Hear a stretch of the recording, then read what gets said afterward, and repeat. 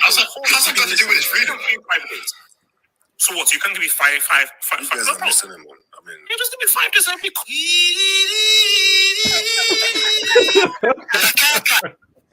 I don't want to overreact. Because you should not be reactionary. But as the kids say, things are peak. What would you rather have? Creating more chances or being a lot more efficient? It's so red. Last time United won the Champions League. Freakish. I think Berardi was the worst player in the game. Wait. What are you eating? Buffalo chicken wings.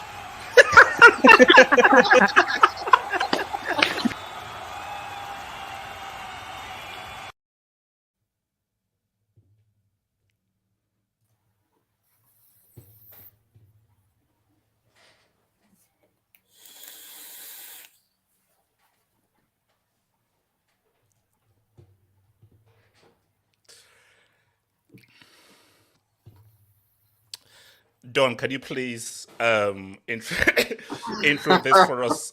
Saying being the Man City fan, can you first of all, can you please tell us what's it that you're smoking on, and why are you smoking on that? Quad.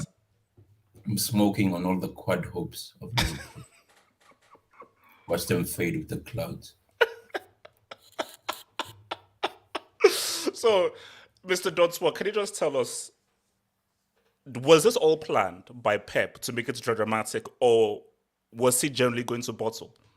No, Pep actually has a Twitter account, and he saw the Disney Plus stories of Sleepy G and Coutinho. Right. He's like, so why not? So, okay. And how do you think Liverpool fans are feeling right now when you were so close and you just ripped their hearts out of their chest? The same way they'll be feeling next week when Benzema does it. Oh my God. Guys, aloha, man. I had to start there, man. I had to start there. So guys, you know what it is, man.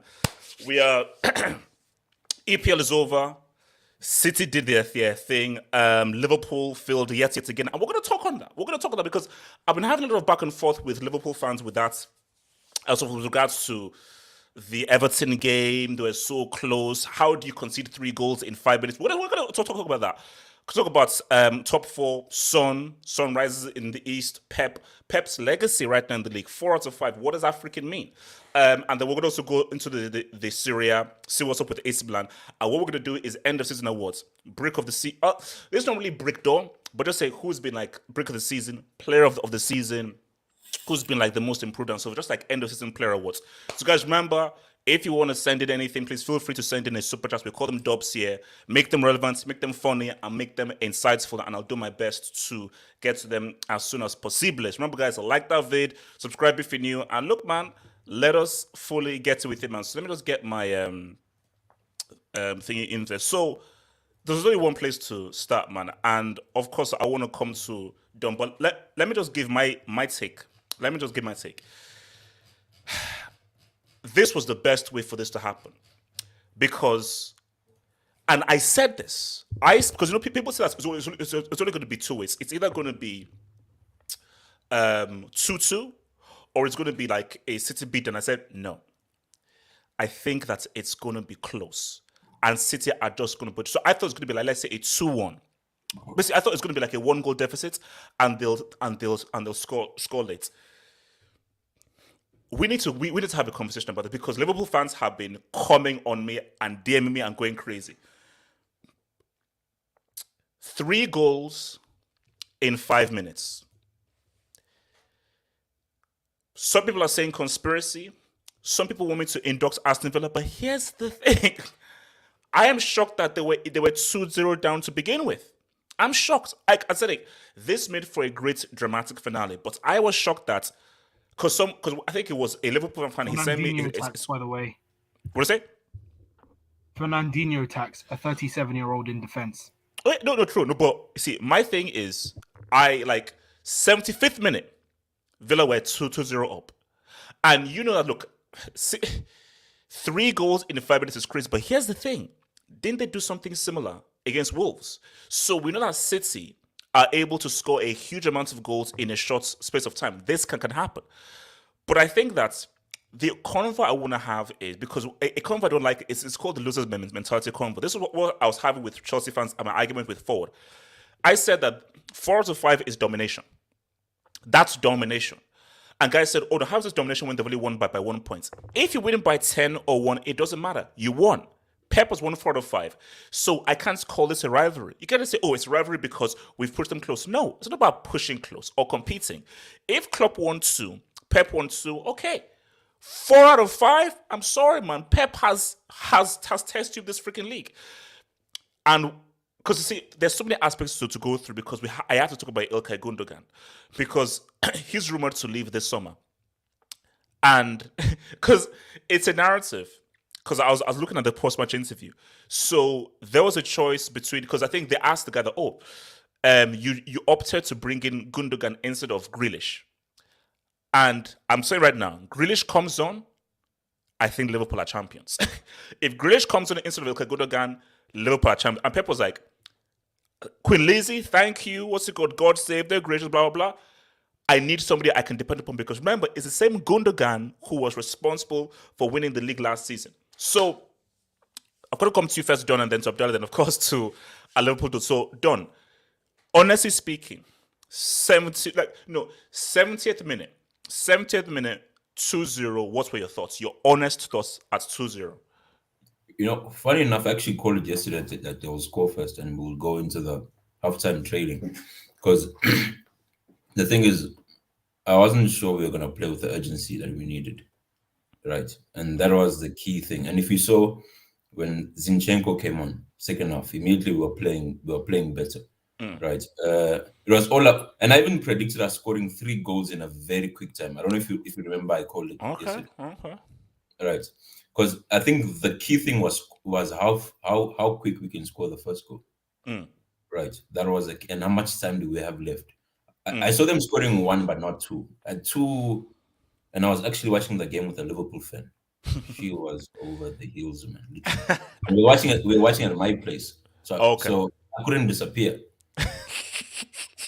No, because when it was 2-0, I was like, there's no way they go down 2-0. But I thought that, could this be 2-0 and Liverpool fail to win? I thought that could be a scenario. But like, see, at 2-2, I thought, okay, maybe it's going to take some time. But when it was 3-2, I was like, oh, it's over. But I think because Pep said that when they got the second goal, he knew that they'll get the third. Yeah, I think for me, when I saw Sterling and Gundogan coming, especially Gundogan, because I know what we were missing is someone coming late into the box to finish off, right? Because the rest of the guys are... But once we scored the first, and Rodri's goal, I think the way he scored it just brought the... And man, shout out to Rodri, man. I think he's been one of our most underrated players. For me, I would say he's our player of the season, between him and Bernardo. I agree with that. Because basically, there's that Fabinho block and that late goal he scored against Arsenal. Those were crucial goals that I think kept us. Without those 2 moments, we know, and the handball, which they didn't get the penalty. Shout out to that ref of that game. Right. But for me, I think that second goal was the most important, and in the manner in which we scored it, right? So it's like out of nothing, we just scored. Man, then it was just a matter of time. We were always going to score a third after the second, especially with time, and them removing Coutinho off, because I feel like they tried to defend, and then it was curtains, man. Once we scored that second goal, man, it didn't matter what Liverpool were doing on their end, man, and it was sweet. I'm happy that we won the way we won, because then they couldn't have rested their players for next week. Yeah. And we... Oh no, because that's what I said on the Hangout. I said that the best thing that could happen to Liverpool is if City are up like 4-1 at halftime. Then like boom. This was the worst possible thing, because Liverpool had to go all the way. Because at 70th minute, because I think what minute did Salah score? What minute 84 did after our third Oh, okay, goal. okay. So they already know. They already know. So, but And funny enough, he didn't know. He thought we were drawing because he was celebrating, and then someone in the crowd was like 3-2, and he was like, you're "Shit." kidding me. Yeah, that's Check true. your DMs. Check your Watch it. DMs, HH. I sent it into your Oh, DMs. no, because- Check your DMs. because- Check your ESPN. Yeah, I don't know because basically, because when I did the thumbnail, I was like, Salah can't be celebrating like that for golden boots. He must be celebrating like that because he thinks that, oh my gosh, we're actually gonna do it. He thought he done in Aguero. That's why he was. Yeah. Because imagine how poetic that would be if, let's say, City messed up and Salah was the guy who scored bro. Because see, my feeling is, because obviously we'll talk CL next week, but my feeling is always that if Liverpool did the quad, if Liverpool won the league, Momentum. they'd be wrong. The momentum would be too much. Now we're now back to 50-50 right They now. might But- lose both now. I see them losing. Plus, Madrid will want to prove Mbappe a point. Oh, no. Look. May 28th is going to be. But look, before I come to Abdallah, is Gundogan underrated or underappreciated? 100%. Always been. I think if you notice, I'm saying in soccer generally, right? The player who plays the pre-assist never gets. Yes. Hence, even Iniesta was always the guy who would play the pre-assist. Yeah. All sorts of players that play the pre-assist, they will never get the same as a De Bruyne because of people watch games on calculators, goal and assist. So, but people who actually watch football, they know how important it's been to whatever we've been building for years. So, No. Because people look at like that match against Real Madrid. People look at Silva's pass to Mahrez, but the key pass was Gundogan's pass because that pass was what started the whole transition and gave Silva the space and so forth, man. Abdallah, your emotions, man. Honestly, I thought today was going to be my funeral. I thought I was going to have a heart attack. My emotion, I tell you this, having depression and anxiety and watching football, it's like it's the cause of your potential cause. So of your why death. weren't you as relaxed as Don? Let's say Don was chilled, man. I'm anxious. Don I'm was anxious. chilled. Don was I'm chilled. not. This is the thing. I tell you this, BN Sports are bums. BN Sports are bums. Why? What did they do? It kept on cutting out. I'm watching on a receiver. My dad pays for it. It kept on cutting out. I kept on missing the goals. It just wouldn't connect. I kept on changing back and forth to the channels, back and forth. It was so frustrating. And as soon as Villa scored, I was like, "What's the point?" And then I lost it, and I just went mad. I generally went mad. This is the thing. Salah needs to humble himself. And this is the thing. Africa, I don't classify as African. I don't classify him as African. Do you know why? It's the Arab in him because I know Arabs. Arabs aren't humble. Africans are more humble than Arabs. Africans are more humble than That's quite a generalization. My experience, they're just not humble. Yeah, he should have been humble. And I loved it when I saw that fan do 3-2. When I saw that fan say 3-2. Oh my god, that was a humbling. This is the thing. I'm already seeing people saying racist. I'm Arab myself. I'll even show myself. I'm from Iraq, so it's just my opinion. So at the end of the day, for me, I'm happy. My team won. And I saw your tweet, HH. That is shameless. I saw your tweet about saying about the Champions League, five Premier Leagues equivalent to one Champions League. Guys, come on, your pep agenda never ends. Oh honestly, man, 3-2. This is bad, man. Look at this, man. Honestly, if he plays that final, I tell you this: if he plays that final, Salah, congratulations, Real Madrid. I tell you that. Congratulations, Real Madrid. If Salah plays that final. And I think they're losing 100%. They won't have Fabinho and Thiago's gone. So yeah. Man, yeah, man, imagine how effed up this must be, man. Scoring that goal and because it basically takes away the whole golden boots thing as well. Because imagine the vibe you're just feeling of like, man, we did it. Because my thing is that because normally aren't you able to get messages out while guys are playing? Because I know that they would have known that they were 1-0 down at halftime. Yeah. But then, how do you get the message out? That's the thing. How do you get the message The out? fan had to do that. The fan had to do that. Yeah, no, he had to. just HH, a quick reality question. check. Yeah, done. So Grealish has the same number of titles as league titles as Salah. And How much Champions League does he have? How much no. Same as you- Blackburn. you- Same as yeah, Blackburn, by the way. That's what the You streets see- are apparently saying. That's what the streets are apparently saying. Go ahead. Okay. Actually, Jamal, before is Thiago injured? Yes. Yes. he is. Jamal, talk to me, man. Game over. Jamal, talk to me, man. I feel sick, man. You know, sometimes It's the hope that kills Yeah. you, Jamal. It's the hope that kills you. Sorry, because basically, because Liverpool guy on my YouTube thing, he said that he'd want to do something very bad to that ref for the Everton game. you know, sometimes I wish I didn't watch football or I didn't love football. Because you know, if you don't like football, it's just a normal Yeah. Sunday, chilling, happy, you know why I want No, because John, like, for Liverpool, this was the worst way to because if City had just basically 18-19 season was perfect. 4-1, 3-1 blowouts. 15 minutes away. If Villa had just held for 15 minutes. HH, I make a promise to myself before the game.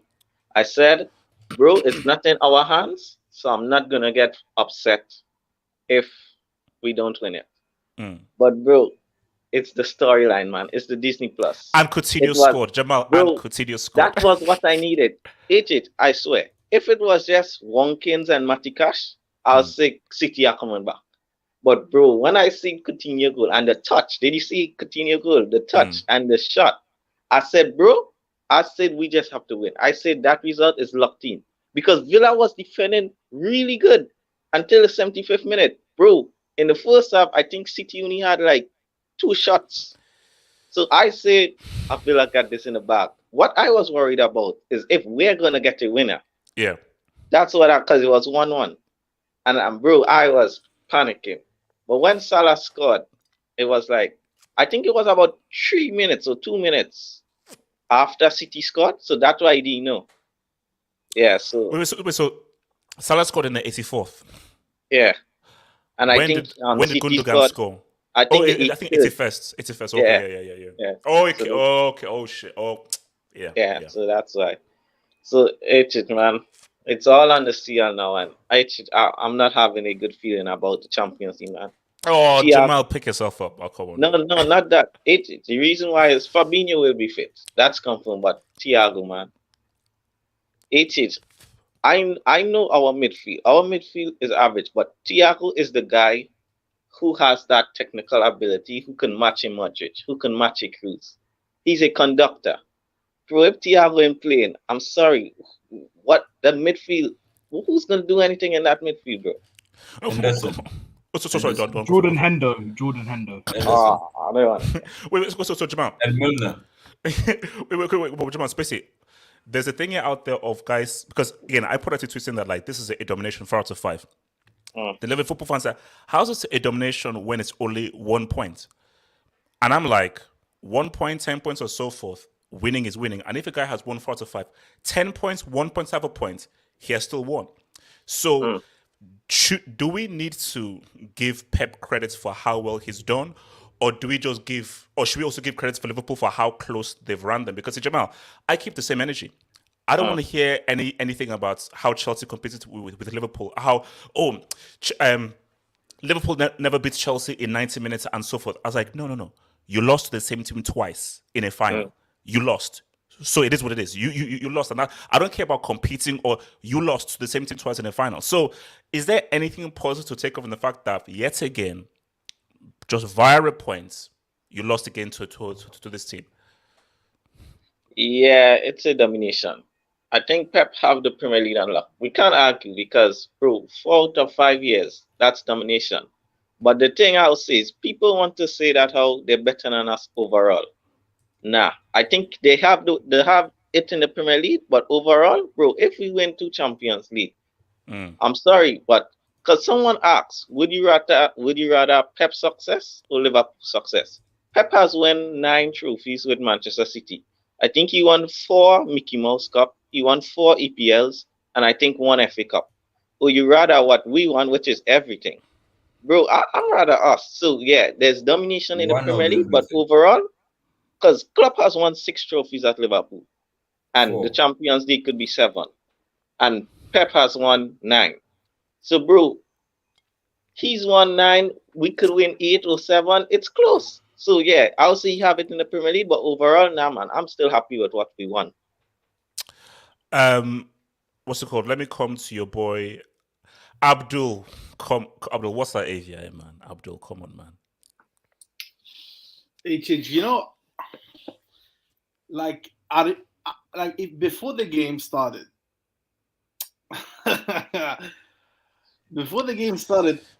I wanted City to win because Jamal, he was being so arrogant. But you know, to be fair, I like upsets, man. I like upsets. Okay. I like upsets. Olsen has to go into the Brick Yeah, Academy. he's trash. He's trash. Olsen has to go into the Brick Academy. What was To my be fair to him, he's traumatized. To be fair to him, he's Put a traumatized. He 75 got robbed. minutes master. Like, you got know, robbed. he got assaulted after the game. Low-key, he deserves it, but don't. He No, should. he doesn't. No, Abdul, he doesn't. Come on. No, he Abdul, doesn't. come No, on. he doesn't. No, he doesn't. Come on. He got robbed. He got robbed at home. He got robbed at home. Yeah, but bro, with, you don't allow that Rodrigo. at knife point. At his own home. I think he's traumatized this year. Okay, He's but had a if he bad got, year. He's had a bad year. but if he got robbed and so maybe put another keeper in. But see, Abdul, I just need to understand, how do you concede 3 goals in 5 minutes? Explain. Is 3 goals in 5 minutes? How do you defend for No. Because Abdul, I don't understand if 2 quick goals, long time. Then let's like 89th minutes. They then get the last minute to Aguero. 3 goals in 5 minutes. Mad. I Wait, think Jared has instilled his mentality into this team. I just found out that Austin used to play for Everton. Yeah. Oh, he did? Yeah, last season. Oh. The conspiracy is real, man. The conspiracy Nah, is real. but it's like- Abdul, continue. Is this like, I hate they gave us false hope, man. They gave us false hope. No, but Abdul, if you're Liverpool, you feel horrible. This was the best way to end it. Because I was the one that said, no, I don't think it's going to be as easy as 2-2 or City. Because if City like were up 4-1, like the Brighton thing, would be like, okay, fine. This was dramatic. Because, bro, at 75th minute, I was like, you're 2-0 down with 15 minutes to go. Not more Those are dramatic than nets. 93-20. I know. Dramatic than 93-20. I don't like it because they fooled me as well. Like, I genuinely thought they were gonna bottle it. Yeah. I don't like to get fooled. I believed they were gonna bottle it, and then they proved me wrong again. And this is now back-to-back games where they done comebacks, bro. I don't like it, man. It's annoying, especially when I don't have any bets on. You feel me? Betting is a mugs game, Abdul. Betting is a mugs game. Relax. But in regards to the games, man, I think for Liverpool, one thing I don't know, like I just find it funny how they scored they took the lead once City took the lead. So they were never on top. They were never first in the league. They were never first in the league, regardless of when it was. So for me, like I'm happy, like really now when I'm hearing Jamal talk because I love Liverpool tears, man. Like, and to be fair, the quadruple would have been horrible, man. It would have been horrible, but to be fair, in the moment, I did want Liverpool to win it because. But Abdul, let's be real. No, I know that. Let's be honest.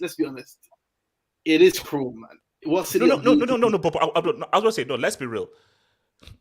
I know that at a point it's something that would happen. Abdul, it was never gonna happen.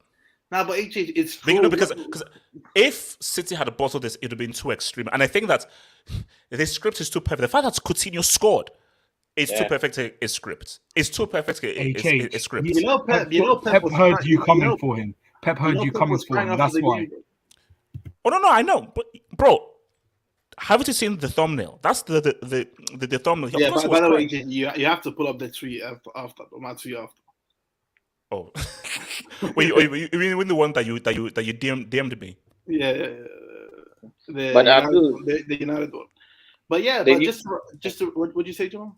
Nah, I said, did you guys hear what Greenish say? So he was doing an interview, and Greenish say when there was 2-0 down, he said he thought they was done. I thought it was done too, man. Oh man, I feel sick. I can't take this. Man, like my guy, freakish. Yeah, but the Freakish thing boy. is, Jamal, like I will say, like 3 goals in 5 minutes is disgusting. Like It's not. It's no. disgusting That's messed up. That's because, messed up. bro, That's are you messed up. telling me you've been defending for 70 minutes just to throw away in 5 minutes? And like, bro, like the one thing I'll say is, I don't like Liverpool, but what City is doing to you guys, it's cruel, man. Like they're giving you hope and then snatching it away from you. It's no, because no, John. It's almost as if I know it's stupid to think about, but some part of me thinks that did City sort of plan this to sort of like stick the screw into them and say, no, let's just give them some hope, and then let's just, because bro, at 2-0 down, if you live, you're like, because if you had, they had 2-0 down with 50 minutes to go. This is it. Yeah. This is Okay, it. the saddest part is that history doesn't like, they don't look back and remember the losers, man. So whether they were 1 point off or 50 And points off, Abdul, this is what I'm trying to explain to Liverpool fans, because they said, oh no, like how can you call it domination? So nobody remembers the losers. No one does. No one yeah, does. and honestly, Quick question. yeah. Yeah, Quick don't. question. Yeah. Don't you think this is a great weekend, right? Like in 2 days, we get to see the tears of Madrid and Liverpool. No, Back to back. done. Seriously, done. If you go into the wrong streets and you see Montaha or you know that they're going to assault you. Because what's it called? Because basically, like, because I do clips because I'm working on a compilation of the best clips from that Hangout and so forth, bro. I actually had tears running down my thing because of how hilarious that Mbappe thing was. Crazy. But sorry, Abdul, continue. Yeah, like, but I think we have to talk about the Premier League, HH, because Abdul 4 and 5, man. No, It's like, give him his flowers. Give him his flowers. it's not just that. Like, these guys are dropping 90 plus points with the likes of Gundogan, HH, like a Finnish Turkish with a Nah, he's a don't Turkish- disrespect Gundogan. Bro, Don't disrespect Hi. Gundogan. he's a Jamal, Turkish- he's a midfielder. Jamal, Yeah, bro, let me for a talk. midfielder to come in and get those 2 goals, that's real. Let me Sorry, talk. Abdul. This guy is a Turkish dad with a German passport, and he's Finnish. He got back problems, bro. And he's coming on and winning the Abdul, league title for the second year in relax, a row. Abdul, relax. Highest goal scoring German in the league and in Yeah, from but he's history. finished now. He's finished now. But He's what I not will say finished. is, bro, He the will Prem is score looking more. funny because, like, every year, like, I don't know if you guys remember, but for the longest time, the thing about the Prem was that, every year we have new winners, and every year somebody new can win it, bro. Not anymore. Like, it's been Same one winners team, with the and new realistically, it's been 2-horse race every time. Oh, no, and also Abdul with Haaland coming in, who is Oh, betting don't against Man remind me. City? HH, don't remind me, bro. Like, Oh, really, It who is Haaland betting and against Man Alvarez. City? Alvarez as well. Alvarez as well. Like, Yeah, like for me, like there's nothing the English media can do to try and spin or twist it. This is a monopoly. It's not a duopoly. It's a monopoly. Just to round off, the funniest thing I found about today, HH, was, you know who was having a bigger mental breakdown when City were losing? It wasn't even City fans, HH. It was United fans. yeah, these guys are disgraceful, man. These guys were crying on my timeline, HH. Why? Yeah. Because they can't stand the thought of Liverpool winning the quadruple, bro. No, I think it's the 20. Is it 20 Premier Leagues? That's It's a what they combination. want. It's a combination. No, combination. It's both. It's both. Yeah, It's yeah, both. yeah. But congratulations to Man City. Congratulations. Congratulations, man. Hopefully next season is gonna be 6 and 5, man. 6 and 5. All right, let me take some those and I'll come to the rest of you guys, man. Shout out to your boy Miguel Rabinez, man. Steven Gerrard not only let the Premier League title slip as a player, but also as a manager. Also, Bakayoko has more league titles than Gerrard. How big of an L Gerrard took? Guys, I don't buy into this crap of like Gerrard was doing this for Liverpool. No. Those things, people just want to just add it in as a narrative and so forth. Those things were not He had nothing to play for. He had nothing to play for. No, yes. So he was clearly doing it for Liverpool. But He was. He's an Aston Villa manager. Oh, He's a AJ, manager of a freaking can I Aston just Villa. say something? I tell you a story. This is how I have it in my mind. He was like to his daddy Klopp, "Daddy, can I have a souvenir as the Premier League medal if I win you the league? Can you request from the Premier League to give me a Premier League medal as a souvenir to me and your second adopted son Coutinho, Daddy?" That's what all played out in his head. Oh. That's what all how it's played. Yeah, Wait, but wait. look, yeah. So what happens to that title that was at Anfield? What do they do with it? Because I'm sure they sent them something. They Jamal, have what to- happened? I think they have to donate it to like maybe like charities or something, something like that. Don't look. Leave this guys. Dungu Kabal says, laugh my answer. Jared slipped again. He just can't win it for Liverpool. Oh man, your boy Latza. Shout out to Don and Abdullah, champions. Because you do know, like, shout out Liverpool, they still haven't had like a trophy parade with fans in the Premier League. HH, you know how you get clowned for Wait, CCL? hold up. Let's have a genuine question. Hold up. You see, Abdul, do you want Liverpool fans to come and attack you? AJ, Like- I just find it funny, bro. Like Abdul, I'll and they promote got your one handle is and I'll really send these guys to you. I'll go and promote your Twitter handle and I'll send them to you. HH, you know how we clown you and say CCL? Can't we just say that about Liverpool's league title and call it CPL? COVID's Premier League. Oh, but what about It last was, year when it didn't have no it was. fans? Come on, it was in City the one is more COVID because it didn't have CPL. fans It was at in all the last CPL. year. Yours was a CPL. Let's see. Yours was a CPL. Not a Okay, wait, genuine hold on. I mean, so shout out to your boy Tepoe says this dub is purely for Don Smoke Central. So basically, it now makes sense why it's Don Smoke. It now makes sense why it's Don Smoke, man. That's all right. Tepoe against my countryman Nakamba was not having Disney Plus today, guys. I told you it wasn't happening. Disney Plus was. I mean, it was. At least it was close. That is why 8 minutes this away. was the worst possible thing for Liverpool fans. Like, if a Liverpool fan win it in the first half, Where's Adnan, by the way? 15 Where's minutes. Adnan? Where's 15 Adnan? minutes. He subscribed to Disney Plus. Where is he? Sharky Mama, I mean, it's all full now, but keep trying. I'll try and create space, but it's full. But keep trying, Sharky Mama, man. Thank you for the dub. Rodriguez, Oli Watkins had 3 1v1s versus the keeper and he flopped. It's Oli Abdul. What were we saying before? You're relying on Oli Watkins and Tyrone Mings. and Tyrone Mings. And Come on. Wait, AJ, what game was you watching? AJ? Callum Was you Chambers. watching Callum Liverpool game Chambers. or the No, City game? No. Because I totally disregarded it. I was watching the Tottenham game. Oh, Then they went to the one who did their thing. Then I switched to the Milan game. Then when I was hearing the scorelines, I was like, "What the hell?" But I just did that. Pep wouldn't try it. He wouldn't try it. Doctor Strange. There exists no universe in which Liverpool gets the quad. Come on, man. Strange, there is one. Try universe 66623. Mo says, LSG Delta, your club will never win the UCL. You bomb. Damn, they're catching strays. Well, you know, like it's funny. It comes from somebody his club has never won it either. Yeah. Because this is it was more the Arsenal fan. Babe says Fabinho has looked fugazi this season. Rodri better. I disagree. Nope. There have been times where Rodri has been a bit iffy. The first game, there have been times. I'm saying he's still been great, but there have been times where he hasn't been great. 0 out of 6 for Man City, very scary AVI. Whoever spends more wins the league. I ain't so surprised. But that's the name of the game of the club. Doing. Yeah. That's just football, man. No one was complaining when Ferguson was spending a lot of money. Your boy Low again. That's different. I'll defend that. That's very, very, very different. Hold on, we'll come to that. So your boy Low says, no pressure, we perform. Oh well, Jesus is coming. Jesus, okay. He has more Premier Leagues than his whole club. I want Valverde to tackle Salah in the final. Oh, that's evil. Come on, man, guys. Let's also get it there. Is Van Beek fit? Relax, respect my countryman. Respect. Yeah, him, he didn't play today, but he was on the bench, so I think Klopp says he's fit.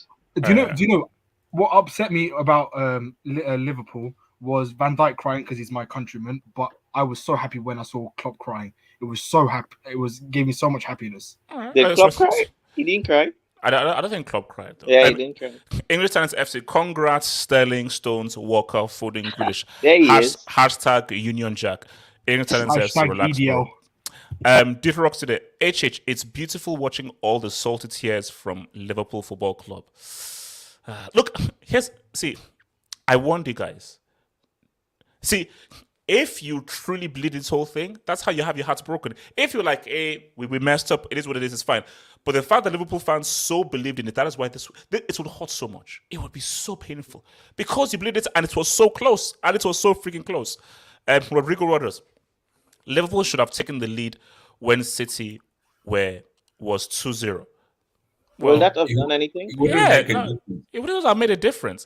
So you say, oh, if they take the lead, it would have somehow affected the City game? No. No, man, come on, man. Dungu, come out. Thank you, bro. Gerrard is the biggest brick for Liverpool. Gerrard must go into Liverpool's youth brick academy for this. I'll say it again. Gerrard wasn't saying that I am trying to do this for Liverpool. I'm just trying to win a game for Aston Villa. And also, it's Ollie Watkins. The fact that Villa were 2-0, Villa, I believe, did the best that they could. Yeah. The fact that they were even 2-0 up away at the Etihad. Come on, bro. And to be fair, Wolves were giving Liverpool a game at Anfield very as good well. game. Like Wolves they were weren't really good like, game. oh yeah, we're just gonna lie flat and let you beat us, you know. So yeah. I mean, So okay, Ardias, talk to me, bro. Crazy end, man. RDS, man. Welcome.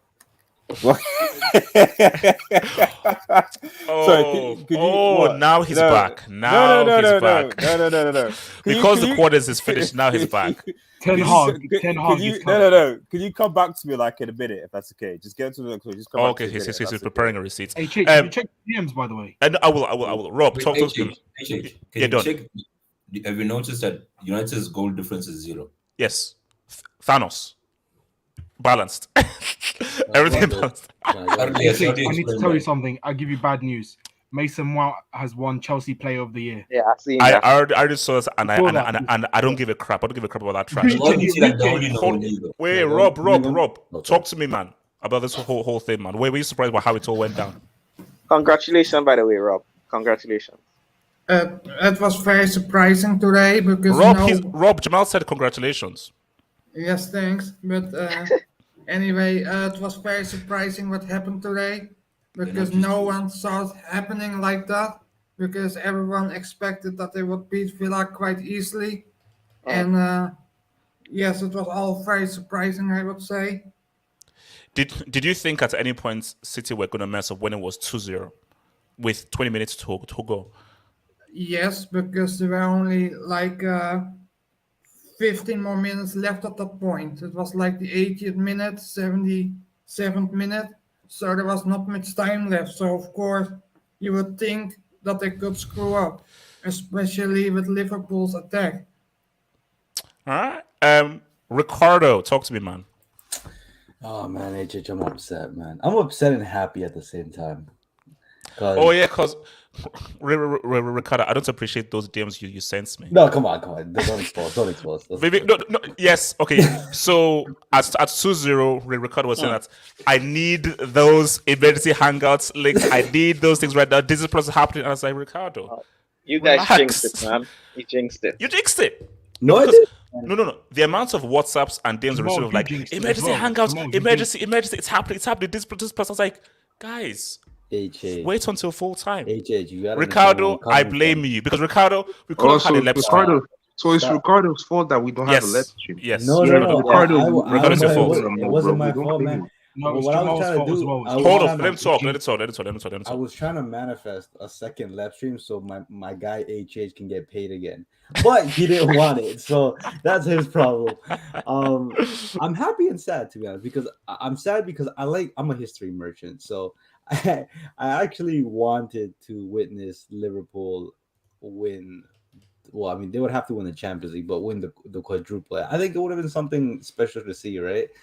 But then again, man, my boy Pep has been taking strays left, right, and center. I'm not saying, like, look, I love him and I hate him at the same time. But when Coutinho scored, I'm like, oh, this bald fraud. It was too perfect. HH, he was gonna expose my ball knowledge if he flopped. I like the way everything went down. Like, look. I'm not a big fan of any Premier League club, but I do like watching Man City probably the most, just because their style of football is similar to what Barcelona used to accomplish, I would say. And obviously Pep and all those guys, whatever.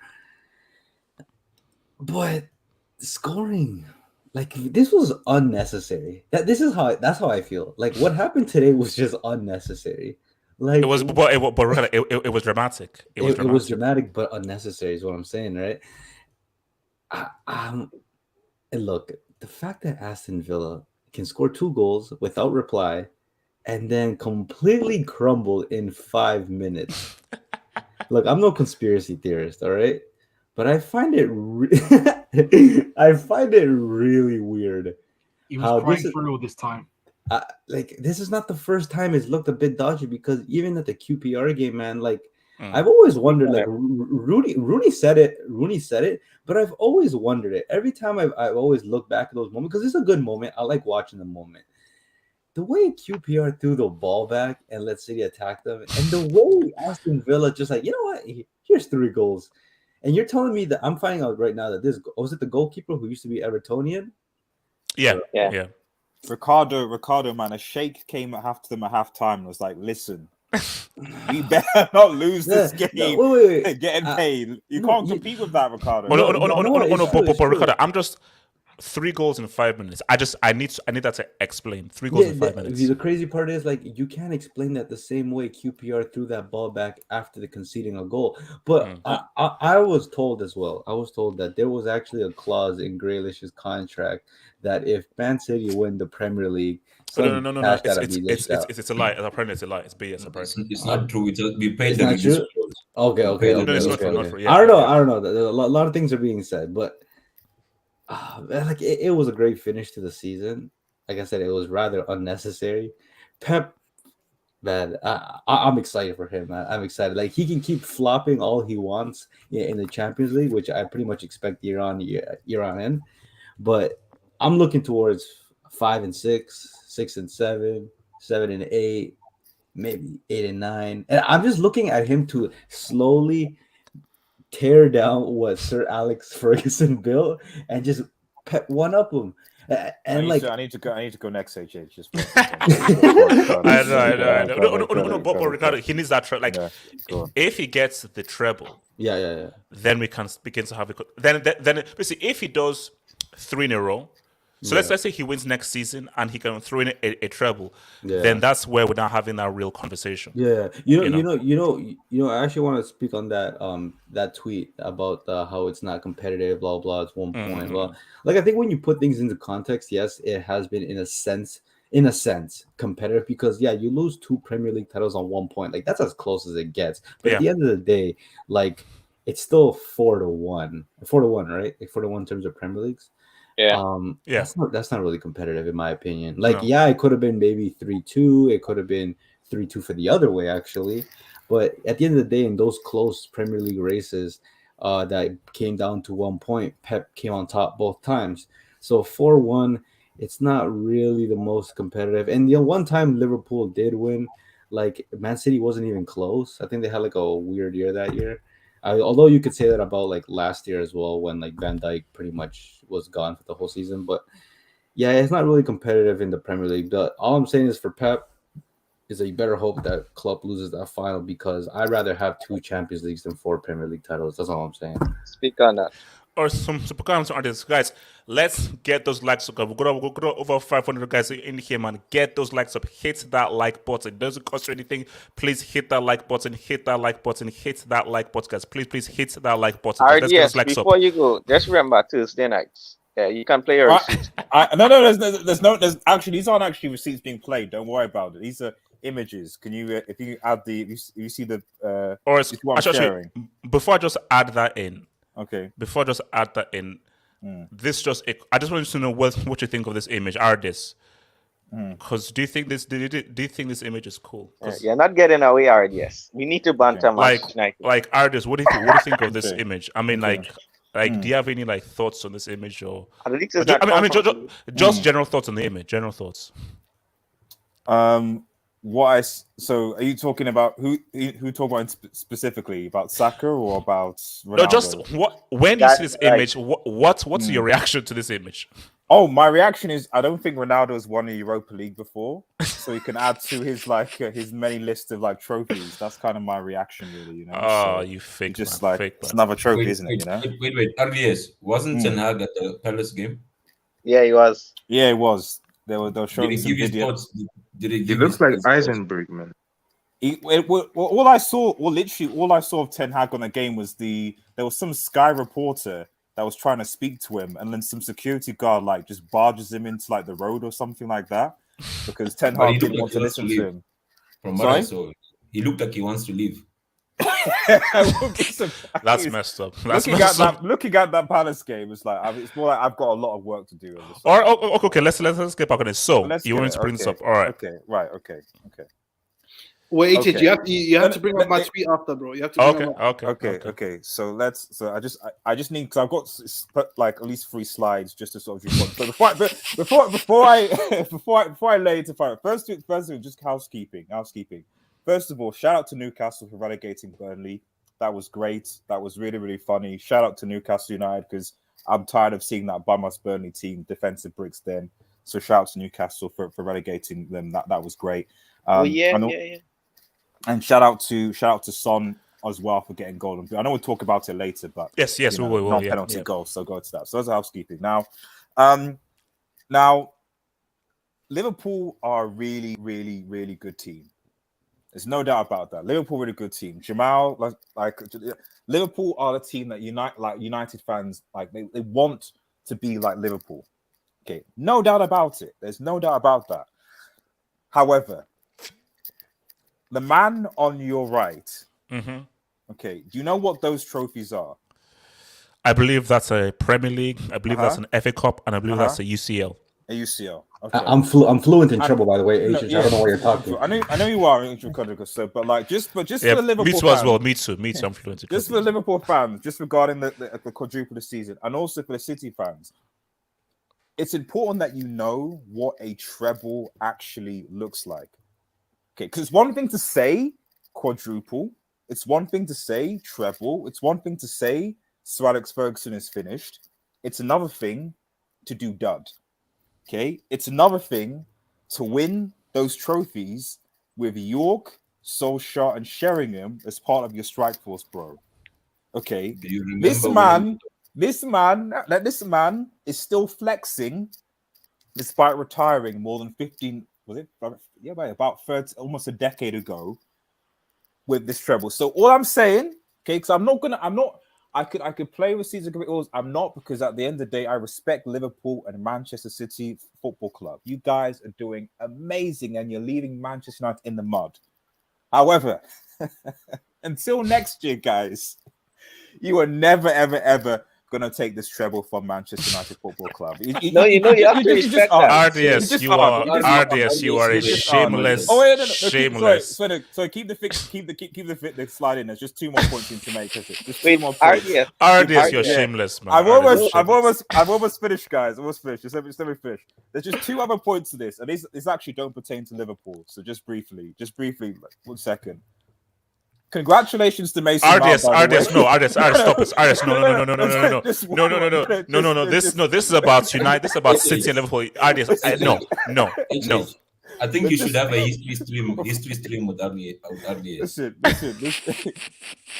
All I'm saying, all I'm saying, I was only gonna mention it just briefly. I wasn't gonna dwell on RDS, it. No. It was just a brief. It was just. I don't know. This is Mount. City and Liverpool's time. RDS, shut your mouth. This is City and Liverpool's time. Focus on City and Liverpool. Okay. One last one point. This is the last image. This doesn't have to do with Chelsea, but this is key. Now, I didn't know that they gave awards in League. Oh no. Hold up! No. This is no. This isn't official. This isn't official. Is this official? Is it not? I'm told. Where's that coming from? Yo, what the heck? What was that? That didn't come from me. That didn't come from here. Wait. That isn't official. It's. I've been apparently. It's the. Nice, it's fine, Mount. Like, you know. Is that? Could someone confirm that that's official, Brad? Because it's not official. It's from his CR7 fan people. Thank God. RDS, I have to say fair play, because you cannot come on here and be bad, but you just did your treble thing, and I respect that. That's cool. Yeah. Hold on, RDS, bro. RDS. I think we should focus on the Europa League instead of Leo Messi. Is this PSG Delta?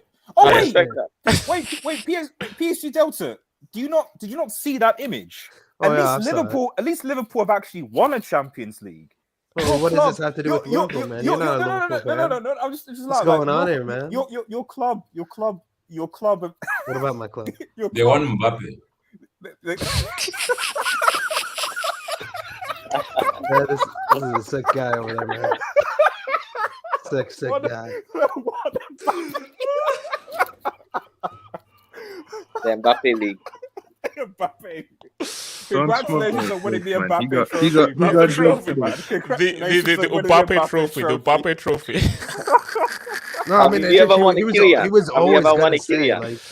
like He got jokes, man. He got jokes. Oh man. Yeah. RDS, are you done with your trash, man? So I can move on to someone else. Well, all I'm saying is because Abdul's obviously is the biggest fall from grace. All I will say of Abdul is that, like, you know, Abdul, we need you back at Barcelona, man. You know, I don't think. Bro, what is that sound, man? Yeah, what is that? Yeah, where's that? What is It's it? not me. It's not Where's it me. coming from? Wait, hold on. Wait, but RDS. was it Like, Robert? I've never seen a fan base go from celebrating a treble to celebrating Europa League qualification. No. That is messed up. But because the fact, because I'm about to say, is it like some kind of party? But then I can see the blue tick. AJ, click on it. Click on the left picture. The left picture. Let's see it in full. Oh, Yeah, that's it's bad, United. man. That's it. Isn't it? HH. Look how many likes it has. That's sick. That is sick. That is sick. That is genuinely sick, man. So wait. Who else wants to pop in on I'll this go one? on, man. I'll go. Delta, No, talk you to me. can do- Yeah. Okay. Then Barry, Delta. I thought you were gonna. I thought you were gonna say best for last, man. But I guess Barry is last. Well, you know, HH. You know, this morning I woke up. I actually had a bet. You know, I was feeling like Abdul today. I had a bet on Aston. I had a bet on Aston Villa, and because I told you on yesterday's stream, man, I was just feeling like Aston Villa were gonna do something crazy, and it worked. Like for 70 minutes, it worked, and Coutinho did score. But you know, if you don't mind, Delta, how much did you put on? Was it like a lot? Or? It's a decent amount of money. It's nothing too crazy. It's about like $50. Well, Delta. Abdul, no.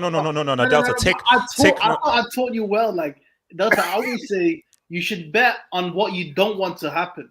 So it's a win-win situation. Well, you know, Delta, please ignore this guy. Just keep talking. Ignore the guy and keep talking, please. You know, HH, this feeling when they were 2-0 up and they conceded 3 goals in 10 minutes. You know, I know what that feeling feels like. I know where that comes from because I've been there before. Yes, this year.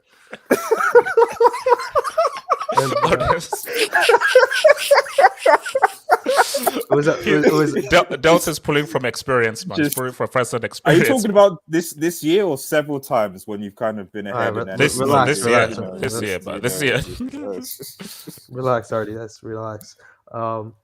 You know, man, it's I just couldn't believe it because how do you concede about 3 goals in 10 minutes? But then I realized, oh shit, we basically done the same shit this year, and and it's heartbreaking for Liverpool, man. I can only imagine the pain. Just you're like there, like it's there for you. It's only 20 minutes left, and like how many teams in the world are gonna score 3 goals in 20 minutes? Well, maybe City. I mean, yeah, that's a possibility. Madrid as well. Well, you know, Madrid. It is what it is. We learned it from them. They showed us how to do it. You don't know, that's what Pep said. They also show you how to win a Champions League because that's awesome. Not yet. We're gonna learn it. We're gonna learn it after they beat Liverpool, and then we're gonna replicate it next year. But you know, HH. Yeah. I still had, even when they were 3-2 up, I still had that feeling Aston Villa were gonna equalize for some reason. Like I was like, yeah, you too, Jamal. I was like, man, I was feeling like they were gonna get something out of a corner. That would have been if Villa had like made it 3-3 like in the 90th minute or something. I would have broken something, bro. I don't see why people are shocked because we done the same thing against West Ham last week. I mean, was it Tuesday or Wednesday? We were losing 2-0 at halftime. We came back to 2-2 and Mahrez could have made it 3-2. So we were just practicing for this game. Yeah. But even in that game, like the 2 goals of scored, what it was like, it was an own goal, I think, for one of them, and a massive defensive mistake. You know, and not even that. Like it was like West Ham being West Ham were very lucky not even to score more than 2. You know, Mm. because I felt like Yeah. they could have made it 3 or 4-0. But you Mm. know, congratulations to City. I mean, fully deserved. I don't be like salty about it. They deserved it. I mean, the best team won. They've been the most consistent in the Premier League alongside Liverpool. You know, I know what it feels like to lose league titles, Champions Leagues. You know, with Manchester City, I feel like next season they'll be even more dangerous. But with Liverpool, man, I don't know where they'll go from there because the momentum. I felt like at halftime they were ready to win the league. They were like, City will probably not gonna come back. And you know, in the 70th minute when Coutinho scored, they were like, oh, we won the league.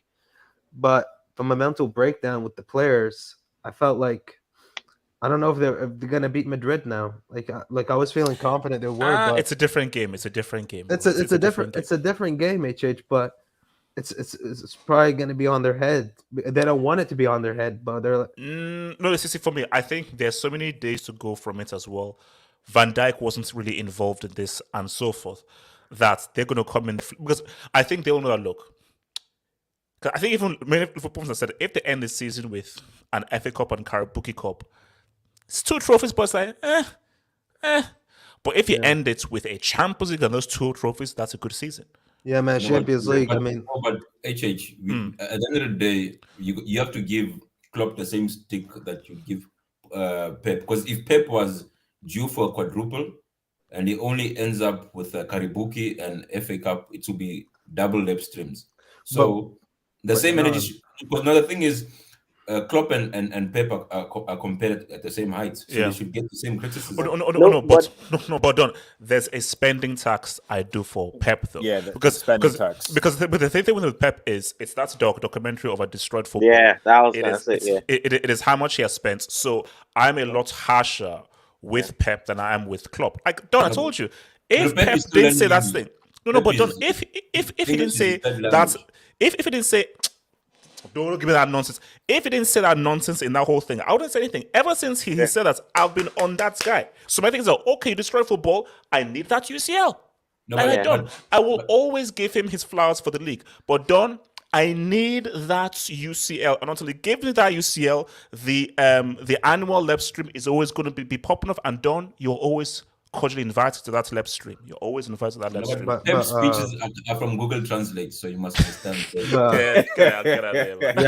One last thing. I would like to congratulate Robert for Tottenham making top 4. I mean, Robert. Yes. If you could let him in here, I want to talk to him. You know, have a Delta, conversation.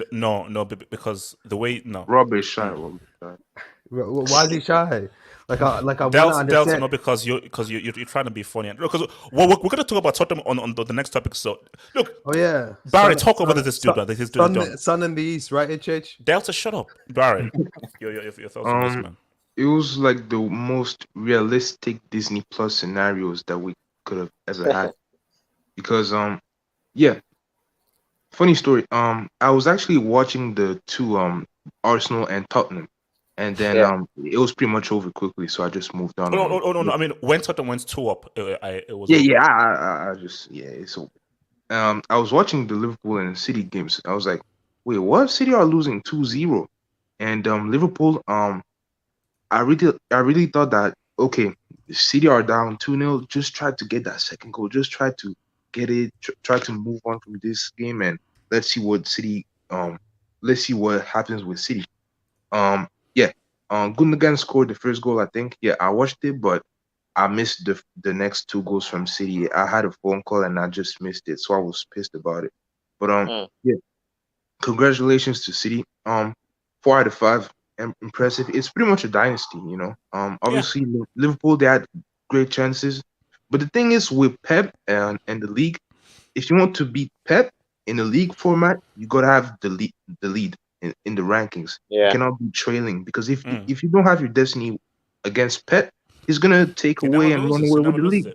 And I can say 1 or 2 things about it, because he was a coach at Barcelona and Real Madrid. There were some great teams during the Pep era at Barcelona, but Pep was just too good at winning leagues. So it is what it is. City, congratulations. Liverpool, it is sad, you know. Quadruple dreams are over.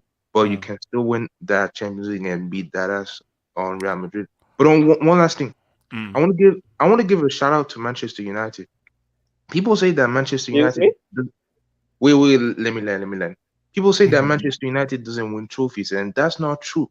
They have won 3 trophies. To be fair, they won the Messi scored 6 Uber Eats goals. They won the Liverpool. They didn't win the league, and no Liverpool quadruple. So congratulations to United. That's a treble. Yeah, that's a treble, man. Congrats on your bummer's treble, artist. I'm just curious what English treble side has won one. I haven't had a response. I know. Yet. Gatlock, can you please open this? Gatlock. Just one. That's two trebles. Two trebles. They can sit on the same table. Gatlock. Talk. Yeah, it was a nice, good season, and yeah, this was pretty much predictable. Although I wasn't expecting 2-0 at 75 minutes, man. That was crazy. I mean, I was fine for Pep because there's no way he can go trophyless in the season. I was like, because I didn't think I had enough energy for another lep stream, because it's a lep stream for Champions League again, not for Premier League, man. That would have been sick, man. And as for, have you guys noticed that since when this guy was talking about 4 Infinity Stones, Liverpool said looking funny in the lights? Just saying, like the Afro guy at the right there. Yeah, Jamal. Yeah, pretty much. Anyway, because it's when the guy said that they were coming for the 4 Infinity Stones, that boom, everybody in Liverpool side joined against Tottenham. I said looking funny, but anyway, like Inter Milan as well got luck, you know. No. Although HH doesn't come close to your drinks, you see, you are a special. Gatlock. This is not about me. This is about Man City. Yeah. You know we're coming very much about you. We're coming to what's his name? The people you jinxed in January, Inter Milan, bro. Can you focus on Man City and Liverpool? Anyway, yeah. Look, City 4 out of 5 is sick, man. Premier, and look, he's going to make it 5 out of 5 the way he's going with Haaland coming in, bro. Like, it's not going to go to the last day next season. I can almost guarantee you. Don't put that in the universe, Gatlock. Don't put that out in the universe. No, and that's if Haaland on me, but because again, we don't know whether he has to readjust. But if he comes in and he is banging goals and he works well, it's going to be scary, bro. It's going to be very the league is going to be very scary. I don't think he's going to bang too many goals, but just having it, as long as he bangs at the critical time, that sounds weird. As long as he scores at the critical time, that's the important thing for City next season. Yeah. So if we're talking about just Liverpool, I mean, look, condolences to Liverpool fans, man, because this is let's see, how many points did you guys get this season? Is it 91 or 92? 92. 92 plus 97. So that was what? 199 or something. I don't know. I'm not saying that great. Or 199. And you guys still did not win. City just that's a bit better. And also that's what Pep was saying. Like, he's never had a rival like Liverpool. Because I hate whenever Pep says it, because people can be like, oh my gosh, like we're like a really good rival and everything, because it feels belittling. Because it's like, Liverpool are the best team I've ever faced. So but cool, he's winning. But you're winning. I agree. So don't take that as a compliment of like, yeah, man, we're like really but you lost. Funny enough, like in 5 seasons, Liverpool they've only lost like 8 games or 7. Oh, don't say that. But they only have 1 title. Jeez, man. Jeez. I seen that.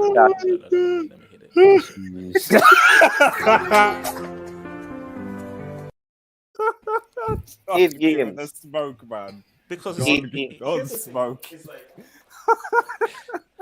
As a Liverpool fan, how do you, Jamal? You have to win on May 28th. After Jamal, you have to win. You have to, because Jamal. Van Dijk, he still hasn't lost at Anfield, bro, with fans. Yeah. No, but Jamal, if you don't win on May 28th, because it's one of Liverpool's best teams. It's one of Liverpool's best teams. It's a curse. But when just look at, you've already just won that one league title. And so if let's say, so this would be like, let's say in the span of what, 4-5 years so far, you only give me like one league title, one UCL, an FA Cup and thingy. For a team that is probably one of Liverpool's best ever teams, that's like, So you really need that UCL, because it feels like one of our best ever teams who really should have won a lot more trophies based on how good this team has been. And the one thing that Liverpool fans will remember this team, but if you don't win that other UCL, they'll be forgotten. So May 28th is really important for Liverpool. Yeah. Yeah, do you think these guys have more silver medal than gold? This Liverpool team. Well, that's for me. Well, they only got silver twice. Where? On the club. Well, no, 3 times. Europa League final as well. Oh, 4 times. 4. All the league titles have been coming second. That to me, that's like silver. But you don't get our medals for the Premier League. No, but you guys have been runners up how many times? Get an honorable mention. But Jamal, like, can we not agree it's a good thing you guys aren't winning league titles, bro? Last time you won one, bro, you hit us with a pandemic. Like, I'm not about to say another pandemic, bro. Wait, so you took a bloody fool. Monkeypox is on the rise. Monkeypox is on the rise. So they need a pandemic to win a title. Drop the break. Is that what you're saying, Abdul? That's a caution, man. Abdul, next time I'll give a yellow. What kind of trash comment is that, man?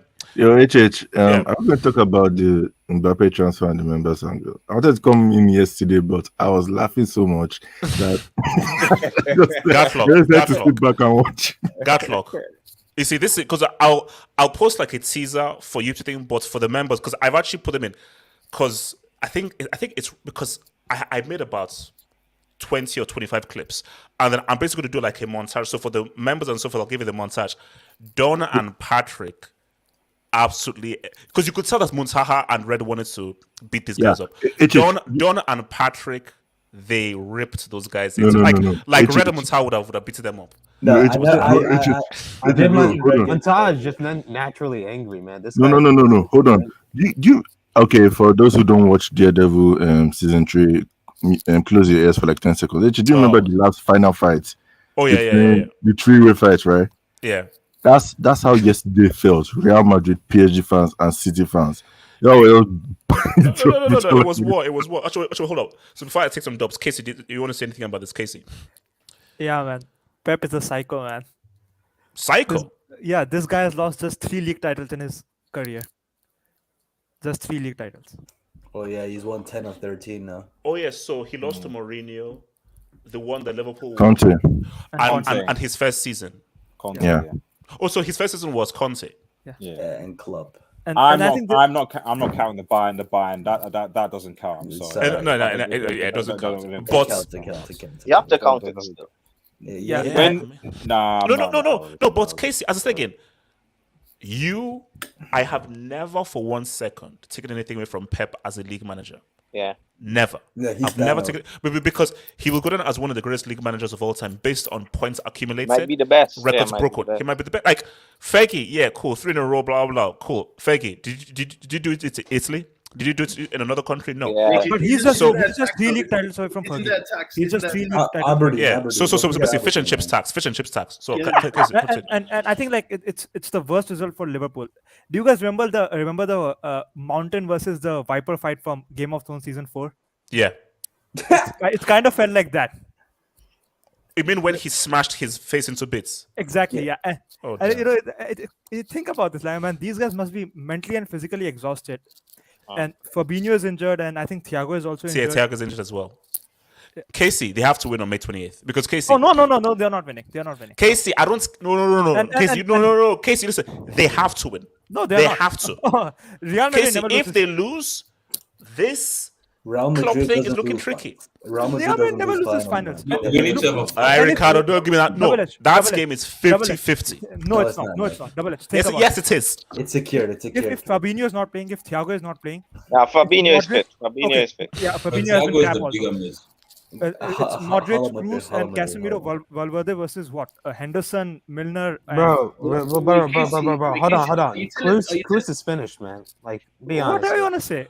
Cruz is No, Wait, who? but hold on. Cruz Club Cruz? Wait.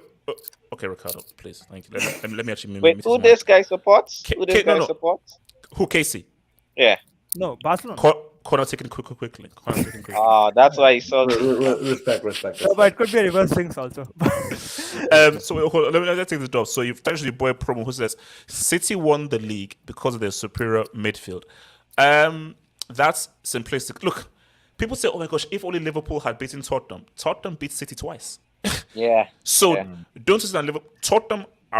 Tottenham were very good against the top team, so Tottenham beat City twice. So Tottenham are not a team that you expect to beat them. West Ham took points off City twice. I think Can I speak some more? Can I speak some more on Klopp also? Same as Palace. Can I speak on Klopp also? Hold on. Casey.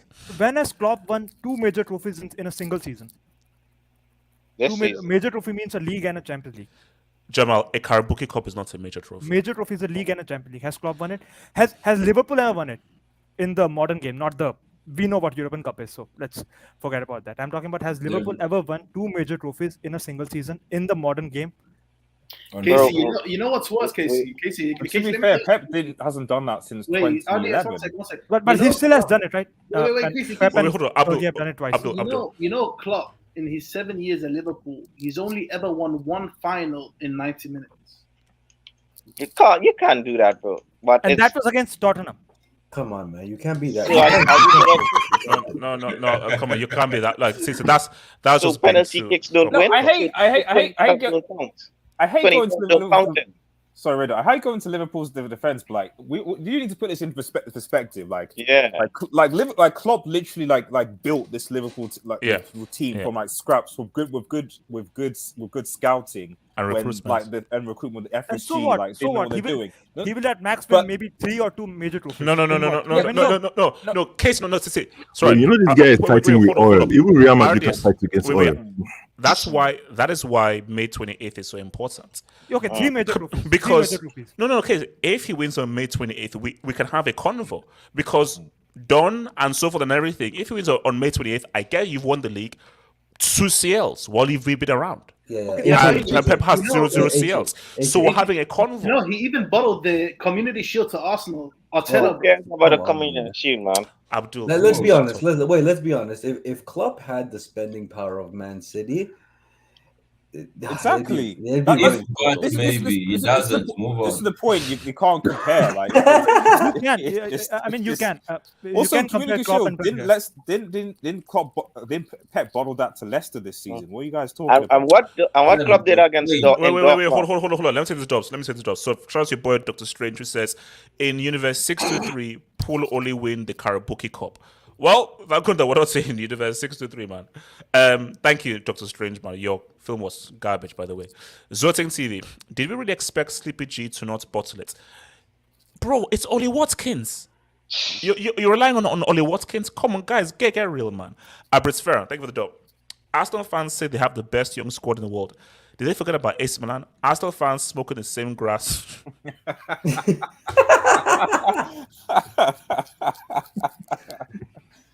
Oh, you guys are sick, man. You guys are sick, man. Miss B Nation, City activated La Remontada Real Madrid stuff. That's what Pep said. So basically, they asked Pep, how did you do it? So that's, he said something about we made a phone call to Real Madrid or something to help us with coming back and everything, man. So look, drama, man. Drama. MC, 0 wins versus top 4. Mickey Mouse UCL run. Best in the world LFC. Nice. I think you're talking about Liverpool not winning against any of the top 4. Yeah. They didn't beat Spurs or Chelsea or City. Oh, okay. Shout out to you, man. So Link says Liao uses Mount as toilet paper. Big up, Son the Don. Respect Chelsea's player of the year. Mo, shut up. Mo. Rob, how does it feel knowing that you have not witnessed your club win a trophy? Rob, do you want to respond to this? Robert, you doing all right, man? Delta, shut up, man. That's factually incorrect because Spurs won a trophy in 2008, for example. What was that, by the way? Didn't they win the And Audi hold on, Rob. What trophy was that in The 2008? capital one, capital. The League Cup against Chelsea. Oh, that was yeah, I remember. I'm sure it wasn't the League Cup at that time. What was it called? Sorry, It which wasn't team? the League Cup. Ireland. Which team was it again? Sorry. No, it wasn't the League Cup. Wait, Rob, Rob, it wasn't against Chelsea. Stop it. It wasn't against Chelsea. Are you saying that Chelsea lost another final?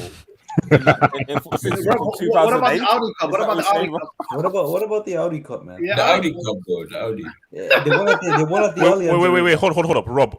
Are you counting the Audi Cup? Yeah, it's surely that. Not really, because it's a friendly competition. Did you guys get medals for the Audi Cup? It's better than nothing. Wait, HH, does the Audi Cup go in the trophy cabinet? Or you take it So home? this Robert. Rob, do you put no, don't, hell no. It doesn't go in any trophy cabinet. Look, we're gonna come to your boy Sports very soon. Don Smoke did give false alerts 3-3 at Anfield 85. What? Did you see that there were City fans at Anfield for the? Were they? Yes, and I think they were the ones telling the score, the fake scores. They gave fake score HH Oh, and they yeah, I started hugging saw each that. other. Yeah, I saw that. I was like, why are you guys celebrating? I saw Liverpool. I thought fans that- celebrating. I actually switched That back shit to made the me laugh. I was City like, game, and it was like, no, I not literally the had to go back and check the City game. I was like, what's going on? I was like, bro, something's But up you here. telling me none of the fans they had live score or what, bro? No. Look, the way the Anfield's probably designed, like the phone signal's not great in there. Wi-Fi. Oh, yeah. 3G's not good, Your boy Link says, Lep, I say CL. I ask for steak. Stop bringing fish. What he's basically trying to say is that like it's the restaurant analogy. It's like he wants steak, but they keep on bringing fish, which is the PL. That's his wing. Yeah, that's it's taking long. But it's cool. But just the wrong setup. Don Smoke, can I ask you a question, bro? How much Champions League does Manchester City have? Just the wrong setup. No, we have won the European Winners' Cup. Okay. When was that? I doubt you were born when you were back then. so looking like maybe like in the 1800s. So guys, let's keep it moving. Let's keep moving. So shout out to your boy, because we're gonna do a little bit of a mixtape here, man. So Arsenal messed up, but first before we diss Arsenal, man, shout out to your boy, man. Congrats. Golden boots, non-penalty goals. So it's 22, isn't it? 23. 23. 23. He should have been the only one that got it. That Salah goal today was a bit. I don't think it touched that, but anyway, let's go. No, but whatever the case may be, golden boots is golden boots. Because same thing, I think, was that a year where it was Aubameyang, Salah, and Mane? Yeah. I think that was 2020. 22, yeah, 22. Yeah. So look, my thing is that to score 23 non-penalty goals is super impressive. It's absolutely impressive. And that just shows why it's a super amazing season, and people have to put respect on his names. But as I was putting it out, guys were saying that has Son wasted his career committing himself to Tottenham. Yes. Well, to be fair, this is a trophy for the entire Spurs. Oh, don't do that. Don't do that. Come on, It's a personal Let's trophy. be Don't do that. professional. No, Let's come on, be I cannot. professional. It's a personal trophy. Wait, HH. When one of Tottenham's player wins like one of those trophies, do they go to parade? There's enough space. There's enough space for No. that. Done. So just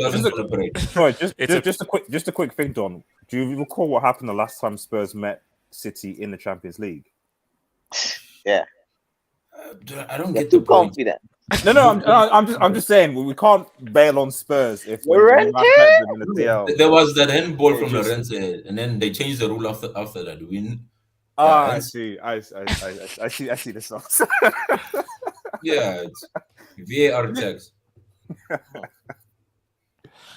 So, well, I mean, what's it called?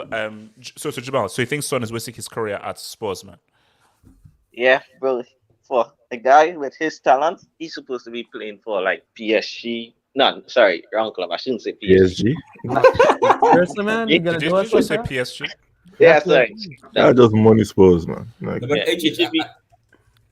Yeah, he should be playing for Bayern Munich.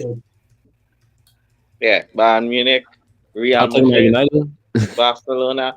Bro, why are you wasting your talents at Spurs, man? Because, guys, I don't believe in curses. I don't believe in these things, but Spurs are never winning a trophy. The whole lifetime is gonna pass, and Spurs ain't gonna win that. So, I think for Son, you're wasting your career at Tottenham. He's 29. I have a question. HH, can I just say this quickly? Yes. I think Son thought Kane was leaving because if you remember, he signed the contract extension when there was also Kane. So maybe he thought he would be the main man for Spurs. He'll be the main man. Yeah.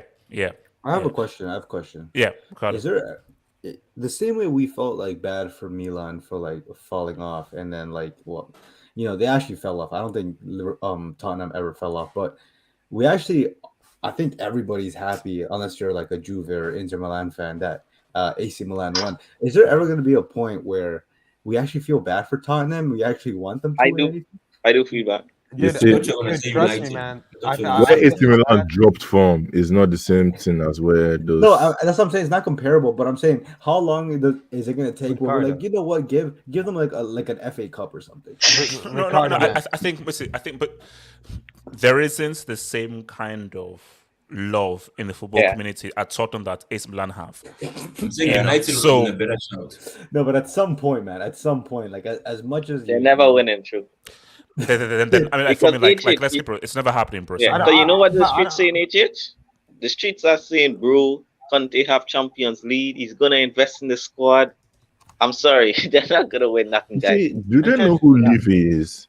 I mean, why do people keep saying he's going to get money? Who has he bought? Yeah, So HH, are you saying that if Tottenham ever win the Premier League, you have to induct the whole league? Yes. Okay. Yes. I mean, Tottenham, I know win the league anytime. So, but sorry. So this is actually a really sad story. Though. Sorry, this is actually a really sad image. This image here. Let's see it. This is a sad image because Salah is not happy. Salah is not happy.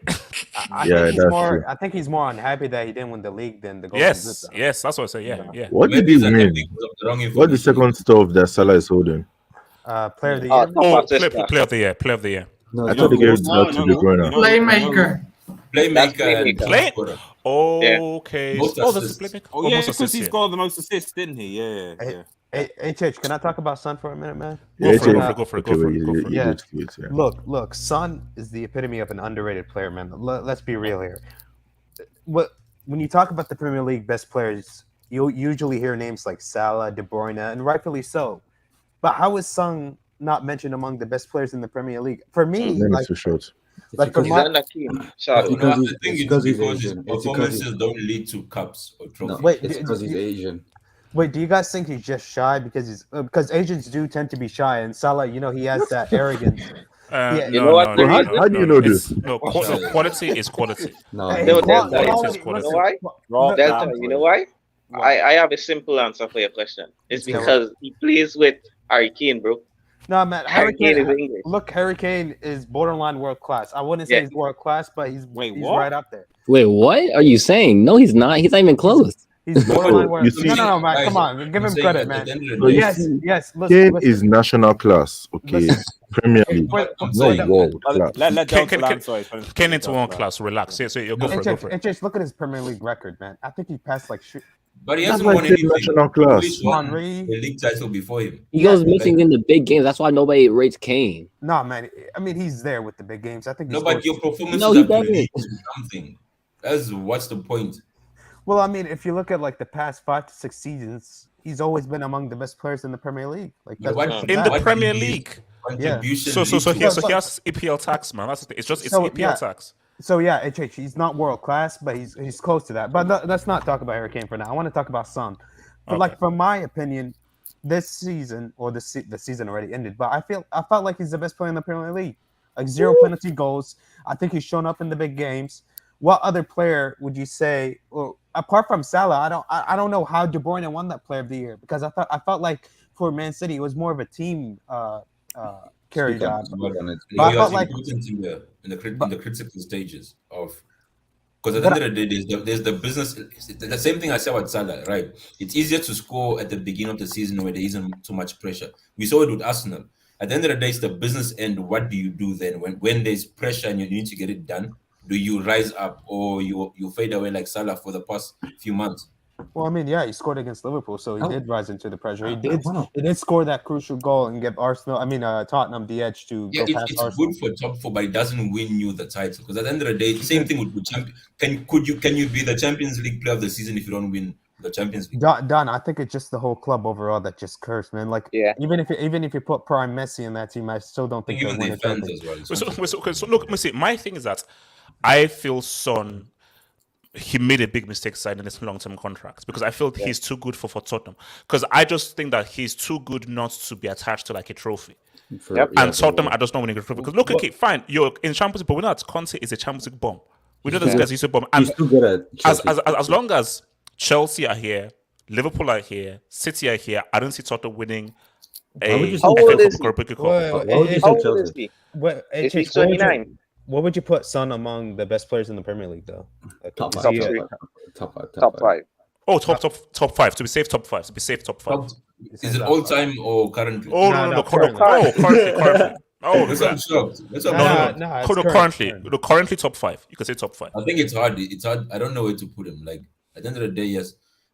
Like same thing with Kane. You can't call Kane the best striker, the best all-time striker if all his goals don't win you a title. It's like okay. It means that you score when it doesn't matter. No. I'll say right now, I think Son doesn't get the credit. I'm just gonna say it. It's because he's Asian. I'm just saying it right now. Oh, I mean, that's a fair assessment, man. No. For me, I think because I said this like years ago. Because I did say that. Wait a minute, Son just seems a lot more explosive and more superstar quality footballing wise than Kane. Yeah, Kane is cool at everything, but there's something more electrifying and exciting about Son. Kane is not an exciting player. Son is just far more exciting. So it makes sense for Son to be like the face of your club and your superstar than Harry Kane. I'm telling you, it's something that has something to do with these Asian. Like everybody just loves this guy just because he looks different. Like they give him the Hello Kitty tax. Like, bro, like I'm telling you. Trust me, like it's not Ricardo. It's like we saw that PFA of the year. Like Conor, they said that Conor Gallagher. That's what I'm saying.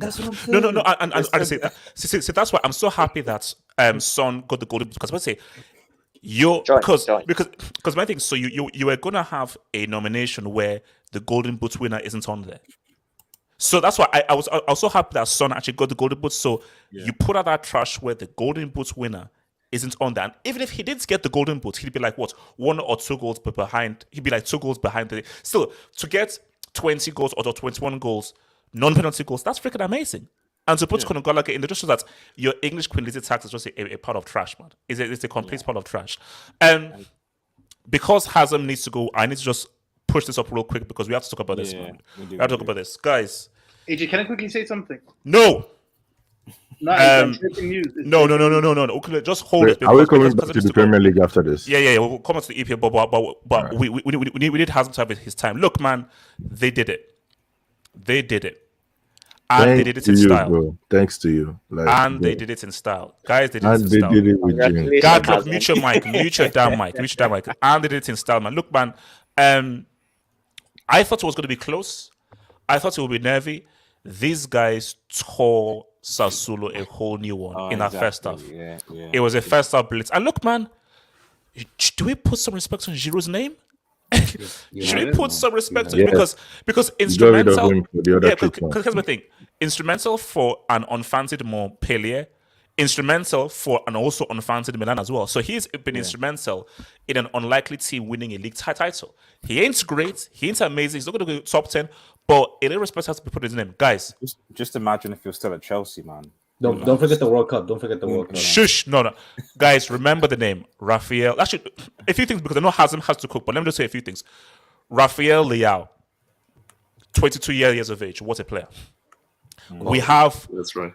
We have a lot of actually when those two bombs, Messi, Ronaldo retire, we have a good future to look at because Rafael Leao, this guy is fully in there as one of the young talents to look forward to. Lampard, you piece of trash, you bomb. You loser. I wish you got relegated. You loser. I so wish you got relegated. Yes, I tried to jinx to get you relegated. Yes, I was trying to jinx it to get your bum ass relegated. Tomori. What a player. Look at Maldini.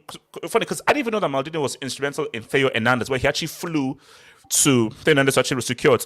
And Maldini, I think he had a Zoom call with. So he was instrumental in bringing in Tomori and Theo Hernandez. And Tomori, see, I'm so happy for him because, bro, Chelsea did you wrong. And I'm so happy that you've actually found the home where you're fully appreciated. But look, man, Hazem, talk to me.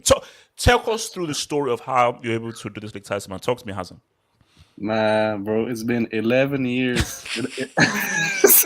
Hazem, you've suffered. It's been 11 years of pain, bro. And I remember, man, the Hangouts, bro. It was brutal. No. Remember what they said? It's older. It's going to be like 5 years, 6 years, 7 years. I was telling you, man. Like as soon as there's a project, this Milan team is coming back. And wait, what do I want to say? Oh yeah, even this season, you guys, everyone will hear on the Hangout was saying Inter are the favorites. I was telling you since the beginning of the season, Milan are gonna win the Scudetto. Last season they got back in the Champions League, and that was the first step. And the second step is winning the Scudetto. And let me start with one man, actually the man in the picture over here, Stefano Pioli. You know, like hardly anyone gives this guy credit. Like this guy is one of the best managers in Europe. And at the beginning, everyone was saying, including me, everyone wanted him out. He was attacked. No one knew him. Everyone said Pioli out, but you got to give this guy respect. He worked quietly. He did his job, and attacking football, Milan is playing great, and the best man management I've ever seen. You know, he got the best out of the players. And after Pioli, the one man show that I want to talk about is Rafael Leao. You know, this guy is unbelievable. And I've been telling you about this guy, you know, for a long time. But, you know, thankfully, finally, you guys are starting to see his talent. And his talent is unreal. It's unbelievable how much talent he has. And today, you know, those 3 assists. The guy got 3 assists in the most crucial game of the season. And in the last 5 games of the season, he's been literally crucial in every single game. He scored against. Also 22 years of age. 22 years of age. Exactly. Man. And it's not about the numbers. His numbers are not unbelievable this season, but it's about the moment. Does he have a release clause? Done.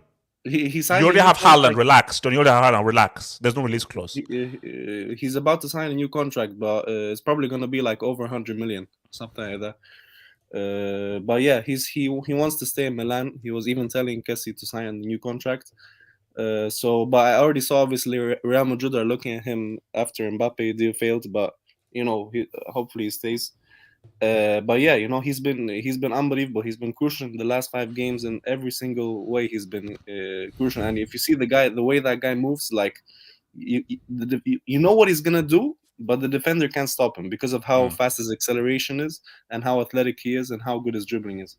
He's literally an unstoppable player. So watch out for Leao. You know, for me, I think in the next fingers weird though. His fingers. Yeah. Actually, no, those fingers are long. Long ass fingers. What the hell is that? No. Just continue. No, talk. But yeah. I think Hazem, talk about Mike, man. Talk about Mike. Yeah, and Leao got player of the season, and the second best player for Milan was Mike Maignan. For me, he was the second best for Milan after Leao. Only beat by Velasco. So he has back-to-back clean sheets in like clean sheets records back-to-back. Yeah, exactly. And league titles. Goalkeeper of the season. He got the award, and I think the most clean sheets. If not one of the most in Europe. One of the most clean sheets in Europe. For me, top 3 keepers in Europe, definitely. Name me a black goalkeeper. Bro, the thing is, it's crazy how that shows how good Maldini is as a sporting director. That we had the Donnarumma situation, and even I was gonna say, what do you think? Sorry, Tazem, what do you think Donnarumma is feeling right now? Do you think? He's not feeling anything, man. He's probably crying. Delta, shut up. He's probably sitting watching that celebration and crying, bro. Hazem, bro. Hazem. By the way, What do you think about the rumors Theo Hernandez is going to Chelsea? What? I never heard the rumor, bro. I was hearing rumors he's going to Chelsea. Is he going on loan? Because I think Chelsea bro. can afford What? loan. I think the He's key not word even- is does Donnarumma think that like winning a Ligue 1 title is greater than winning a Serie A title? I mean, he might. Nah, that's not my- but he won. Sorry, go on, that's mad. Go on. He won the League One title last season. He won the Serie A title this season, and he was the best keeper in both seasons. So, like this guy's, I don't know if Hugo Lloris, like France need to start this guy. I don't know if Hugo Lloris is still alive, or I don't know what's going on over there. But like, come on, man! Like Mike Maignan needs to be the starting keeper of France. But yeah, Deschamps tax. Yeah, Deschamps is his But, you know, favorites. every single player in this squad has a storyline behind it. You know, starting from Maignan, you know that he came up as a replacement for Donnarumma, and he became a star bigger than Donnarumma himself. Going to Tomori, who we signed from Chelsea. Lampard reject supposedly, but you know he's became one of the best defenders in Europe, I would say, based on his stats. And Kalulu, who we signed for zero euros from Lyon Youth Academy, and he became literally one of the rock solid of Milan's defense. Theo, we all know. Tonali, you know, he was a Milan fan since childhood, and now he's back. It's such a big moment for him, and he scored such important goals, and he can become a legend for Milan, really. And Leao, of course, we already talked about him. And Giroud, you have to give credit to Maldini for this. Because, some people were criticizing Maldini for the signing. They're like, Giroud is finished. He doesn't really do anything. Nah, bro, Giroud, he gets you important goals, and he does his job. Every club he's been to, he's won trophies, and he's scored important goals. With Chelsea, Europa League, FA Cup for Arsenal before. He scores goals in the Champions League everywhere. And this time, you have to say, one of the crucial moments this season, if not the most crucial moment, was that derby against Inter. When he turned around and he scored those 2 goals when he destroyed De Vrij. He did that move. Hazem, I got a question for you. That was one of the turning points. Hazem, I got a question for you. Is Giroud the best French striker of his generation? The what? The best? The best French striker of his generation. No. French striker? He has a World Cup. He has a World Cup. He has a World Cup. Respect. That he scored 0 goals in. Yeah, but he started every game, I think. I think he's one of the. I don't know if he's the best. Isn't he the top scorer all time for France now? No, he's not. Oh yes, he is. He is. He's too. not. He is, He's not. He's so good that he can win a World Cup without scoring a goal. Come on, man. Get out of here, man. For me, Benzema is better than Giroud still. But the key thing is that are Milan back? Yeah, definitely. And it's a step-by-step process. I told you last season, and it all started when we lost 5-0 against Atalanta. That game changed everything. Ibrahimovic joined and changed the mentality of the team, and also the team itself. They need to bounce back from that 5-0 defeat against Atalanta. And coincidentally, we beat Atalanta in the second last game. But now we won the Scudetto, and in a great fashion. And it was step by step. I said last season. But my thing that's so UCL. Can you? What do you need to do? I'm getting to it. I told you last season. I said Inter's gonna win and Milan's gonna make Champions League, and that happened. This season, since the beginning, I said Milan's gonna win Scudetto, and that happened. I'm telling you, next season, Milan is gonna do something big in the Champions League. We already secured. No, you're not. No, you're not. Yes, we are. Let him land. I'm telling you, we Delta, already shut up. secured a couple of signings. We just need a right winger and a number 10. I trust Maldini in the process, and I'm telling you, we're gonna reach. I believe if we make the necessary signings, quarters, I believe we can reach the quarterfinal next season. God damn. Do you guys believe we can? And we're in pot 1. Wait, hold on. So sorry, Don. What we're do you in say? pot 1. We're gonna have an easier group, definitely. Last time we were in pot 4. Wait, hold on. Don and then Delta. Don, what do you say? No, I was asking, do you believe you can defend the Scudetto next season? Yeah, I believe so. But I believe we're gonna be focusing more on the Champions League next season. Milan, at the end of the day, it's a Champions League club, a Champions League DNA. Yeah, but and what's the point of focusing on if you're not gonna win it? No, never say never. You never say never. But the play. Be realistic, man. You just said that you feel you can get to the quarters. That's not really big. Yeah, but saying I feel I can get to the quarters doesn't mean it's impossible to win it. Any team can win it. No, he watched this team week in, week out. He knows his team. So look, Hazem, sorry, very quickly, Hazem. Unless you somehow get, for some reason, just Ansu Fati, Mbappe, Van Dijk or something, you are still some ways away behind Man City, PSG, Liverpool. This guy's and maybe even like if Ban get a level that's a replacement, because you've been away from the UCL for so long, it is too much to ask. Of course, Milan have that UCL DNA, but you've been away from it for so long.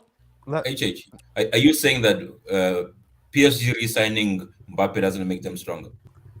No, it does, and let me tell you this. Hold on. This is not it. No. Delta, shut up. Delta, shut up. Hazem, back to you. Hazem, back to you. Let me just say one thing to Hazem. That's it. Just one thing. Hazem, I agree with you, man. You are going to reach the quarters. And Donnarumma is going to be there when we knock you out of the quarterfinal. Hazem, can you please respond to what you can do in the UCL? Hear me out. This season, we were in the group of death. We messed up some games, but we dominated Atletico Madrid. We're in Atletico in the quarters. We had a game against Liverpool. It was 3-2 on Anfield. We scored 2 goals on Anfield. We were winning 2-1. Against Porto, we had some good games. Like it wasn't like we got completely dominated and we were the inferior team.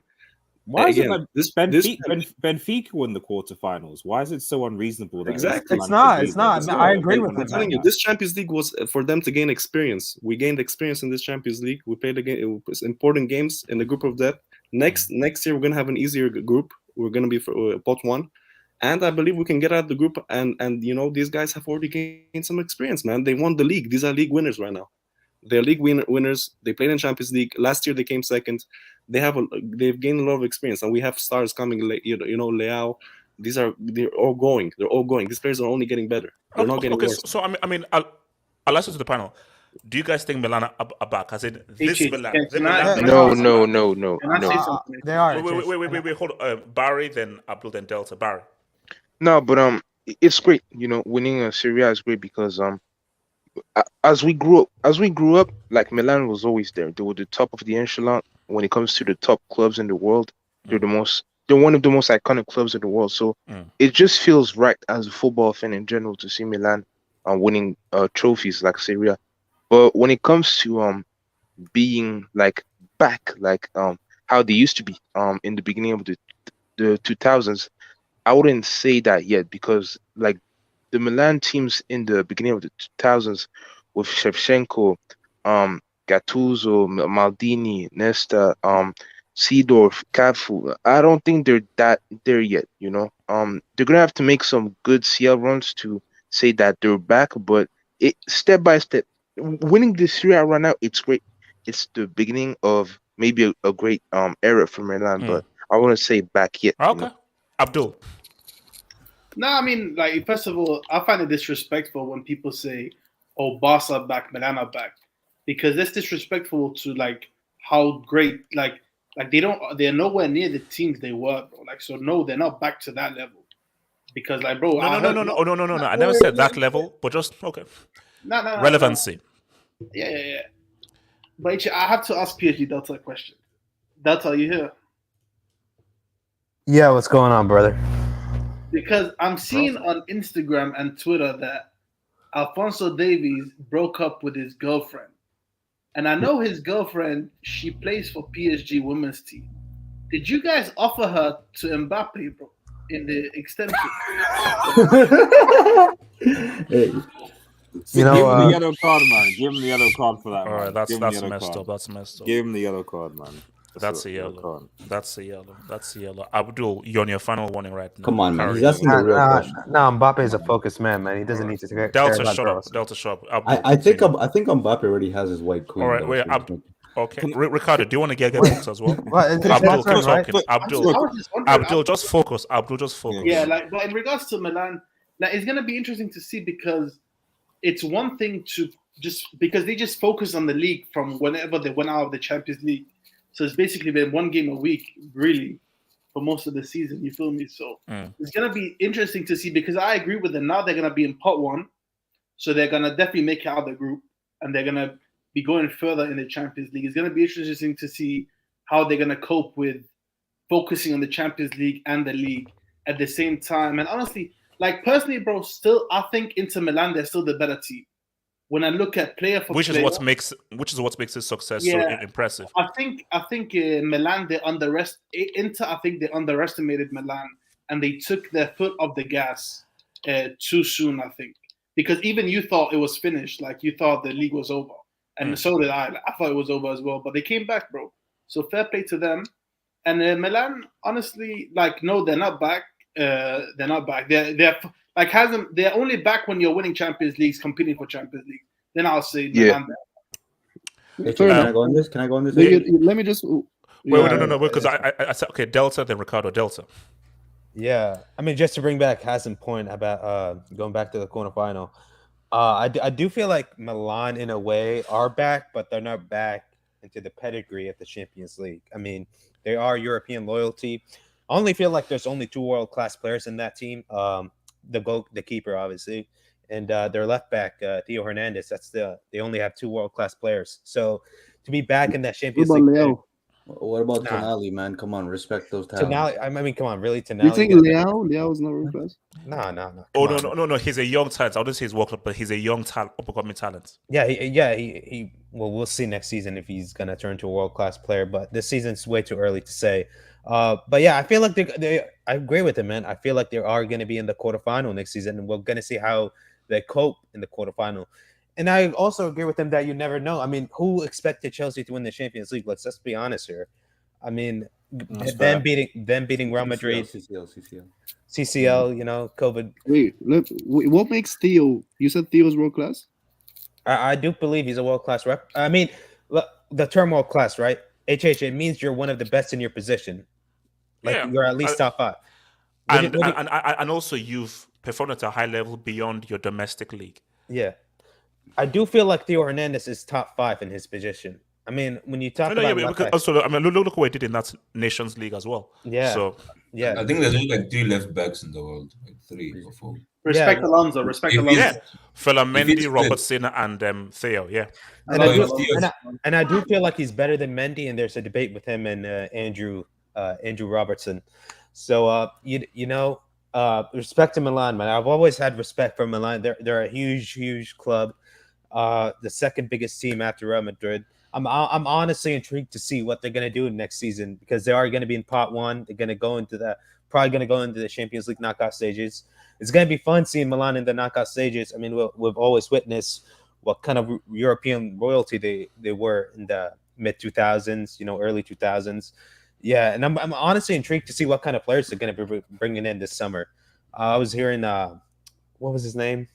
Well, Hazem, what kind of players are you bringing in? I mean, we already secured 3 signings, which is... I think Origi is secured or still working on Origi? Yeah, Origi is secured, Renato Sanchez is secured, and Botman in defense who won the league. Can I say something on this? Wait, okay. No. I'm Delta, Ricardo, then you don't. Yeah, so to end it off, man, the next season it's going to be real, and it's going to be a season for all of us to remember. Whether AC Milan are going to be back, Barcelona, they're going to get Lewandowski. We're going to see how that plans out in the Champions League. The teams that really just dominated football in the past, they're recovering. And if Messi can get double figures of goals in a Uber Eats season and so forth. Wait, Leao is Portuguese, yeah? Yeah. Yeah. This guy Pendu better do something at that World Cup, man. He has no excuses. Okay, let me come to you. Guys, when it comes to guys, hit that like button, guys. Mods, give me those likes. Hit that like button. Ricardo, then Don. Ricardo. Yeah, no, man. First of all, Hazem, congratulations, man. Congratulations to Milan. If you can you click on my picture, HH? Oh God, what? I just want to say congratulations to Milan from my goal and I. So you can take it back. Wait, who is that on the right? I don't know, but I just saw it today. But Zaccardo. Oh, that's not me. But I mean, I wish. But anyways, No, congratulations, Milan. This is a good moment for football, really. Like it's been a long time since these guys really won anything, and I have like a soft spot for them because I have a couple of friends that support Milan, and I haven't heard of these guys since for like 10 years. Like they don't even talk football anymore because of how irrelevant they have been. It's actually kind of sad. And so I hope wherever they are in this big planet that they're having a good day today, because really it's a good day. Like I said, it's a good day for football. I think Milan, I think them winning this Scudetto is a validation towards their project, their youth players, the young players they have, but also Maldini. Because honestly, I'm not a big fan when players take in like administrative roles in their club because sometimes those players aren't necessarily the best fit. But Maldini, he has He's shown been that. amazing. Yeah, he's been incredible because he's taken players that perhaps they were viewed as good talents, but not world beaters, and he had to work with what Milan could give him, right? Because we all see obviously Donnarumma, he left. You could argue he left for money or whatever the case may be, but I'm pretty sure deep down inside Donnarumma, he's hurting a bit because this is the club he grew up with, and A lot. and he probably wanted to captain this team to at least the Scudetto. So they had to remove him, and then they bring in Mike Maignan, who is a very good goalkeeper. He had a great season at Lille too, and then so not only does he win back to back, pretty much Golden Gloves for his league, but um, he also won back-to-back titles in France and Italy. So it's kind of a testament to the quality he is, and he should be starting for the French national team. But I think for Milan, I don't really expect them to jump ship and think that they're amongst the top when it comes to the Champions League. I think a realistic objective for them would be to defend their Serie A title, and I actually think they could do it. Like they didn't win this league on accident. It's not like Inter Milan had like a one-off year. Like they didn't. Like they just didn't come out with their best, but that's on them. Juve. No, but Inter brings it though. Inter Yeah, brings but it. the best thing is Çalhanoğlu. If sorry to interrupt, Ricardo, but Çalhanoğlu. Oh, that's great. Çalhanoğlu. He left. Yeah. He left Milan to Inter. He said, "I want to win the Scudetto with Inter." That's That's actually mad funny. But I mean, yeah, you could say that Inter bricked it, but like I said, Milan has showed fight this whole season. They probably won some games they shouldn't have won, and they capitalized in moments they shouldn't. They probably nobody expected, or when they had to, when their backs were against the wall, and they did that. And I don't think, let's be honest, in the start of the season, maybe apart from Hazem, nobody really thought Milan would actually do it. Everybody thought, well, Inter, they win the Scudetto, they kill Juventus's title reign, and then they win, and you would expect them to come back. I thought Inter were going to defend their title, but they didn't. In Milan, they showed personality. They showed how to build a solid team. So I think for them next year is to defend their title, and if they can do that again, then this is AC Milan. And with them winning and getting Champions League football, they're always going to attract players. And now they don't maybe have the financial capabilities that that other teams may have. Oh, but we will, bro. No, I mean that's what I'm saying. Like that's why I said I hope those Bahraini, whoever, oil princes, whatever the hell they are, I hope they buy AC Milan, because if there's any team that low key deserves to get fast tracked to success, you can't be mad at AC Milan, their football heritage. You know what I mean? So if they can get a money pump, I don't think anybody's really complaining about AC Milan, but. For them, I don't think it should be too hard to attract players because, like I said, they are AC Milan. It's like, sure, maybe you don't hear every day that a player grows up and it's like they admire Milan growing up, but Milan are Milan, and a beautiful city, a historic club. Like Italy's a beautiful country. You can't complain, man. So I think this is big for Milan, man. If they can defend their title next year, man, it's looking good for them. Don, talk to me. I don't like to be the bearer of bad news, right?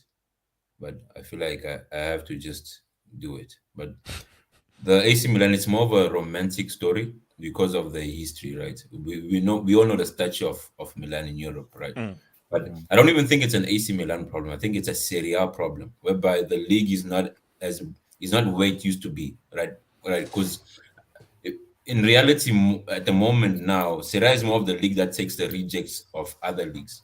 Let's look at, so basically, if I start, look at, you say Renato Sanchez, coming to Serie now is a big thing.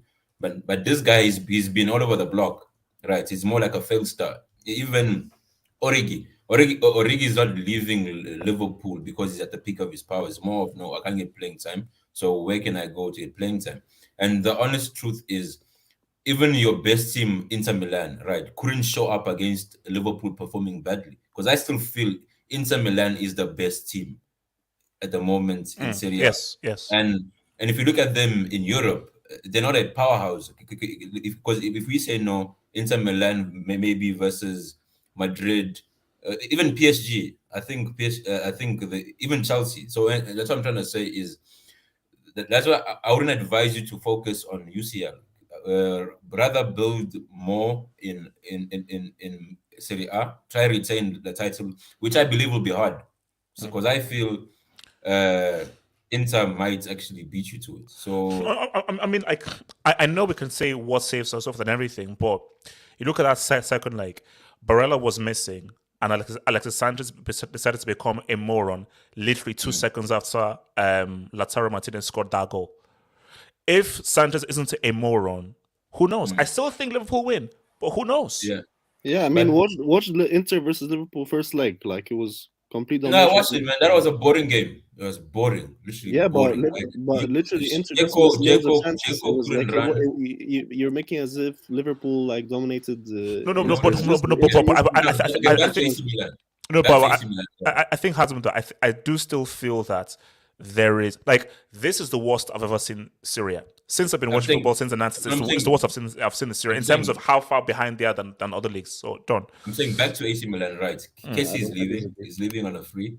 Zlatan is about to go into pension. Giroud might be on crutches soon, right? It's like who realistically speaking, who do you think are the main talents that you can get off other teams? Because man, that's a dead. You see what I'm trying to say? You see what I'm trying to say? Like, you're basically taking the reject of other leagues. So you can't go with that. That's why this takeover is important, because if this takeover comes through, money talks. We haven't been. That's not what we've been building around. Our signing policy has been taking players and building them up. Like when we signed Leao, when we signed Maignan, and Renato Sanchez is not a reject, by the way. Renato Sanchez is not a reject. He won the league with Lille. Like, he's just had injury problems. That's what but slowed down his career. And we signed Botman. Botman is like literally a top defender. I think he has 0 mistakes that led to a goal this season. He also won the league with Lille. Like, we're signing some really no. But Hazem, don't you still feel that there is still a sizable gap between Syria and the Premier League teams? And I'm just going to throw in a Real Madrid, and if Barca gets their targets, do you think that there's still a sizable gap? Milan, no, because Milan has special pulling power. Like, because Milan has historically, it's a big team, and now that we won the league, one second, bro. Go. Let him run. Yeah, because Milan has the history, and now it also has the pedigree as well. So it's naturally an attractive place to join. Like, a player is gonna want to join Milan right now. It has high pulling power. So even big stars there, and we can pay the salaries as well. Can you sign Mbappe or Haaland if you say if players want to come? We don't need to. That's the thing. We don't need to sign Mbappe or Haaland. No. There's the ability to do something, and you doing it. The thing is, our project is different. Our project is not signing stars. Our project is literally it's a long-term project, step by step. That signing players that literally are going to lead us to a title. I just have to cut in. When the Qataris took over PSG in 2011, it was similar because we were nothing. But after they took over, we were signing some top talent like Thiago Silva. Thiago Silva, I remember he was very close to joining Barcelona. But I think our project convinced him to join PSG. It was money. Thank you. No, CC Delta. That's the difference. Can AC Milan? No, CC Delta. PSG, as you just said, PSG. They were found in an instance. They had nothing. What PSG were offering is two things: money and Paris. Paris is one of the most popular tourist destinations, and also money. So yes, I want to go to Paris and get paid a lot. And of course, so Milan again. Of course, I'd love to go to Milan, but how much am I getting paid? So for Milan, I think Milan is more so about specific recruitments rather than the amazing amounts of money that you can be paid, which I don't think that's... Can I just quickly say something to that? Can I say something to that? Yeah. I think one of the big problems Milan have, and I know some people, they're going to call me deluded for saying this, but I genuinely believe this, HH. I think Milan, they fell off at a really bad time to fall off because they completely missed the social media era, HH. They completely missed this. Like they've been completely irrelevant in the social media era. And HH, believe it or not, nowadays, players, they care a lot about the exposure they get playing for a club through their social medias. You feel me? Because like look at a player like Memphis Depay, for example. Since he signed for Barca, HH, he signed a new Red Bull deal. He signed a new Puma deal, like Boots deal, you know. And not like I'm being serious. No, but Abdul, you have to realize that people are sheep, and people will latch onto anything. If you have the right marketing guys and so forth, hey, this is AC Milan, the guys with 7 UCLs, one of the great franchises and so forth, they are finally back and everything. And you now promote that through social media and build a narrative around, then this is now the return of the great franchise. Yeah. Boom. It goes to, so it's all about marketing and how you We present need it. some more signings like Can I ask you a question? Theo Hernandez signings like Leao signings, similar signings. Then I'm telling you, we're gonna get back pretty quick. But it's not like a world class like caliber player. Like when we got Zlatan, right? Zlatan actually made the FIFA Pro 11 with Messi and Ronaldo. You need that kind of signing, that big caliber star. Wait, here's the thing. Before I get done, if Milan, I believe that if they have the money, Milan can hire a superstar, because as much as I insult United about this, the difference between United and Milan is this. Milan, you've not won a trophy, and your product stinks. Milan have won this league title, and the product is far more exciting. So I do believe that if I'm a young up-and-coming player and so forth, and I know about the history of AC Milan, I am more willing to take the Milan product than the United product, because I know United's history. I've got to push back on that because and for the simple reason fact because people really do underestimate the money in football. The reality is, you remember I talked about like Burnley getting relegated, right? Yeah. Burnley are going to be getting more money for their relegation from the Premier League than AC Milan are for their Serie A win. That's facts. So whatever you say about like players, yeah, okay, it's not just money, but the reality is, as we've seen to a certain extent with Mbappe, it is about money. And if you can offer a young 18-year-old player like 3 times, 4 times, 5 times the wages to play a couple of games in the Premier League, but the chance of better football, then they're going to take it. Well, not everybody. We're gonna get a lot more money from sponsorship deals than Burnley. Like not everybody's motivated from money. Like of course, majority are, but it's gonna take someone who cares more about legacy. Ricardo, wait.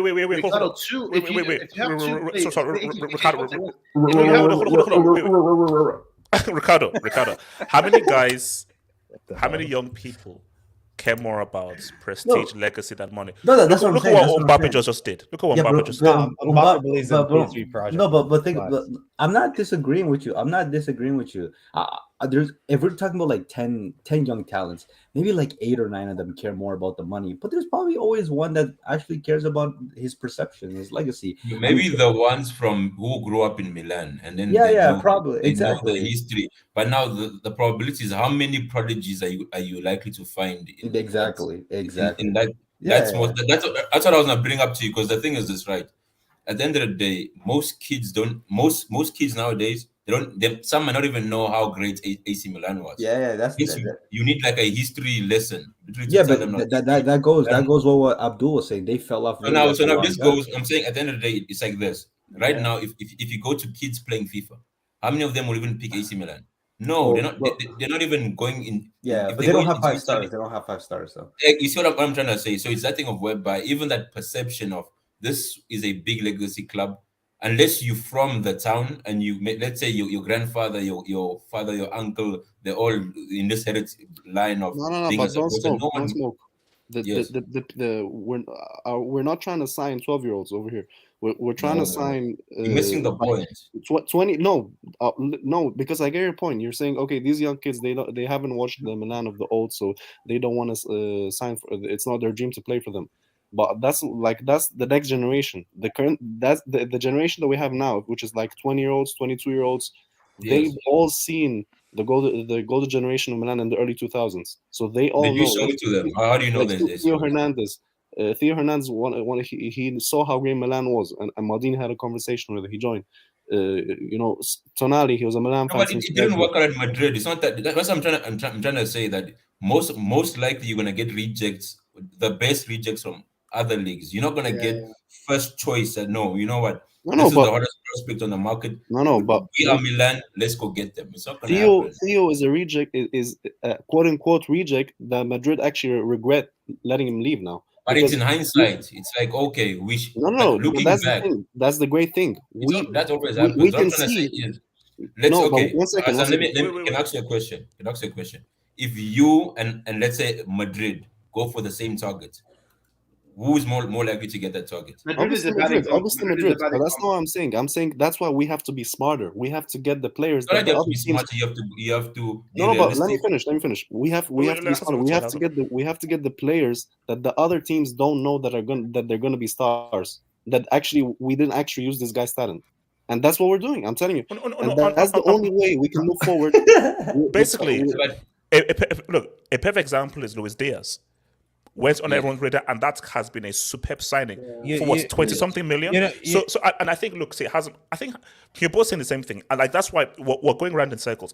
Hazard realizes that AC Milan in 2022 don't have the same pool as AC Milan in '97. AC Milan in '97, everybody wants to play for them. AC Milan 2022, you're not convincing a Joao Felix, you're not convincing an Ansu Fati. But for Milan, if you're smart, like Rafael, that's a quality player, and you get the right guys who fit your system and so forth, that's how you can now slowly now walk your way back into the That goes into my argument, because the argument is Milan back, and I said no, they're not back. No, but them to be back, once they have that pool again, then we can say no. It depends what you mean by back. So hold on, Ricardo. Basically, as Hassan just said, it depends what you mean by back. When I say Milan are back, I meant that they're now competitive. No, for sure. It is going to take a long time for Milan to be back in the sense of, hey, because it's a different world. You know like, what as Abdul said, 10 years is a long time. No, but you know what I'm saying? Hold on, Ricardo. No, what I'm saying is, like, I think we already have an example of this, because another team that you can say that missed out on the social media implosion of football or in sports in general, however, they have a benefit because they play in a particular league, is Liverpool. Liverpool, for the most part, when social media exploded, they weren't the biggest club. Like, everybody knew of Liverpool, yes, because they played in England, which was probably the most popular league. And the same thing with Milan. Milan's just as historic as Liverpool are, but they weren't there in the social media implosion. Ricardo, so for Milan, they have EPL.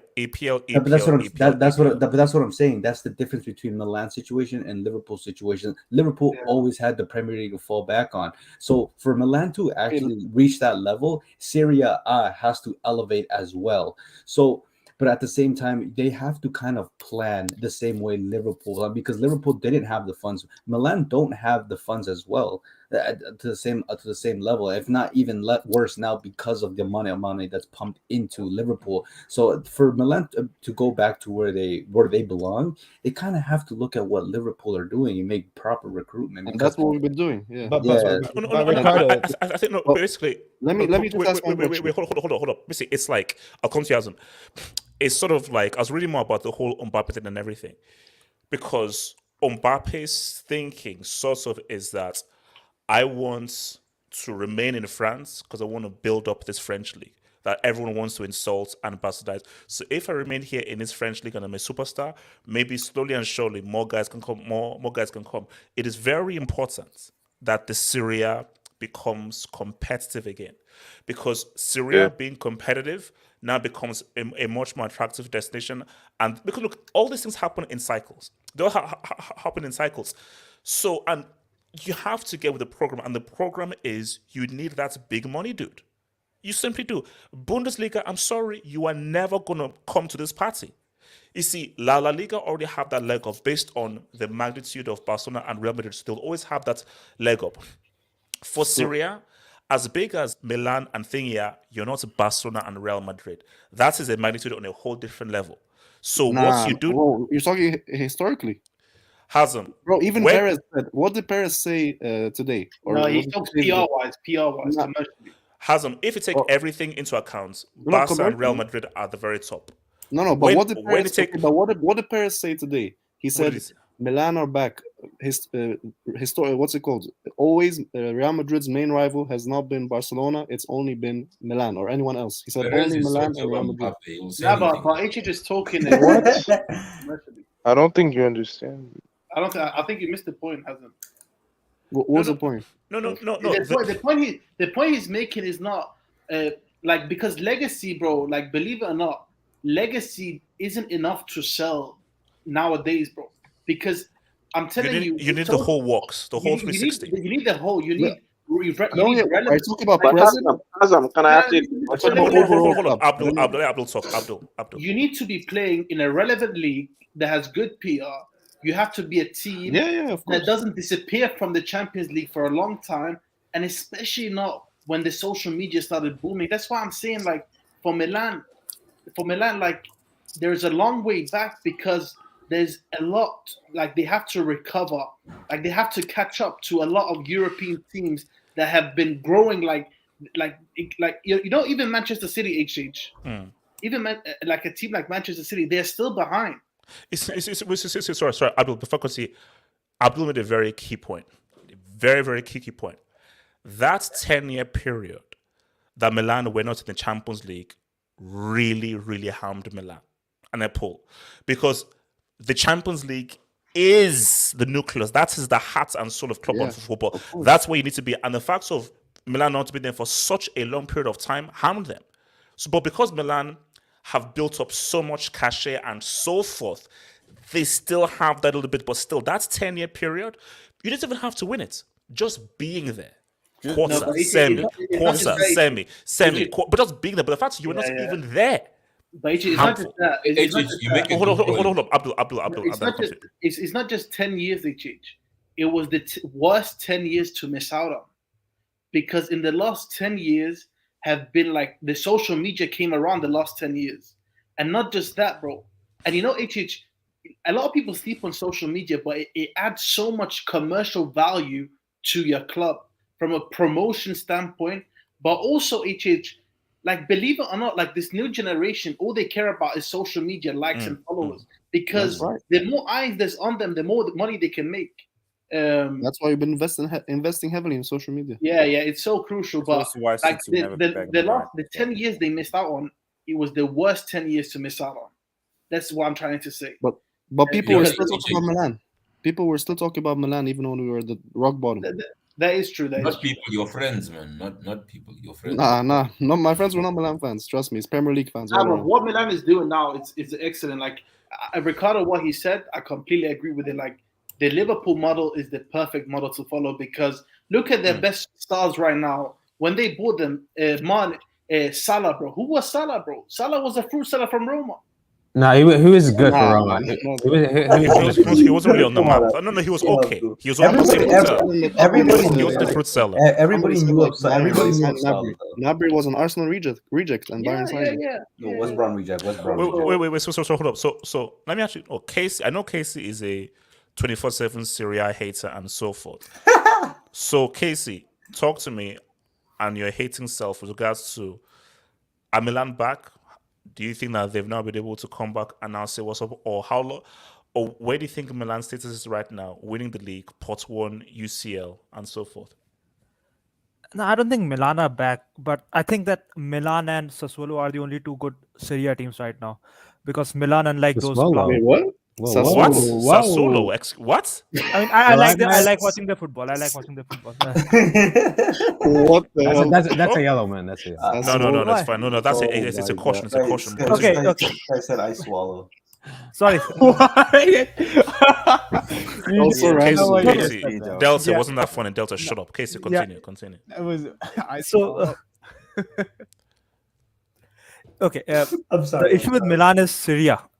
Most of Serie teams are just so slow for the modern game. Milan That, is in Italy, not in Syria, bro. no, but the league is bad, right? That's the issue. This is the same issue that PSG faces. When your league is so bad, it impacts your Champions League. People underestimate how good La Liga is right now. That's why our teams used to do so well, because we compete with each other, and that's the same thing with Premier League also. La City Liga and is Liverpool trash, make man. each other better. But Even if you look at Bayern Munich's best season, right? 12-13. Look at that Dortmund side. They reached the finals, and before that, they won 2 leagues in a row. In 1920, Leipzig reached the semi-final of Champions League. So your league matters. And I also want to ask, like, the good thing about Milan is that at least they are going for youngsters. Like, there are other Serie clubs like what's it called, Juve, who are selling Kulusevski and buying. Hey, KC, man. I mean, I know where you come from, man. They got Pogba, so we literally sold for a 6 to 7-year-old Di Maria, man. Dude, I get where KC's Didn't coming they get from. Pogba? Because we literally sold Nkunku, and he's like a player of the year in the Bundesliga ahead of Lewandowski. Yeah. So I get where you come from when we sell. And yeah, Bundesliga is much ahead of Serie. Like, it's not even close.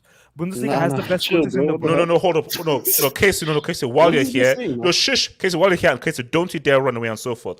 Casey, especially while Hazem is here. Casey, is the SPL, the Scottish Premier League, ahead of this Serie? Yes or no? No comment. That's a yes or no. Okay, where'd you find this guy? No, it's not. I'm just kidding. The SPL is ahead of a Liga, though. That's Yes, mute your mic, man. Mute your mic, RDS. Sorry, Jamal. What do you want to ask? Jamal? Yeah, Hazam, when you was talking, you raised an interesting point there. So, where's your top 5 teams in the world? Not right now, but take everything into consideration. Top Real 5 biggest clubs in history? Yeah. Madrid, Milan, Barca. Madrid, Milan, Bayern, Barca, Liverpool. Yeah. Where's Chelsea in this all? Manchester United. No Man United? He's looking at Champions League, let's be honest. He's looking at the Champions League. 13, 7, 6. That's literally what he's counting. Yeah, Champions League's the biggest, yeah. Wait, I'm taking everything into account, but Champions League the most important. What would you rank PSG? No.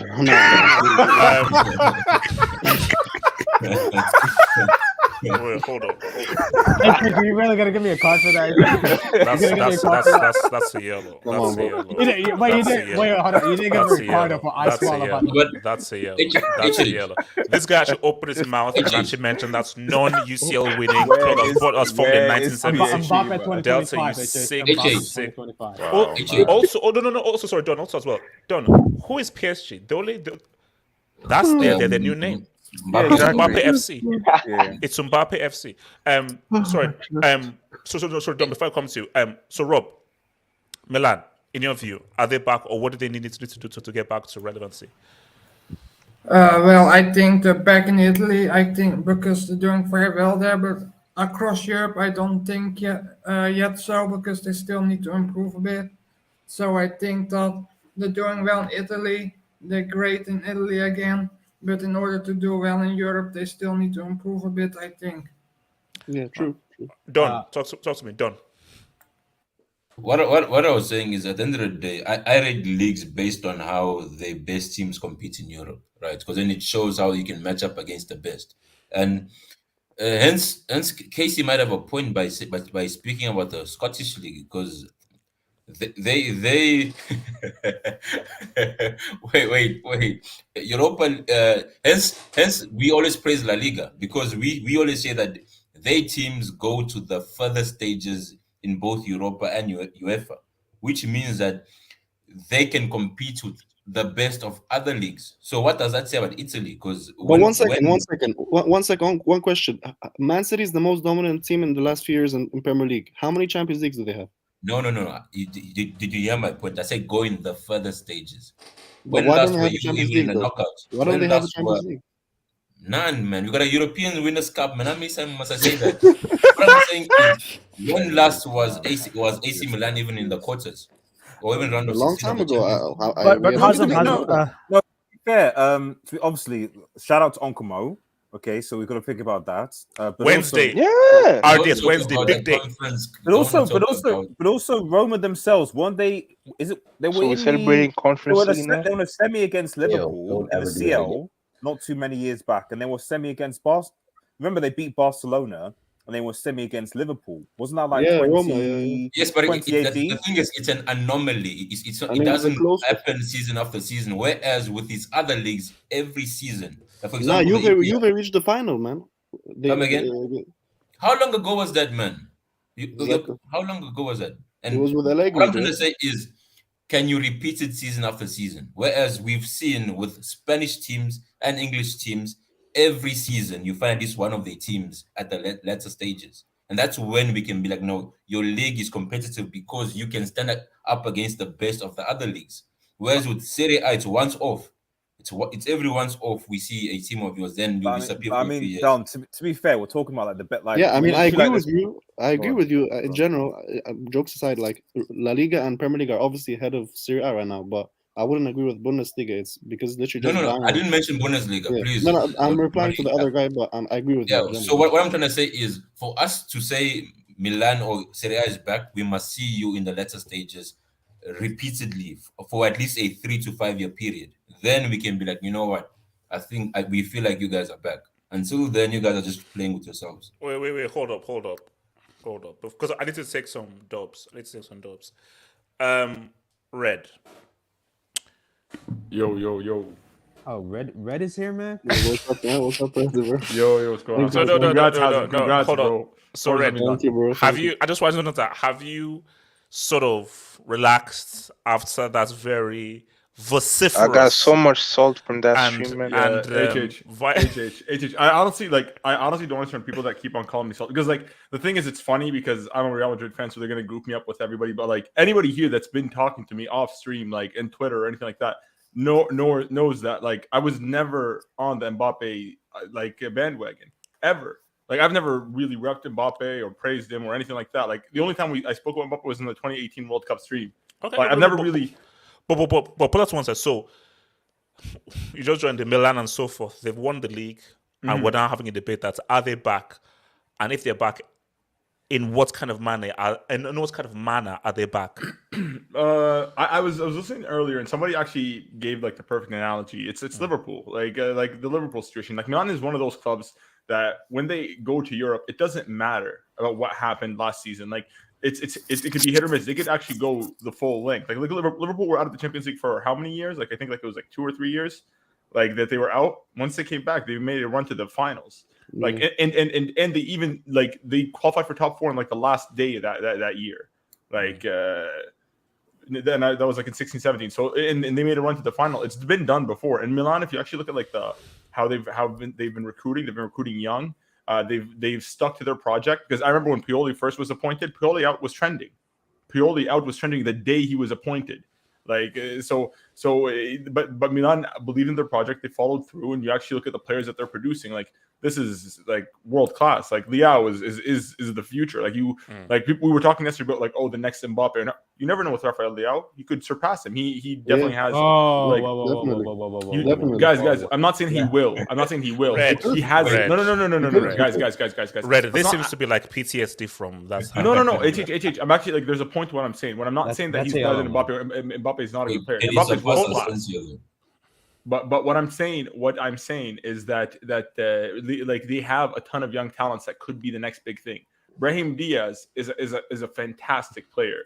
Like and Theo Hernandez, another fantastic player. Pardon? Didn't you guys sell Brahim Diaz? We didn't sell him. We loaned him out to Milan. Brahim Diaz is in a great. So he's so fantastic that you guys loaned him with an option. Yeah, because bro, Madrid have like a ton of players ahead of him in the pecking order that are proven world class talent. Brahim Diaz is up and coming talent. Fantastic. Yeah, bro, no team is going to buy an 18, 19, 20-year-old. Brahim Diaz is from 11. Like, bro, come on, like, be realistic. Like, what Brahim Diaz is reaching if that's your criticism of Milan right now. Brahim Diaz is from the City Academy. We sold him to you. So we know. Yeah. Like, bro, he scored a worldie against Madrid in the friendly beforehand. Like, he was on our radar since since he was like 18 years old. Like, he's and right now he's at Milan and he's doing wonders. He won them a league title first and 11. Of a talent that you loaned him out with an option to buy. Yeah, bro, because that's how football works. Because the talent moves quick, and if he doesn't have a spot in the club, it's not fair to Brahim Diaz to keep him hostage. It's better to go to a club where he gets starting time and develop a resume. Because, bro, you can't just be world class. You have to prove world class. Like Salah in 2017-18 had a world class season, but wasn't a world class player. But over repetition and constantly competing and winning big trophies made him a world class player. Is Salah bad because Chelsea sold him? Don, wait, hold on. Let me say something. Don, not everyone is Mbappe. Like when you're 19 and 18 and Literally, why does Mbappe have all that hype? Is because of what he did at 17 years old in the Champions League, and then what he did, he repeated that in the World Cup. Like that, Mbappe is an anomaly. That's why we rate him so highly, and why like his transfer saga is arguably the biggest in history. And we saw what happened yesterday on Twitter just before his transfer. Like, but not everybody's Mbappe. But you don't need Mbappe to win these big trophies. Like Mbappe has won. Red, his name is in PayPal from now on. In PayPal. I'm not going to disrespect him. Mbappe is a world class player. He plays for PSG. I honestly have nothing against him. It is what it is. To be honest with you, I personally, I don't want to turn this into an Mbappe thing, but like when it comes to Serie A, guys, I really think you guys should give it its respect. Like. That's right now a different winner, so they don't have a monopoly on the league anymore.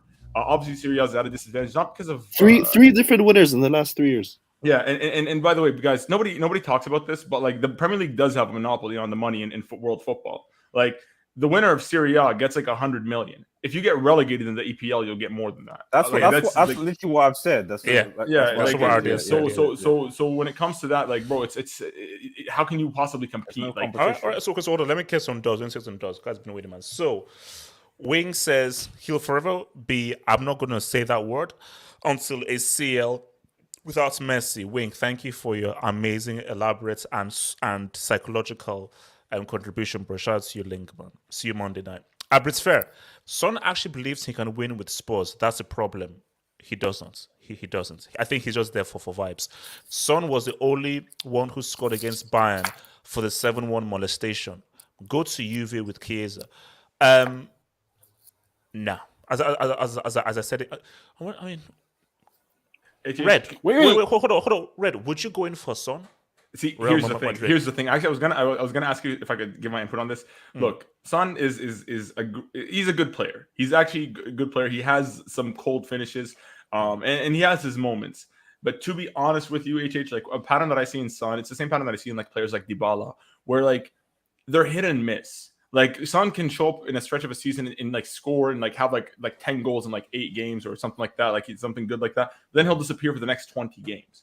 Like, and because like I'll be honest, I heard about Son in the beginning of the season, and then during like the stretch of the season, I stopped hearing about him when they got knocked out of the Conference League, when they were ultimately like barely getting like 19 points in the league in the first like 20 games, like when they were like not 19 exactly, I exaggerated a bit, but like they were having a hard time. Like nobody was talking about Son, but then all of a sudden he finishes the season strong, and then all of a sudden everybody's trying to make him out to be like this world-class winger. For me, he's like B to A minus. Like out of SAB, like he's not really. I don't think his Son can be a talisman per se. Yeah, so I personally no. There's at least 5 players I would pick in the Premier League to come from us to us. Shout out to boy Shane says shout out to Bundesliga tax on that Gundo 2-piece. That is facts. Ilkay Gundogan has been an extremely good player in the EPL. The only Bundesliga expert that actually hit. The only Bundesliga expert. Aside from that, all flops. Aubameyang. Aubameyang. Serie A export. No. Son or Aubameyang. Aubameyang came from Serie A, bro. Aubameyang was in AC Milan. What about the industry plan? What about the industry plan? What? No, that's Aubameyang come from Dortmund.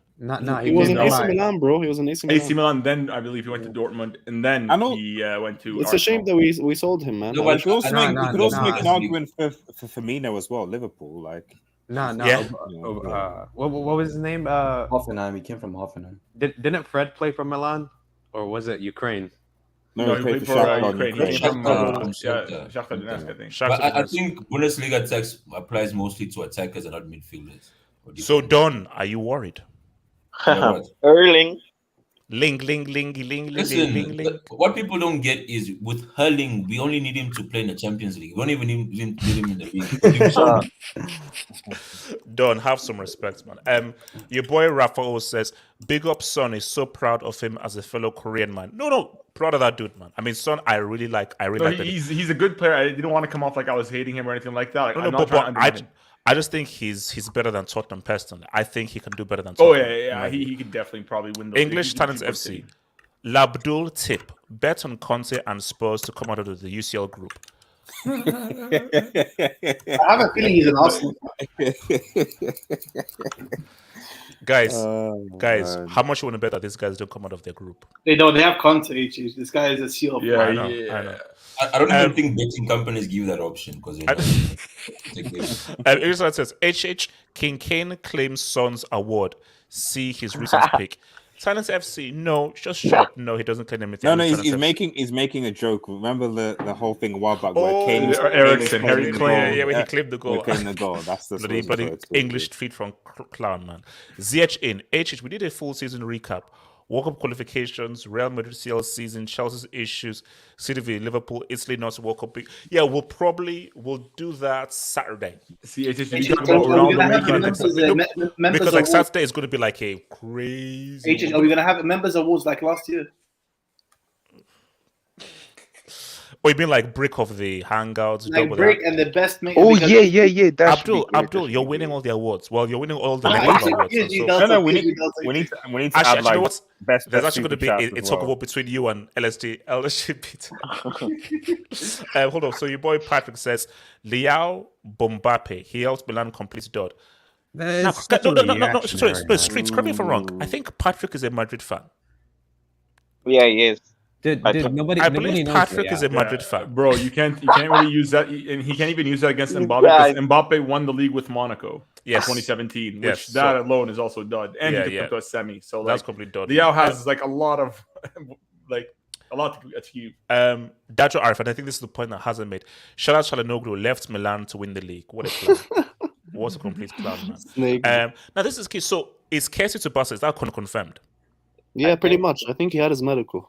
Yeah, Fabrizio has given a here we go a long time ago.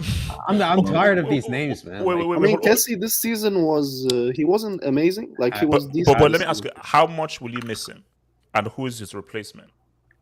Like we signed like this season he wasn't that crucial, to be honest. He was good, but he wasn't amazing. But previous seasons he was pretty crucial in getting us back. Definitely we'll miss him. But I won't say he's irreplaceable. Like already this season a couple of times because he was part of the two holding midfielders. Already we played with Tonali and Ben Nasser when he wasn't there, and it worked pretty well. We also signed Renato Sanchez as a kind of replacement to him, but it's a bit different player. So we'll see who we sign as well. But I think we'll be able to manage without Kessie, to be honest. How was Tomori and Bakayoko? How were Tomori and Bakayoko? Can you tell HH how Tomori and Bakayoko were? I mean, Tomori was amazing. Bakayoko didn't really get that much game time, but Tomori was amazing. One of the for Lampard. Wait, hold on. No, look, Lampard, the guy's a clown, man. Patrick says Donnarumma and Çalhanoğlu must be crying right now. Donnarumma won the league title. Like, relax, guys. Oh wow, Delta. If you open your filthy, stinking mouth and rep that bum-ass Uber Eats as a PhD guy, man. Dajo RF man, favored up. Chelsea was looking for Theo before the Ukrainian situation, and Theo extended with Milan. Get your facts straight. Yeah, Hashtag RJ to Real Madrid. Wait, Richard Jefferson? Wait, who is this Richard Jefferson? No, you said RJ. No, RJ. Who is Richard Jefferson? Reece James. He plays for Chelsea. Red, he's coming, HH. Wait, Red. Who is Richard Jefferson? Wow, who is this Richard He's a basketball player. He's a basketball. I don't know about Richard Jefferson, but I think he's talking about Reece James, HH. And I think he's coming. No, because Reece James is signing a lifetime contract. Needs that money, you know. He's signing a João Felix blood contract. So, if Chelsea actually get Theo Hernandez and they keep Reece James, I mean that's going to be a fallback PSG It's Chelsea. too late, bro. Theo extended his contract to 2026. You never know, Has man. money talks, as we've seen with Mbappe. Money talks. Wait, so you want to pay over 100 million? Wait, I don't understand. Tadby. Bro, why would Theo want to go to Chelsea from a league winners, man? I don't understand. Like, he's not bought you yet, though. You don't Yeah. have an owner. You don't have an RDS. owner.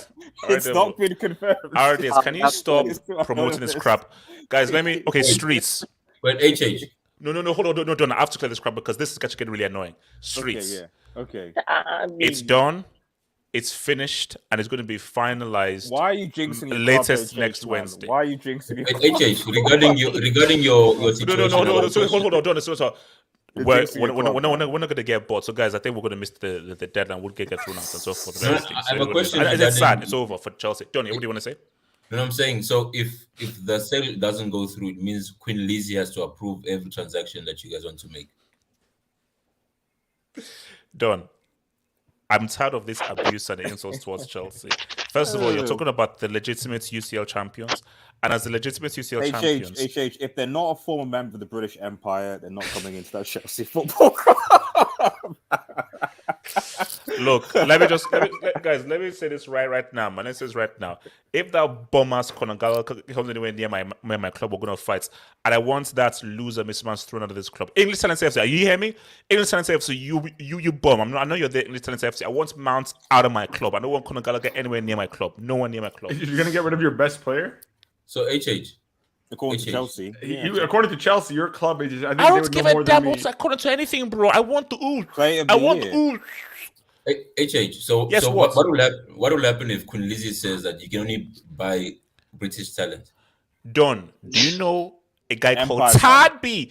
Don, Tad B said, I want the Us as a priority. I don't want to Tad B get hasn't the bought ski. Chelsea. I don't want to Yeah, get La bill. but He's bought it already. He's already You guys might have to deal. get you might have to get a British. Oh, by the way, you do know your deadline is like in 7 or 8 days. It's the first of May. It's the deadline is coming soon, bro. Look, it's like 7 days from now, man. Casey, Giroud completed football before Benzema. Hashtag.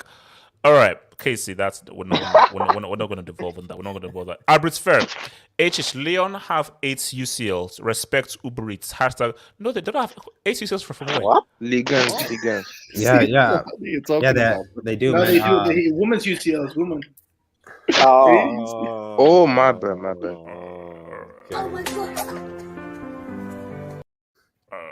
Shout out to them. They beat Barcelona yesterday. Shout out to them. They did their thing, man. Hold Hey, on. hashtag me too. Hashtag me too. Ricardo Shush. Yeah. Junior Koroma. Forza Milan for life. Yes, sir, bro. Forza Milan. Junior Koroma. HH, I'm glad you had a debate with those English bias merchants. Laugh my ass off. Dybala is a phenomenal player. They worship Hurricane.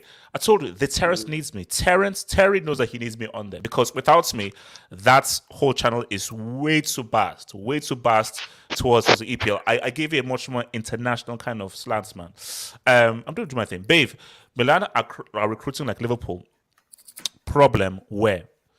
Facts. Yeah. Abrit's Fair says, thank you. Bayern and Liverpool don't sign big players. Gnabry was an Aston project. Man City and PSG signed big players and it hasn't worked out. That's true. Milan can do it. Look, I said it's all about, see, the name of the game is manager, make sure he's the right guy, build it in his image. That is why Hazam, I'm praying that Tuchel can begin the support that your boy Pioli has been given, because Hazam, if the Chell gets given his target, oh my, treble train, That's my theme, man. Don't come out. HH is right. Serie as a whole needs a rebuild, and AC Milan needs a promotional and media rebuild. Maybe since now. Yeah.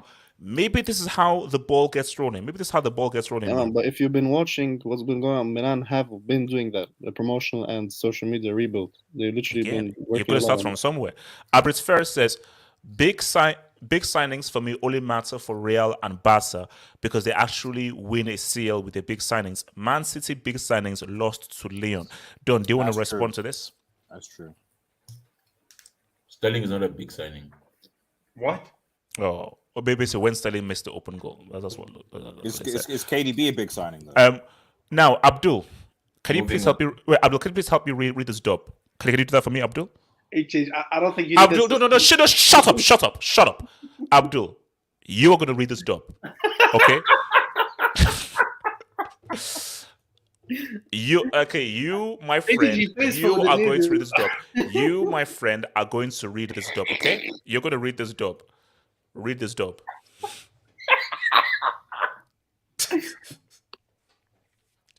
Read it. He Read left. it. He left. He left. He left. Stupid idiots, man. What a complete moron. All right, guys, let's keep this going to the next one. So no, Hazem, I know Hazem, you have to go, but thanks for that, man. Instagram, peace, man. Peace. Congrats. So guys, let's smoke on this mixtape, man. Let's smoke on this mixtape. So let me put up an image because it's always good to have an image to smoke to, man. Sorry, HH, can I just say just one quick thing, just as we end this segment? It's just a brief thing that this. Can we at least just say that like Allegri has bricked it, or at least should be under review given this Juventus style this season? Oh yeah, I know Martin. I don't know if Martin's in the chat, but just as something like this guy was supposed to be. Part of the reason why people didn't think Milan, because I actually was one who actually thought Milan was going to win Serie along with Hassan. But one of the reasons why we were saying that was because a lot of people were saying that Allegri. We said Pirlo was garbage. Remember. And Allegri was going to come in and he was going to, have more managerial experience and he was going to do some, at least make him competitive. The reality is that, like, he's not won any trophies this season. Trophyless. Pirlo won 2 with no badges, and yet this dude. But do you know what they'll say? Kiers attacks. No, but you can say Kiers attacks. Who decided to allow Kulusevski to go in January? Exactly. I mean, and the reality is that this was also done. That so many people saying. I remember that, like, he should go to Arsenal, he should go to United, he goes to Chelsea. Like, so many people were saying that this was one of the hottest properties. I'm not saying we're not going to do that. We're not going to. Yes, we are. Yes, we are. Let's bring context. What's context? Ronaldo was a sucker because, like, at the beginning of the season, he left 3 days prior to the end of the transfer window. He didn't give Juve any time to really replace it because they sold Gundogan and all that stuff. They did all that business before because they thought Ronaldo was staying. Ronaldo decided to leave 3 days before the end of the transfer market, and they didn't. Red. No. Red. Fine. Who decided to let Kulusevski to go in January? Yeah, but because they thought they already had options because he wasn't getting minutes the season prior because they had Ronaldo. No, Red. The fact that you allowed Kulusevski to go in January, not in the summer. In January. But they got Vlahovic like afterwards. But Red, Kulusevski. Without Kulusevski, Tottenham to get top 4. He was instrumental. And Kulusevski, I believe, scored the winning goal when they won Coppa Italia last season. The fact that you allowed a guy like Kulusevski to go, who I believe could have maybe been crucial in that Coppa Italia final or so forth, or help you during the season, that's an L. And that's on your watch. Okay, because when it happened, I said, wait, why the hell are you allowing probably one of your best players to go in January? Look, we have to move. We have to smoke at this pack. Let's smoke on this pack. We need to smoke on this pack. I'm saying hashtag never get back with your eggs. Yeah, pretty much. Guys, now look. Yeah. Guys, let's guys, this is the real reality, man. But Arsenal fans are clowns, man. Shout out to Ty, man. Guys, this is the real reality, man. Guys, here's my thing. They would have qualified for the UCL, finished the bottom, and never gone back. So they would have made a cameo appearance in the UCL. But look, a cameo appearance is still an appearance. So it would have been at least a nice thing of what we're back. Guys, let's be real. I am not sure how long it's going to take before Arsenal get back in the UCL. Because see, the reason why this is such a huge mess up, is Tottenham are going to improve. Yep. United are probably going to improve as well. Chelsea probably also going to improve as well. Newcastle also coming as well. And I'm not sure what Arsenal are doing because really, because remember, before the meltdown, they were close to Jesus. Without UCL for football, is Jesus still going to go to an Arsenal? Maybe so to go with Martinelli, but I doubt it. HH, has Jesus won more PL titles than Arsenal in the last 20 years? Yes. But HH, I gotta ask you something. How many do Arsenal even have any world class players? Because I don't think there's a world class player in their team. Nope, they have potential, but no world class player. But like again, for me, Saka is like Rafael Leao, really good young talents, but they have no world class player. No, none. So you're right on that. Like, when are they actually going to make top four when they're competing with other teams who have world class players? I mean, What's worse is the other teams are only going to get better because they're only going to get I better. see Chelsea securing third place. Like third place is Chelsea. And then Newcastle, that's a threat because Newcastle have money. United won't be as bad as this season. No, because this is the worst season ever. Worst season ever. Yeah. For as long as been watching for football, this is the worst I've ever seen United. And you know why they had to get top four? And You know why they had and there's West Ham as well. Like West Ham, trust me, I feel as if they can be a bit more consistent than Arsenal. But the whole thing with Arsenal is that even if let's just say they got top four, let's say they got fourth, it was never going to last. They were going to get fourth, finish bottom, and they were going to finish like 6th or 7th the next season. Like this was just a unique season in which. I would say artists. I was just gonna say just a small point. I would say, okay, maybe I'm biased, but I think if Riera was their manager, they would have got top four. Yes. I'm gonna put that out there. I'm gonna put that. Yes. If he was the manager, they would have. End of. Yes. For me, the biggest mistake that Arsenal made was trusting in Arteta. See, okay, because I said, okay, fine, Emery did work out. You can't go from Emery to Arteta. Yeah. And also, my thing is that people say, oh, look at the squad and so forth. As many people have pointed out, you let Aubameyang go in January, cool. Who did he get in January? No one. Those signings that Tottenham... Wait, did Tottenham get Romero in January or in the summer? No, they got in the summer. Summer. Getting Bentancur and Kulusevski, specifically Kulusevski, that's what's taunted it. Kulusevski, for me, I say the best January signing was Luis Diaz, followed by Kulusevski. Those are the two best January signings. No, I think Kulusevski is better than Diaz. Statistically speaking, Diaz has been better. Impact-wise, the thing with Diaz is I don't think his end product is as good. He makes chances. Yes. But let me change it. I think that in terms of just quality of player and what he could do, I see Luis Diaz. In terms of effectiveness and how he has helped the team, Kulusevski. He's been in terms of goals, assists, and just how much he's helped the team win points and winning games, Kulusevski. So, and for Arsenal, it's like. But you know, HH, when you said even if they made top four next season, they can't make it the season after that. I felt like even if they did make top four, look at all the world class players they can attract, because world class players are intended to. Look at Poch. Delta. Here's the thing, though. It's not just hey, we're in the UCL and so forth. It's cool. Now, how much money can you offer me? And what does this project look like going forward? Because Delta, if I was the agent of a player, a really good young player, and a guy says, "Oh my guys, agent man, do you think I should sign for Arsenal UCL?" I'm like, no, because I say these guys are not. You alone will not be good enough for these guys to get out of that group. You're not going to come out of the group. You may finish third, that's Europa, but most likely you may finish fourth, and you're not going to get back there. Long term wise, this will not be good for your career, even if they're in the UCL, because it's just going to be a one and done season. And HH, you know why this is bad as well? You know why this is a big L? Because these guys had one game a week. They had no Champions League, no European League football. Exactly. And they get knocked out of the cups early. I think they get knocked out in the FA Cup in the first round against Forest. And so you literally had one game, a full week to prepare, and you still get fifth. Because, bro, when you're back in the Europa, that Thursday to Sunday, it's going to be tough. Yeah, that Thursday to Sunday. Can we talk about Emery? Yeah. I think it's simple xenophobia that has led Arsenal here. Yes. Yes. They were very xenophobic. Yes. The way they used to make fun of his accent. Yes. And players were not listening to him. Yeah. And then these AFTV clowns actually supported the players instead of the manager. No, but so this is one thing I'll say though. Emery is a great cup manager. He's a bad league manager. I don't think so. I actually he is. don't No, think he so. is. He is. No, if you look at Villarreal this season, it was because of the injuries that they had at the start of the season. That's why they have been so bad. But when you look at his record and so forth, to be fair, they've given more tolerance to like Arteta. Literally finished 8th.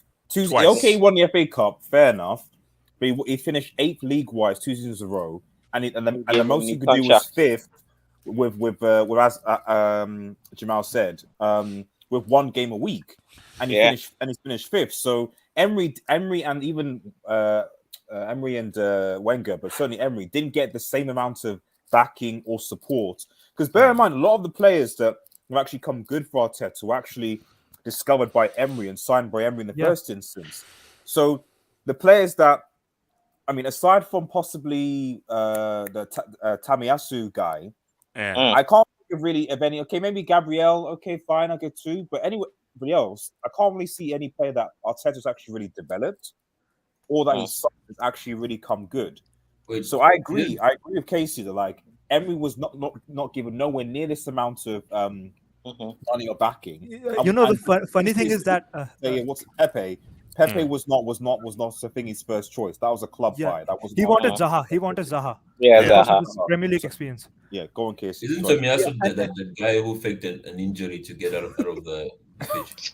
No, but you know the biggest sell is, when was the last time Arsenal reached the Champions League semi-final? You're going far. That's too far. Wait. Arsenal reached the Champions League semi-final. Oh, that's when was the last time they defeat when they beat Bayern Munich? Or a team like a Juve or Bayern Munich, a top European team. When was the last time they did that? It's been 8. Let's see, 05, 06, when they made it to the final. It's 09, I think, Manchester United. Yeah, it's 13 years before. Yeah. No. Now I've got to come to Robin as well. Rob, talk to me. I know that you must be a happy man. You must be happy smoking on this park, man. But speaking objectively, man, how long is it going to take before Arsenal get back in the UCL after missing a golden opportunity that you almost handed to them on a silver platter? Well, I think it's going to be quite a while, because every team is going to improve next season, and there were already teams that were very close, like West Ham, Wolves were not that far. So I think, and Newcastle, of course, everyone is going to improve, and this was the best chance to do it. But I think that they screwed up in January without signing anyone. Like they sold a lot of players, they loaned out a lot of players like Guendouzi, Torreira, who could have done a job this season. But they decided to loan them all out. So it's their own fault, and they didn't sign anyone in January. So it's their own fault, actually. But I mean, how long do you think it will take before they get into the UCL?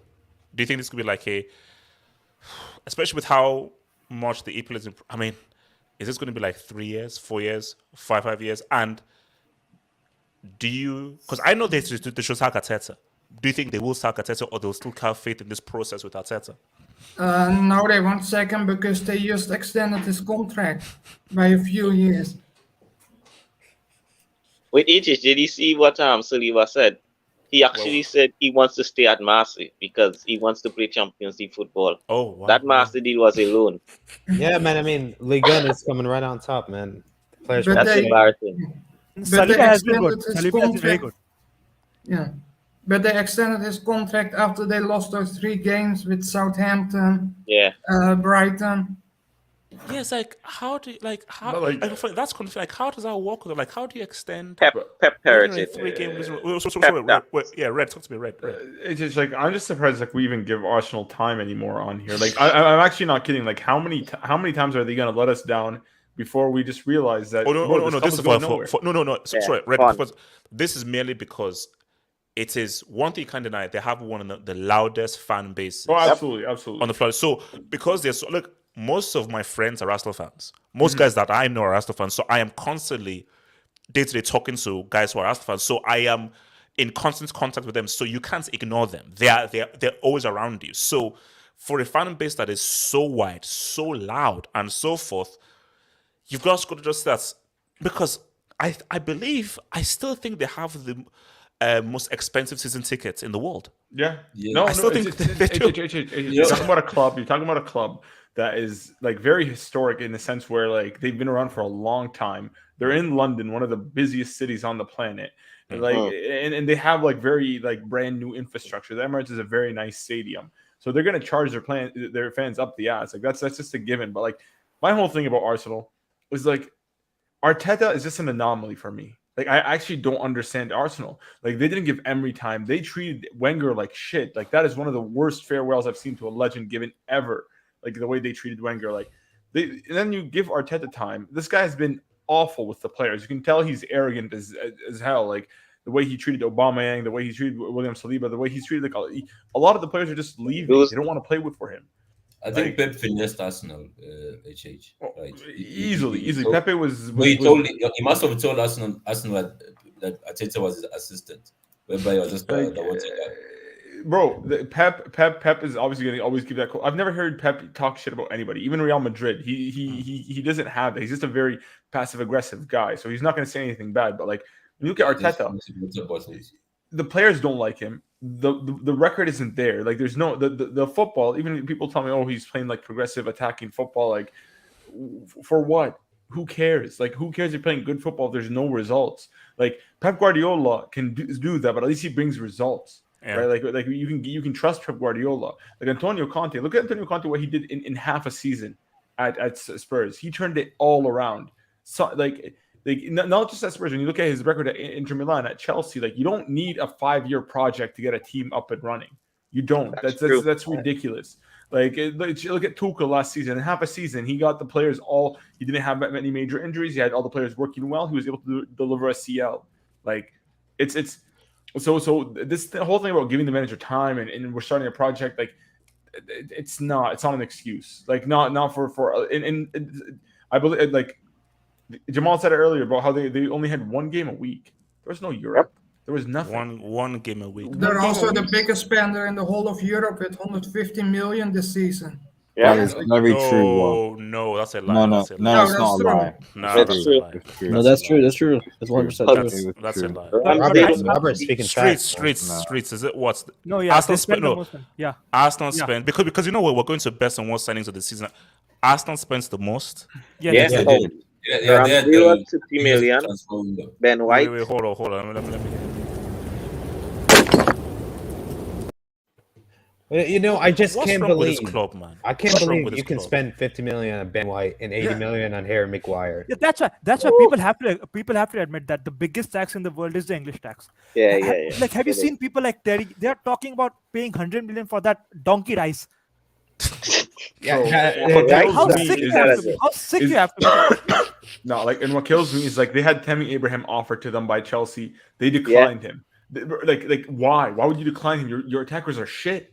They're attackers. Like Tammy Abraham was offered to them. Remember that? They declined Fred, him. hold on. Because I remember when like they got offered to him. I'm like, man, do you know that Tammy could be good? And Arsenal fan said, man, why do we want this freaking bum ass Tammy Abraham and so on? This guy's crap on so like I said Arsenal fans, you know that you don't have the luxury to reject it Tammy Abraham when he's been offered to you. And the guys said, now we don't need it Tammy thinking and so forth. If Arsenal had Tammy Abraham, they get top 4. Yeah, I think that he could play the first 9 like Pep. And hence I'm saying that guy in his head, he thinks he's Pep. He's like, you know what? Screw these guys. I'm gonna do it my own way. And then reality kicked in. And you know, like, how many like English players are actually like you would consider like world class? Like apart from Reece James and Trent Alexander-Arnold. Kane also. Kane. Harry Kane. I say borderline. But AJ, back to Arsenal. Yeah. And Mason Mount. Kyle Walker is definitely world class. Yeah, that's what I say. How long does it take until these guys want to leave Arsenal? Because I know Saka is a London boy, he's Arsenal through and through. But a guy like Martinelli, man, I mean, guys, like, you can't get these guys out. No. See, look, Jamal. Like, Martinelli's not going anywhere. You know where they got Martinelli? Martinelli was bought from the Brazilian 4th division, which AKA is literally the Brazilian streets, bro. These guys don't play on grass. No. But here's the thing, though. Like, you can say that, but if he keeps playing well, and his name gets props up, and also November is coming. Let's say he has a good World Cup. Speak on that, Richie. Okay, I know you're going from 4th division and so forth, But now my name is now carries more cachet. I'm much more desired. Why the hell am I at this bomb-ass club? Yeah. And Red, I'll tell you this right now, Red. Martinelli is better than a lot of Chelsea's attackers. Yeah. Fair. Like Red, I would happily trade Mason Mount, Timo Werner, and Pulisic for Martinelli. What about Callum Hudson-Odoi? Red. Seriously, so you're pretty much saying that the Arsenal now is a stepping stone club, essentially. Yeah. Is that... Yeah.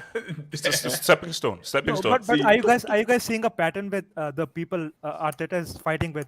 Aubameyang, Pepe, Saliba. Easy. Casey, I saw that narrative in the chat. I'm not gonna. I do have a narrative though, HH. I do have a narrative.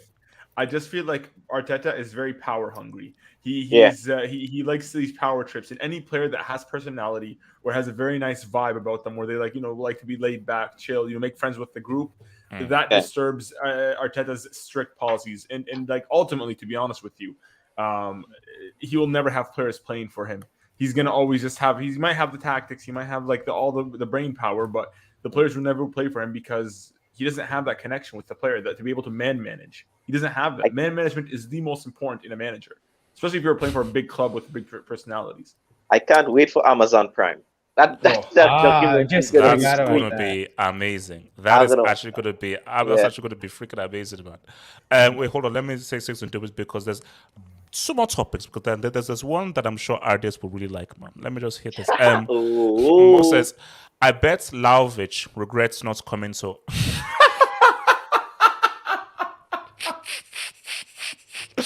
These guys were actually trying to go in for Vlahovic, man. Yeah. They were literally trying to go in for Vlahovic, man. What kind of sick club? One of the funniest interactions, HH, I remember when that happened, is on Twitter. I saw this one guy. He goes like, "We went invincible." They're saying that to a Juve fan, like because they were saying that Arsenal bigger. And I'm saying, Juve literally just went invincible like 10 years ago in 2012. Like, what are you idiots, flexing? man? English Talents FC HH news on the streets. Todby #Todby banned #took out. #Southgate in. English Talents FC. Southgate is your manager. Please go and focus on the World Cup. Southgate is not coming anywhere near. The Took era begins next year. Let's roll. Rodrigo Rodgers. PSG INC brick of the year. He jinxed PSG. That's a good point. That is a good point. He actually he jinxed both of them. Natsa. Bayern are very small on social media. Milan will come back.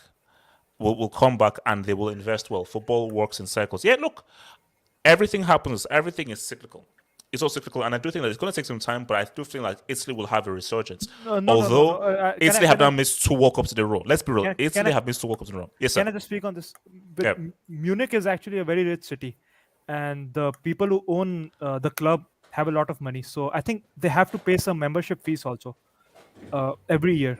So that's what like helps clubs like Bayern Munich and Dortmund, because Germany is economically very rich country. Italy is not right now. Your boy Low, we need to spend a lot this summer to get to. Money from where and who you going to attract? Hold on. At the beginning of the season, when didn't this guy spend the most? Yeah, even more than Chelsea. Arsenal, they spend the most. That's what Robbie said, though. That's what AFTV has basically said, is that if we're going to get top 4 next season, we've got to spend more money. I don't understand. English Talent FC, man. Thank you for the dope, man. HH also next season, Leicester 1 game a week, Villa also. Yeah, don't look. It's not going to be easy for us. It ain't going to be easy. It ain't going to be easy because look at how good West Ham look. They're not going to be. Wait. So West Ham finished what, 6th? 7th. So they're in the 7th conference. Oh, homeboys were 6. You know, so yeah. Brighton stopped Cristiano from facing Andorra Premier League. And Casey, that's a perfect segue. Perfect segue. Did you see the DM I sent you? I saw it. Actually, no. Let's start here first. Let's start here. This is a good place to start. So, guys, shout out to Gatlock. Shout out to guys because Gatlock popularized this term. So all things are balanced and equal, as the great Gatlock would say. Guys, check this out. Check this out, guys. Check this out. Can you please look at the goal difference for Man United? 0. RDS, can you please explain this goal difference and this finish from Man United, please? Thank you. And the points tally. And the points tally. Red Devil Studio. Yeah. Can you please explain this goal difference from Man United? Because this is Exhibit A, and we'll come to Exhibit B. So Exhibit A, can you just please explain this 6th, 16 wins, 10 draws, 12 losses, 57 goals, 57, and a GD of 0. Bro, what did you guys do to Varane, man? What did you guys do to Varane? Like, the guy Perez, man, like he saw injuries, isn't it? Varane is somewhat been injury prone, and Perez, what I know is Don Perez knows when to sell players. He knows when to sell players at the right level. When he lets players come in, you're saying of Varane. Varane has had how many more appearances than what player? PSG Delta. There's a certain ex-Madrid player that was supposed to play at your club. Has he been? How many games has he been playing? He's been. How many games has Ramos actually played for PSG Delta? Hey, don't try to change the subject, Don't bro. change. Talk on Manchester United. Explain this 6. Artist, focus. Artist, focus. Just focus. It's just, it's important. So yeah, I mean, at the end of the day, what can you throw back first? Talk to me, man. Talk to me. I mean, at the end of the day, like 6th, it is what it is. United have had, what I would say, the preface is that United have had like arguably one of the worst, not arguably, they've had the worst season like that they've ever sort of had, ever. And yet they're still 6th place in the Premier League, and not bro, that that's far. not a flex. That's not a flex. No. This is 6th place. Like that's not good. It's not a flex, but the point is that it's as people have said already, like you can't get any like lower than here. So the point is that people are like, we're saying, United are finished, they're going to get relegated, all this blah blah blah blah. If what you're saying is that in United's worst ever season ever, that the worst is like 6th, when like say teams like Everton, for example, that have spent probably just almost the same amount of money as Manchester United have up until this point, are battling relegation, then we're good if we actually get competent coaching staff, competent players, and a competent direction going in. That's what I'm saying. That's a fact. So we're not even going to be touching irrelevancy when Ten Hag, Ralph Ragnick, etc., can actually sort of figure out a way to, because make no mistake. I mean, in fact, I was actually reading an article on the Athletic, because there was, I think, an article basically about like behind the scenes, what was been going on from like start to finish, from the end of Oli to Ralph Ragnick to the rest of the season. And after reading it, I was like, actually, this makes a lot of sense. Like things like the like disagreements between the way Ralph Ragnick's coaching staff and the established staff, Glazers had behind the scenes, envy between different players not getting on game time and salary caps, players not turning up. There's a lot of stuff going on behind the scenes at Manchester United Football Club when Ralph came that you could say, or you could point to as being responsible for why United were just garbage. There was clear disharmony and disunity in the team. Ten Hag's going to win us the Premier League. Sorry? Ten Hag's going to win us the Premier League. No. So Ten Hag is not so. Ten Hag. RDS, can I ask you a question? Yeah, so go on, Casey. Yeah. So if Ten Hag improves your playing style, and if you guys are pressing good, and maybe you're not winning games, but you're still like playing well, will you be okay with the 5th or 6th place finish again next season? It really depends on this.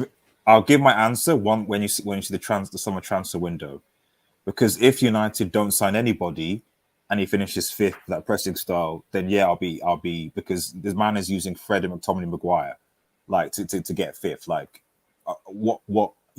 when I looked at that, because I think someone said that the 10 players that you saw playing for United now are going to be here. Most of them are going to be here next season. The ones that you saw playing against Palace. And when you look at the team, I'm like, these guys are bums. They can't compete with Liverpool or City. I don't care how great a coach is. No, are you telling me that Pep Guardiola can make Maguire world class? You know, he actually wanted to buy him. He wanted to buy him. No, but hold on. I mean, before you go into it, I mean, I just Exhibit B. Because here's my thing. Because my thing about Exhibit B is I'm confused about this exhibit. My thing here is that I've seen this picture before. I know, but I want to just it's like like how comedians do like this, like a callback, like a callback. So Right, artists, this two have swag in this competition. Wait, artists. My thing though is that I've already kind of explained that he needs the trophy to complete. No, don't do that crap. No. Artists. Yeah. Is Cristiano Ronaldo the brand, the man, the guy with all those followers? Is he going to really play in the Europa League? Why would he not? Yeah. What's wrong with Mr. Champions League? No, he was never Champions League. He was never Mr. Champions League. If I recall, wait, hold on.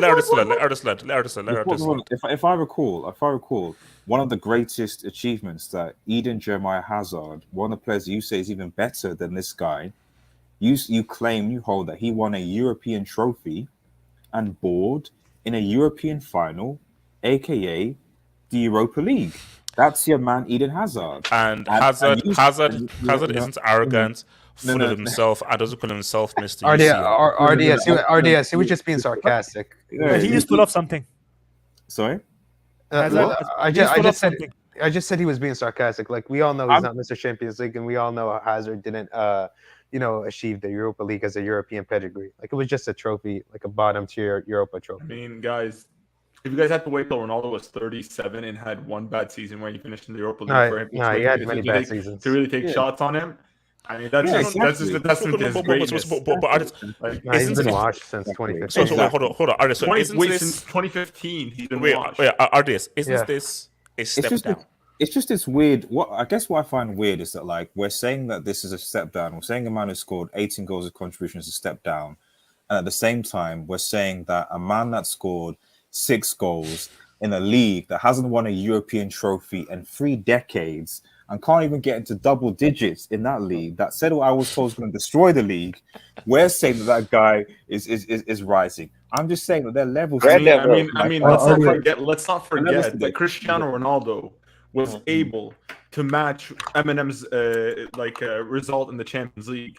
Like, you know what I would say. Did the same as Ronaldo in the Champions League. They both reached around the 16. That's their level, and that was Ronaldo at 37 was able to do that. Also, I don't know. Hold on. They have a front line of hold on.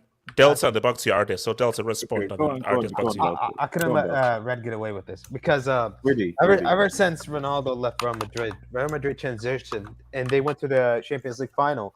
Messi, since leaving Barca, they went to the Europa League. So you can't compare what Messi has done for Barcelona and MSN. I mean, bro, I don't know about you, but Barcelona were in the Champions League and they just finished second. Which last year they finished third. Without Messi, they finished third. Without Messi, they finished second. They went to the Europa League without Messi. That doesn't mean anything. They got the very next season. Yeah, that's sure. Yeah, I agree with you. Barcelona did decline.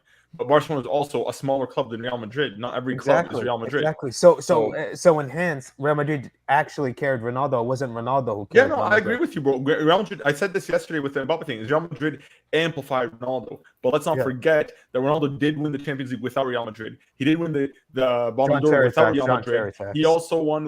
He also won the Euros in 2016 without Real Madrid. Ronaldo is decorated with or without Real Madrid. He doesn't need Real Madrid. One last thing, H. One last stat. Let's not forget also Ronaldo from 34 to 36 for Juve in 3 seasons scored 100+ goals.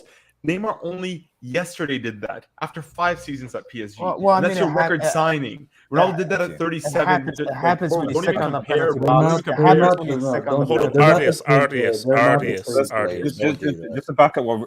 Just to back up what Red said, because I mean, to be fair, you shouldn't go in all on Messi. Neymar also only scored 10 goals in that bum league. What I would say though is that, like, just as a general question to HH, Can you name me a world-class player currently at Manchester United? There's none. There's no. Okay. Cristiano Now, can you name me a world-class player at PSG? They have more. Yeah, so the point we make is that like at the end of the day, the man Ronaldo, whatever he said, I love him. He's great, but at the end of the day, you still need a team, a squad in order to compete. Look, I just want to give you 18 goals without any world-class players. That is a form of dirt. That's a form of dirt. But you can make a counter argument. And yet, HH 6 goals with two arguably the best players in the world in terms of Neymar and Mbappe, and you get 6 goals. I'm just saying. It's how many assists? How many assists? You can make a counter argument to that. There were second. Those bottles down. We're gonna pop. No, what I'm saying is United actually finished in a higher position with a weaker squad without Ronaldo there than with him. Dude, Ronaldo. No. Don't do it with context. Bro. Context. Liverpool. Yes, we're allergic to context here. It's not like no, Liverpool but had they got more. injuries I'm last saying, season. regardless of position, they got more points, more goals, less goals conceded. Because the Premier League was weaker back last year than it was this year. Yeah, last year, the Chelsea wasn't the same as I don't want to hear that. I'm not last hearing year, that. Chelsea, Arsenal, and Spurs all had rookie managers. No. Chelsea went remember, Chelsea halfway through the season. Hold on, one at a time. Don't. What I'm saying is right. Those are 3 teams. There's still 16 other teams that you have to beat. Right. So the context applies this season as well. With a better squad, they finish in a worse position. Yes, but you could. Yeah, but two things with that. One, obviously the context, as we said with other clubs. Not to mention Liverpool had multitude of injuries. I understand. That's the first thing. The first thing is all that in context. The second thing, as I said previously, addressing it, this season, we went in with Ollie. You had a completely different change in managers halfway through the season. And as the Athletic report is saying, there have been a lot of background internal issues, not just revolving Ronaldo, but Martial, Rashford, other players, etc., etc.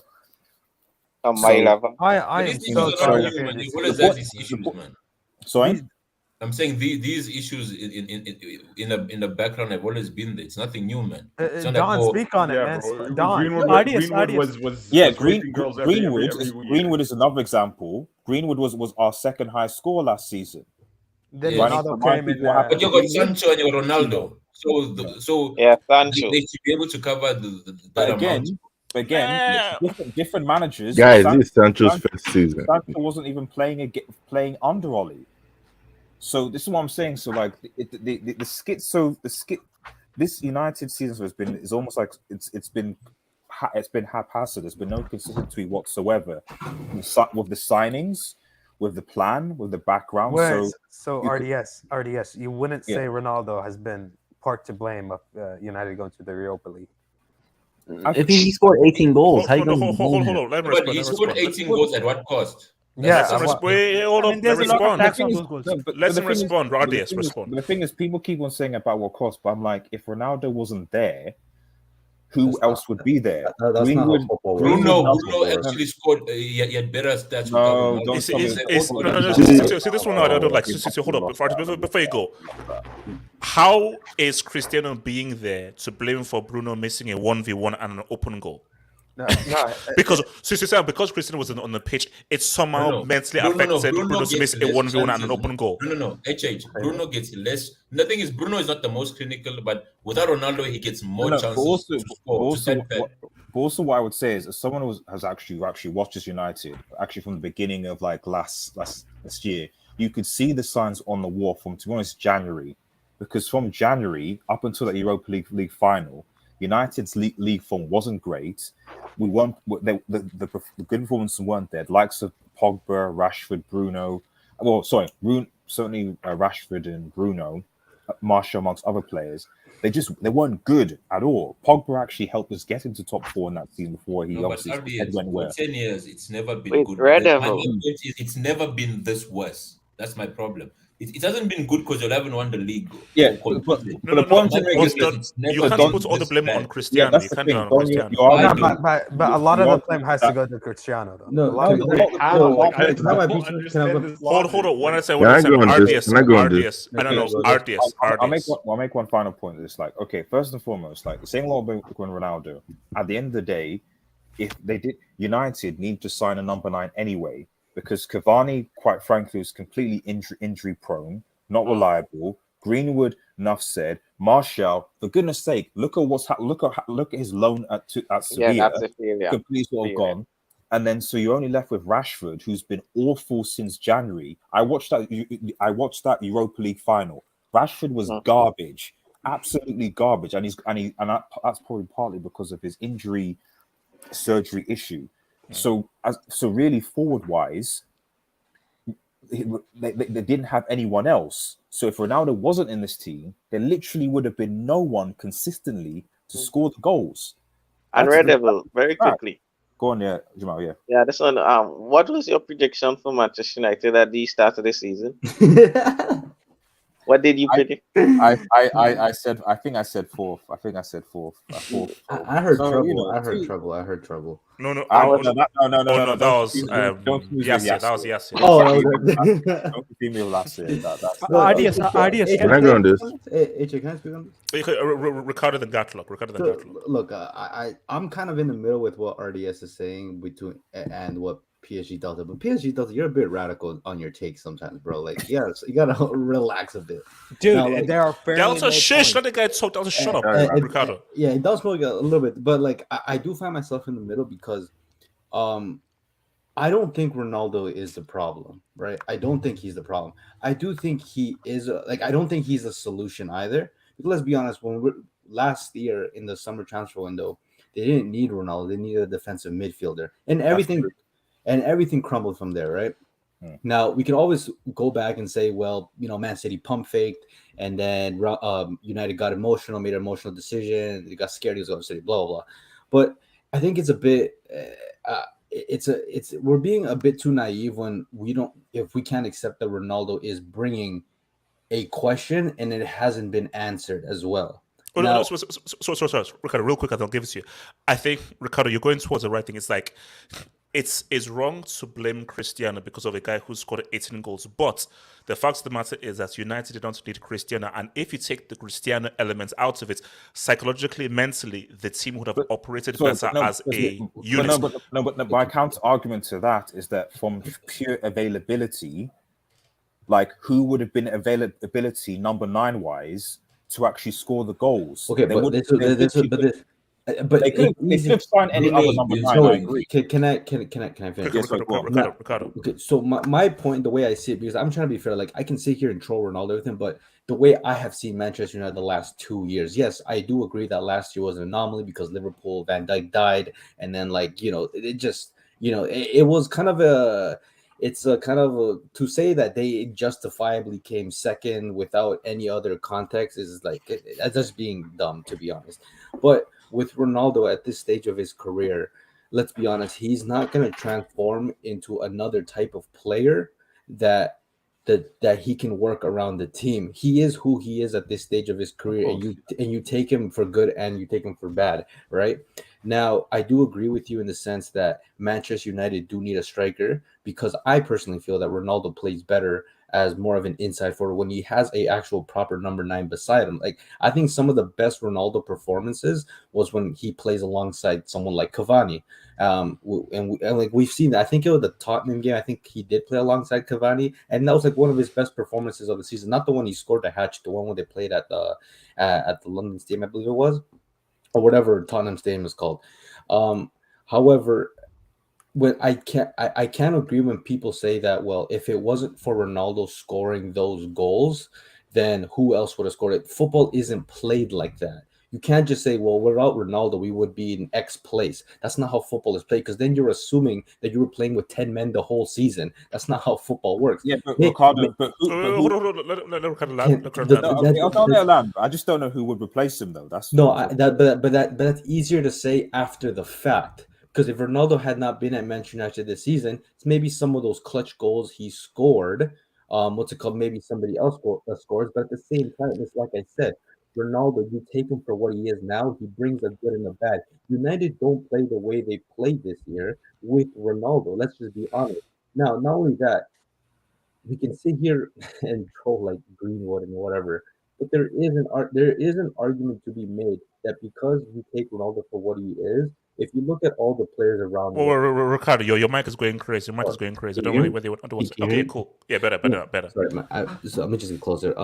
There is an argument to be made that if you look at the statistics from Rashford, Greenwood, Cavani, Bruno Fernandes, and whatever forward they other had. Oh, well, Marcel barely even played anyways, but all of their numbers have declined, and I personally think they have declined because when you bring in someone like Ronaldo, you have to play around his strengths. You can't model him to be a different type of player to fit in this United team because he is who he is at this age. Now, it can be out of fault and can be out of benefit.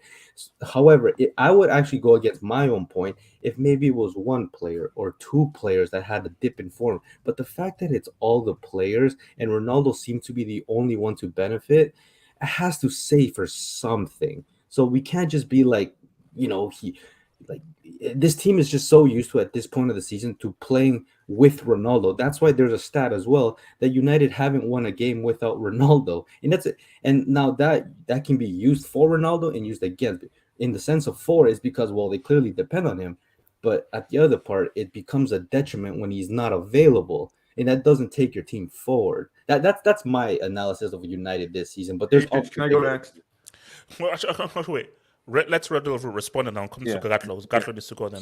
So just again to things. Well, I think the first thing one is like, one thing I'll say is like, is Ronaldo responsible for Maguire not being able to defend? No, that's not. But what I'm saying, I'm saying on the offensive end. I'm saying on the offensive end. On the offensive end, sure, but as you've seen the table, they've conceded 57 goals. No, I agree with you defensively with Maguire, with Varane, with the fullbacks. It's a different. There's different issues. It's just not. Of course. So I've never said that Ronaldo hasn't been an issue, but the only thing that I've said in defense when people say, "Oh, isn't he shouldn't have been here," it's just like in a practical sense, like you say, "Oh, football's not like that." Okay, well, if United didn't go and get a number 9. Because the United weren't planning on getting a number 9 anyway in the summer. Ronaldo just happened to be available, and we're like, we should get him.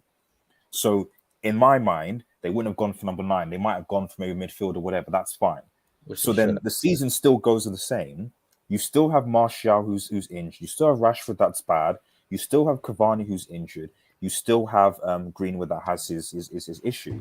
So you still have the same issue that United don't have an outright number 9 or 9s to actually score you goals. We saw what happened when Liverpool signed Luis Diaz in January, and they cooked.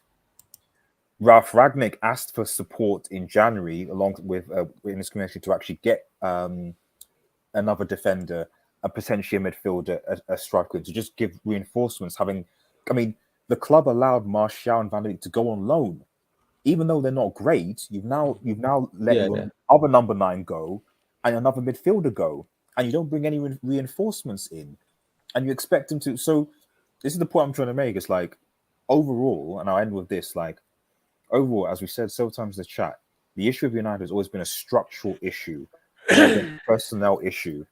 It's always been, unfortunately, the hierarchy making poor mismanagement issues, whether that's in the scouting department, overpaying contracts, etc. And hopefully, when Ten Hag comes in, this can be resolved. Simple as that. Gatlock, talk to me. Okay. Can I talk after this real quick? I'm not gonna come at this from a different point of view. Okay. I do feel that Ronaldo is a bit. I don't think he's a problem. I don't think the thing is, United needed this. They needed this season, and they needed Ronaldo mentality because how do I put this? You see, the way I saw United last season, there was something you kept on saying on that social. They will never win a league. They will never win a major competition. Yeah, never. Under social, the tenure he was in, United were happy getting top 4 and just competing. They were never going to progress. So this was a necessary evil that had to happen for them to get a 10 because no, but Yes. then let me ask you this though. I know we can't do what ifs. What if they never sign Cristiano? Ole's still in charge. Do they still get top 4, or is that the season that Ole gets found out? I think I don't think Ole will get found. You see, you know the funny thing. That's I actually think they might have made top. Do you know why? Because you see, if a team as shit as Tottenham and Arsenal could, fight for top 4 and actually get top 4, United would have found a way to get top 4. I believe United gets 4th. They would have found a way to get top 4. Under Ole, they get 4th. No, They get 4th. but here's the thing. That's still a problem. They will get 4th and they will get lubricated again in the Champions League. Go to and it's just the same cycle that's going on and on and on again. Ronaldo's mentality of I want to win put pressure on those players. Look, I'm sorry, like you saw how Arsenal won today when they have no pressure and how they choked against Newcastle and co. Man, this Champions League season has taught us mentality here, man. And Ronaldo wanted trophies. All this, them Fernandes and co, these guys came from from Sporting and co that they didn't really win anything until after Fernandes left. Like, it's a situation where these guys haven't really done much in the Champions League. They played Atletico and look at how much they choked. I mean, look how they choked against Villarreal. I know Villarreal are good, but I mean, come on. Like, their mentality was poor. They were good. They were putting up numbers. I mean, this is the same guy who was the Fernandes who came out and said, my penalty made it 6-1 instead of it being 6-0. Like, that I'm sorry, that mentality is disgusting. And we see Rashford with all the mediocre performances he can come up with. Red Devil was right. Towards the end of the season last season, they were trash. I mean, I'm pretty sure in the beginning of January, these guys were first in the table. Liverpool collapsed. City did their stuff. And United were never that great. Even when they finished second, everybody saw it. They were never that great. And this season, it exposed them, I feel. It exposed them. Ronaldo was not needed. I don't feel he was needed. I don't think they wanted him because United played more as a team. But the thing is, with that guy there, they fed to him. It shows how... Look, I don't care what people say about Ronaldo's presence there took up the goals and whatnot. I'm sorry. If you have an elite mentality, you have to... Like, look at Greenwood. He was scoring goals despite Ronaldo being there. I know his goals reduced at a point, but before what happened in January happened, he was... No, because some people say, Greenwood doesn't pass, but because Greenwood has a very alpha mentality, Cristiano being there did not bother. So when he had an opportunity, I'm not passing, I'm shooting. Yeah. So this is what the kids say, no, if you have a strong... Gatlock is 100% right. Have a strong mentality and so forth. If Cristiano stands for, who cares? You play and deal with whatever has to deal with. With regards to, you didn't pass to me, you didn't give me the ball. I didn't give you the ball because I wanted to shoot. If we fight, we fight. Rather than, sorry, Mr. Man, let me pass the ball. So we also look at the United players outside. We also got rock. Like Maguire's has been the biggest steal, the biggest English tax steal, probably in Premier League history. To be honest, like United were robbed. They were absolutely we're talking bum naked. Guns to the face, robbed by Leicester City. No, that was daylight. No, seriously. RDS, you should prosecute Leicester. You should prosecute Leicester because that's theft. It's theft. I do, man. If we're talking a white, sorry, Gala, I know you're about to finish. Because we sometimes we do talk about extreme white privilege on this channel, man. I'm being serious. There's no other way. There's no other way that man, they 80 million. And still somehow manages to captain the club and get picked all the time. If you want an example of Aryan race, that's the only thing that I can think about.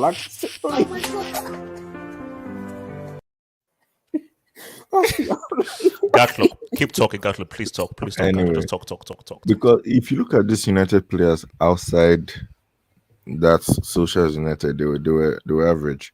Fernandes was not really popping up for Portugal at some point. Okay, I know Shaw and Maguire were decent for England.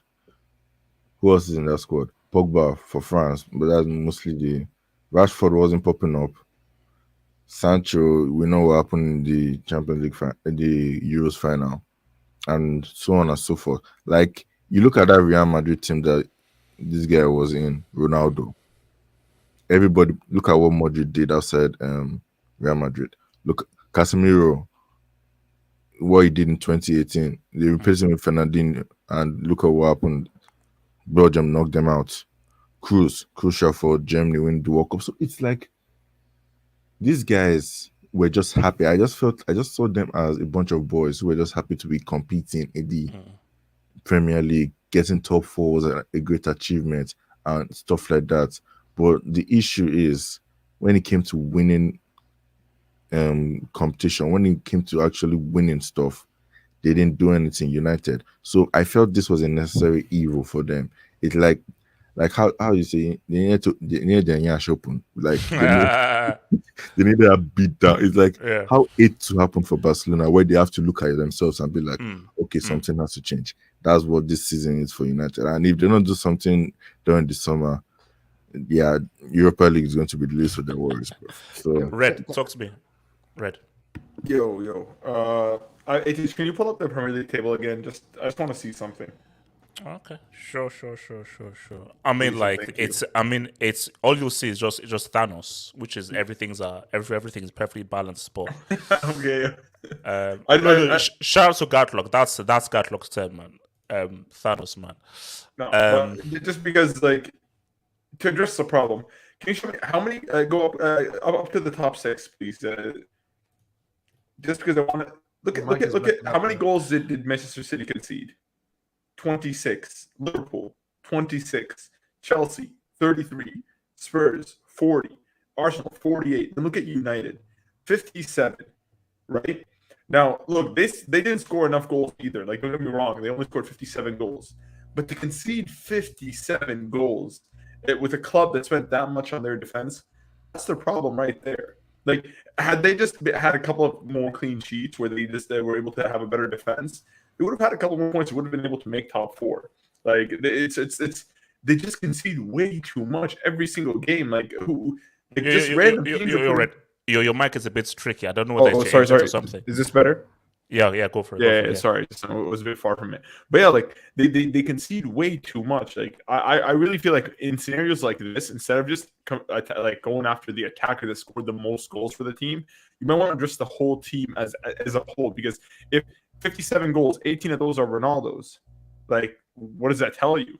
Like, the rest of the entire squad, like Bruno Fernandes had 23 goals and assists, so his season wasn't exactly bad. But aside from Bruno and Ronaldo, where were the rest? Cavani was injured. I understand that. He only had 20 appearances. He's not really, wasn't really there. But, like, that's the problem with United. Like, it's that they're just not deficient just in attack, but also in midfield and defense. And even, it's so bad that De Gea is now looking super mediocre. Like, De Gea is not a bad keeper. At his worst, De Gea is still top 10 keepers in the world. But it's just because they've just been so inconsistent in all sides of the field. So I'm not going to sit here and just, like, listen to these guys just try and blame Ronaldo as if he's the problem or Ronaldo's existence merely made everybody else bad. No. Listen, you have players like Karim Benzema who goes on. They're like, did Ronaldo hinder you? He goes like, no, he simply outshunned No, I disagree with that. Like, because Benzema did give in an interview that he said without Ronaldo, he became a better player. No, because he had to step up. Benzema himself said that Ronaldo outshunned him, which is true. Because if you watched back then, you would see Ronaldo's clearly the best player on the team. So you're going to pass it to the best player on your team. And also, if you actually watch a lot of the goals, not just the highlights, you'll see that Ronaldo puts himself in those scoring positions. He leads up to them. But I watched Ronaldo this season. That's right. I think there might be something wrong with the insights because guys are saying that it's like a transformer. like an autobot. Sound like is this better? I think even the internet disagrees with your point. So yeah. No, but Brett, speaking just back about that Benzema take, man, it wasn't really just Benzema. It was also like Dybala that really just hindered his goal scoring. Bro, I love that argument because I remember Juve, like a lot of people bringing that up when he was Dybala have like 5 goals. Bro, Dybala, if you actually go look at his entire career, Dybala has one good season, then one bad season. One good season. Look at 2016 Dybala, compare him to 2017 Dybala. And even in 2017, he scored like 11 goals in the first like 15 games and then disappeared for half the season. And at the end of the season, he scored against Barca, that brace, and that rejuvenated his career. But Dybala was always inconsistent. You can't really just blame Ronaldo on that. Like I said, go look at. You can look at Dybala's goal scoring record. Like I said, but I mean, Delta, look, I know you're a hater and so forth, but based on what RDS and Gatlock have said, you can't really argue with these things, man. What? And can I speak on this too? You can. Relax, bro. But no, I can argue with it. And shout out to Don Smoke over there, man. He knows what I'm talking about. My problem with Ronaldo, every single team he goes into, man. It's not he has the Champions League and PSG. No. It has nothing to do with the Champions. He's got 5. He's got 5. It's Real Madrid tax, but every player, his teammates just get worse and worse, man. Like year by year. Look at Benzema's numbers. This guy's at one point scored 5 league goals with Ronaldo. I mean, 5 for a striker. Benzema was Let's Milan. Wait. When Ronaldo was teammates with Benzema was 4th in the UCL goal scoring charts. Like he was still. Wait. Let Delta land. Let Delta speak. Well, I mean that's Real Madrid Champions League tax, but aside from domestically, I feel like for a striker, for a world-class striker, we regard as the best player in the world, scoring 5 league goals, it's catastrophe in reality. I mean, you look at also Dybala. Yeah, that same season where he scored 5 I'm just providing context. Right? No, but Red doesn't even have to. I could use the Rooney and Ronaldo. That's not an argument, Red, because that's not really an argument you can come up with. Champions League aside, I'm talking domestically here. And what about Rooney and Ronaldo at United? I felt like Rooney got as a better player ever since Ronaldo left in 2009. Like that could be just me. But he won less Premier Leagues. So other teams got better. I'm talking about. I'll be honest with you, PSG. Like Delta, like you do. Like I understand your points, but like to be honest with you, bro, like your position stands from an agenda point of view, which ultimately this has bro, it's not gonna. Bro, yeah, it's you're not gonna come on top objective. on this because like, bro, it's clear that you just don't like Ronaldo because you can't sit here. I don't think hold on. Can I ask a question to just? Every time we've mentioned something for Ronaldo, there's a tag. Wait, hold on. So I have to ask one question to Delta before he continues. Okay, ask the questions to Delta. In all those seasons that Ronaldo, you said declined, whatever, did he do his job in scoring the goals there? Did he do his job? Individually, but he did hinder his teammates. Delta, did he do his job? Did he score the goals? As being a goal scorer, did he do his job? Yes or no? No. Okay, so Delta, now you're being a hater. No,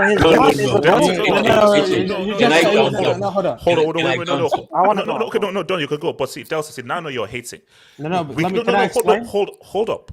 Can I explain? We can, but no, just hold up. We can go into pressing because again, there are more things to do. But there's a prime directive. Then there's a secondary, tertiary directive. But a prime directive is Cristiano. It is I am just a goal scorer. I'm here to score goals. If you've scored goals at a high volume, you've done your work. Now, the extra stuff like pressing, assisting, tactical stuff, all the instructions, that's not extra. But the prime directive is I am here and I've scored my goals. So you guys who have sort of declined under me, rather than looking at Cristiano, maybe you need to adapt and adjust your game to still be effective, which is what Benzema did at Real Madrid. Let me just explain. Wait, Delta then Delta. Yeah, I'll just explain it here. Your what your problem is, you're looking at this as a one-dimensional way. Like in a sense, you think goal scoring is just getting your job done. But also, you got to look at it as pressing, giving your teammates passes. I feel like Ronaldo is literally like a penalty poacher. Like he scores penalties, tap-ins, headers, but he doesn't give credit to his teammates. And you always see this demeanor that he always gets angry when his teammates score. You can look at this when Arabella scores. Can you name a player that scores more goals outside the Evidence. I can shut that down right here. I can shut that down by saying this. Hold up, Delta. Goals win games. Whether it's from 2 yards out, 1 yard out, or so forth. The aim of the game is to score more goals than your opponent. I can shut that down though because Cristiano gave Benzema a penalty and he told the Bernabeu crowd. Let me tell you, Mohammed. No, I gotta answer this take. He's just doing this for PR, man. That was all it's about. It has nothing to do with He Benzema. pointed Okay, Benzema. hold up. Let's hear Don's take. So Don, Okay. you wanted to have your counter. Don. Yeah, HH, can you bring up the Premier League table? Sure. Just to illustrate my point, right? All right, Premier League table. Okay. Right. If you see our goal tally, as a team, we scored 99 goals, right? Let's say, for example, Haaland comes in, right? Haaland scores 40 goals, but as a team, we end up scoring 66. Right? Haaland scores 40 goals. Yeah, No, 30, the number is not example. important. Listen to what I'm trying to tell you, right? Okay. Let's say even if he scores 35, but we score 66 now as a team. That would you say that he improved our attack, or we've actually regressed? Okay. You see what I'm trying to say? The thing is not. Hence, I asked. He scored goals yet, but at what cost? The cost of the team as a unit scoring less. So that is the problem. Yes, individually. But Don, real quick. Now, rather than putting that on Christian, shouldn't you put that on the manager? That the manager needs to figure out the way tactically. Okay, but HH, we've seen a pattern. Even at Juve, when he was there, the attack scored less while he scored more. He came to United. Same thing happens, whereby all the players around you, they regress. That is a problem. He's not a good player. He's not a Juve. Hold on, let him land. I'm saying, if you're a good player, you improve those around you. You don't make them worse. And if this happens at different clubs, then there is a pattern which we must look at. Okay, is it really that these teams they somehow become bad when you join them, or is it something about you that makes these players play bad? Look at Messi, for example. He went to Uber Eats. Mbappe is still shining, so you can't say Messi really hindered. Mbappe got but better. did Messi shine? It doesn't matter about Messi. He's talking about his teammates, man. And I expect No, but that means Mbappe is a Ronaldo in this scenario. Messi didn't shine because of Mbappe. No, because Mbappe actually. Messi scored. When was the last time Ronaldo gave an assist, man? Let's be real here. Let Don finish. Let Don land. I'm saying my point is this: Ronaldo, yes, he maintains good numbers, but at the cost of the team as a unit. Their numbers regress, and that is the problem. That's why I say he may not be the problem, but he is a problem. He always has. Let me just quickly address. So this quick first point. The first point about the goalkeeper makes no sense because my quick counter argument to that would be that even if Haaland came in and scored those goals, if you concede 90-something goals, that makes that irrelevant. So that's the same conceding, man. Conceding is nothing new to your defense. Man. But the issue is the thing is you used to score more. So because of hold on, artists. We've not conceded 57 goals in a league campaign since whenever. So that's So just real quick before you go. So 18-19, United conceded 54. 19-20, United conceded 36. Last season, they conceded 44. There you go.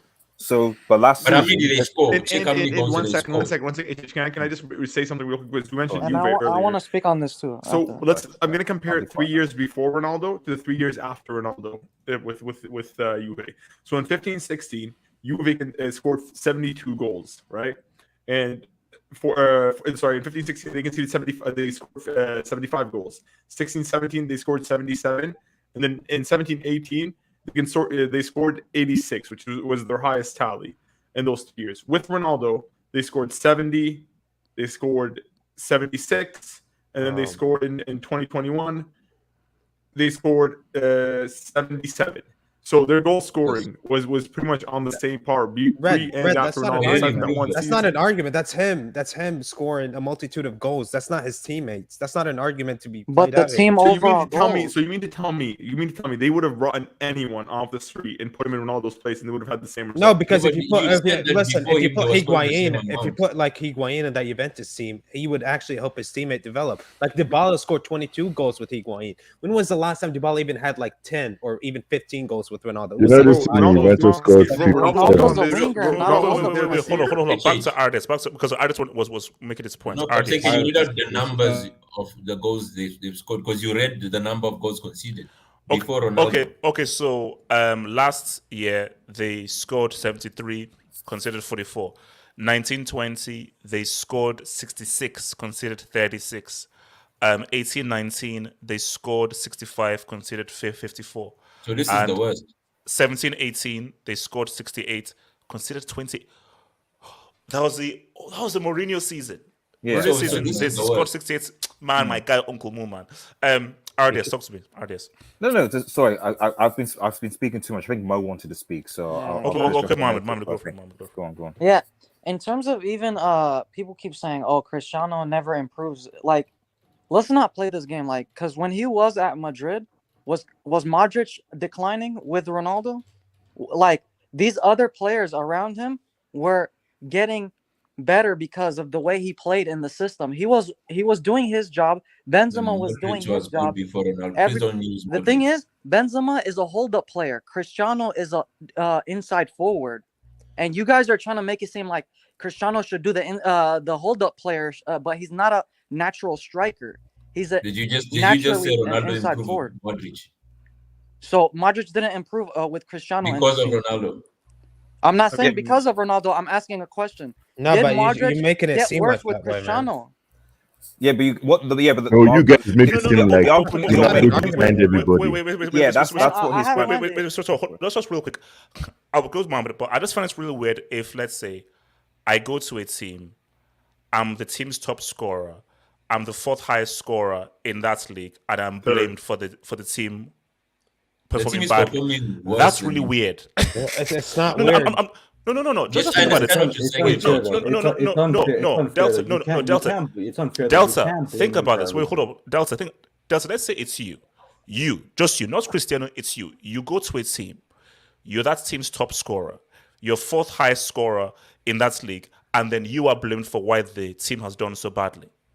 Well, you know how weird that's. Now, you can say, okay, you may be part of an issue, but if you are now taking a lot of the blame for the team declining when you're the top scorer of that team and your fourth highest scorer, that's weird. Well, sorry, let me go back to Mohammed. Let me go back to Mohammed. Mohammed. Yeah. And in terms of even last season, right? Martial is that player that links up play, and that's one of the big things that people are sleeping on. That I think RDS already brought this up.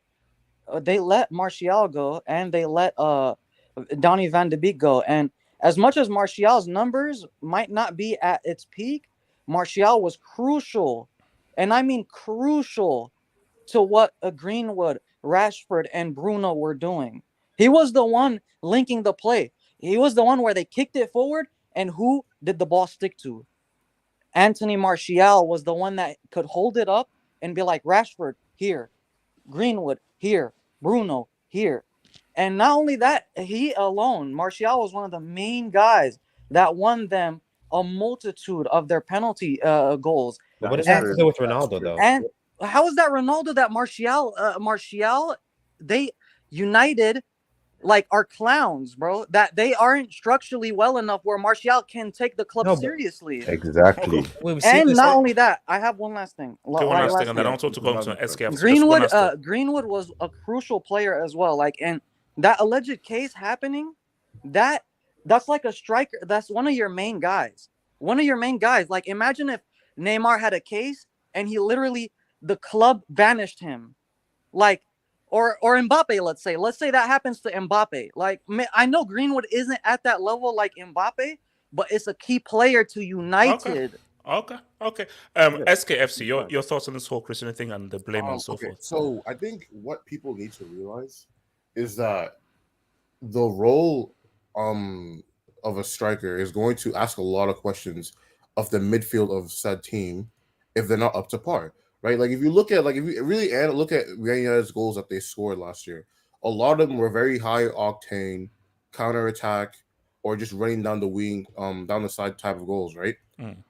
And when those type of build up situations, you don't need it's having like good good center midfielders isn't as pertinent because you don't need them to break down a defense, right? Especially if you don't have an out and out goal scorer that's a striker.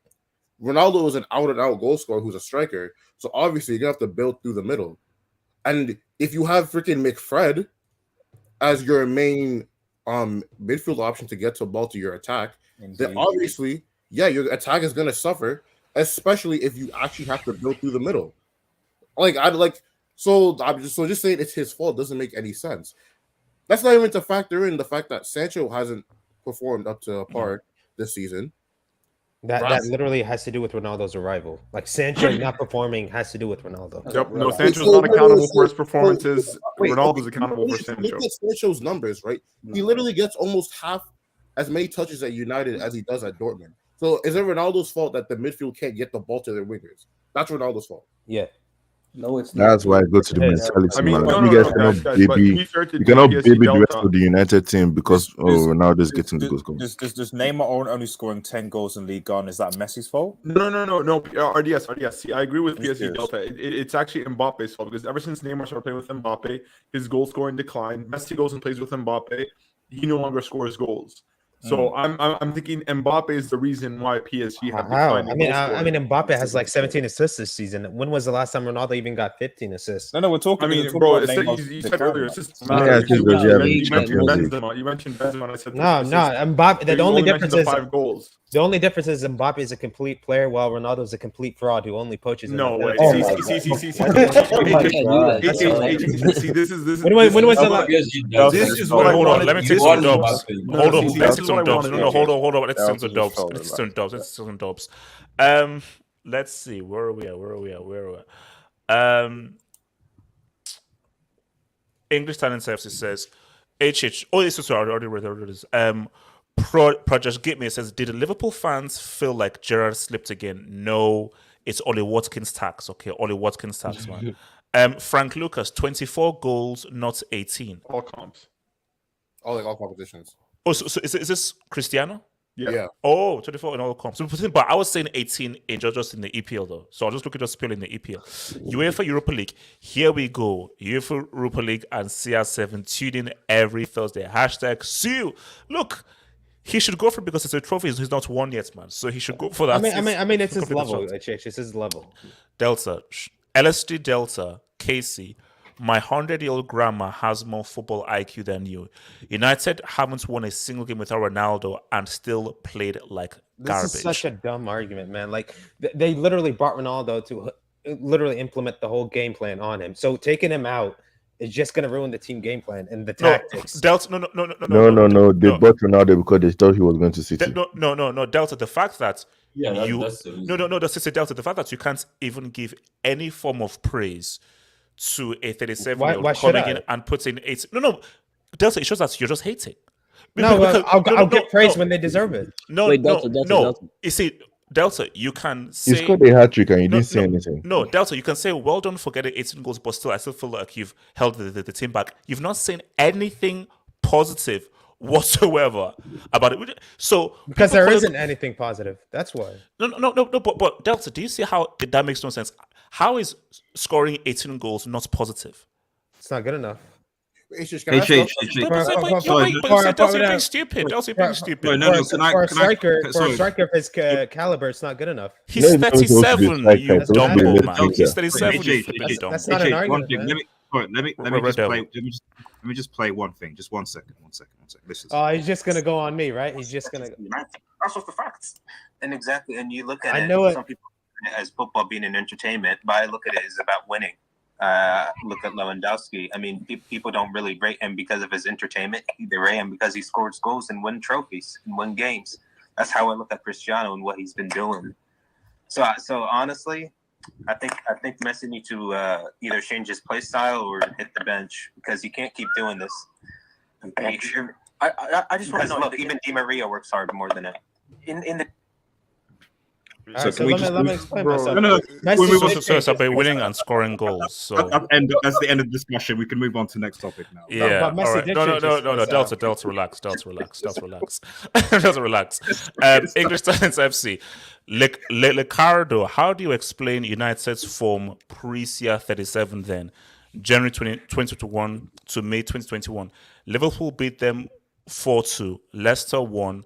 At Old Trafford, Bruno declined. Stop being reactionary. Ricardo, do you have a response to this? I mean, I literally said last season was an anomaly because Chelsea were off, Liverpool were off. So, I think everybody can agree that United coming second is not an actual representation of where they really stood. Yeah, So, I yeah, don't know yeah. what this guy. In a sense of saying, Martial had 4 goals last season. Greenwood was crap till February 2021. I guess just blame the new signings Van der Beek, Tejes, Cavani 1 game per month. All right. Dajo REF says Rashford has been trash before CR7 came. This is facts.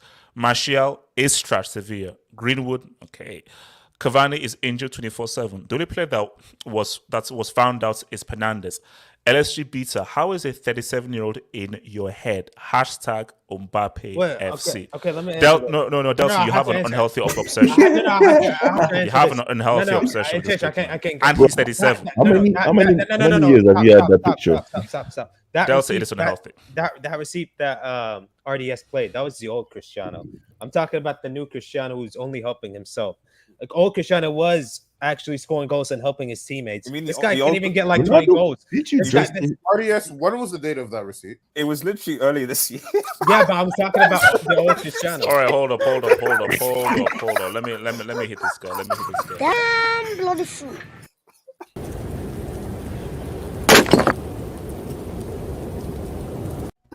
Actually, no, Delta. I think you might win Brick of the Year for the thing. I think you might win Brick Member of the Year.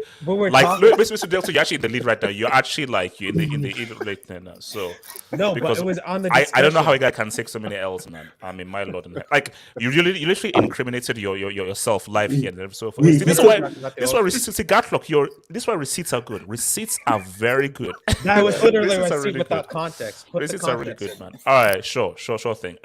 English Talents FC. Benzema doesn't do his job.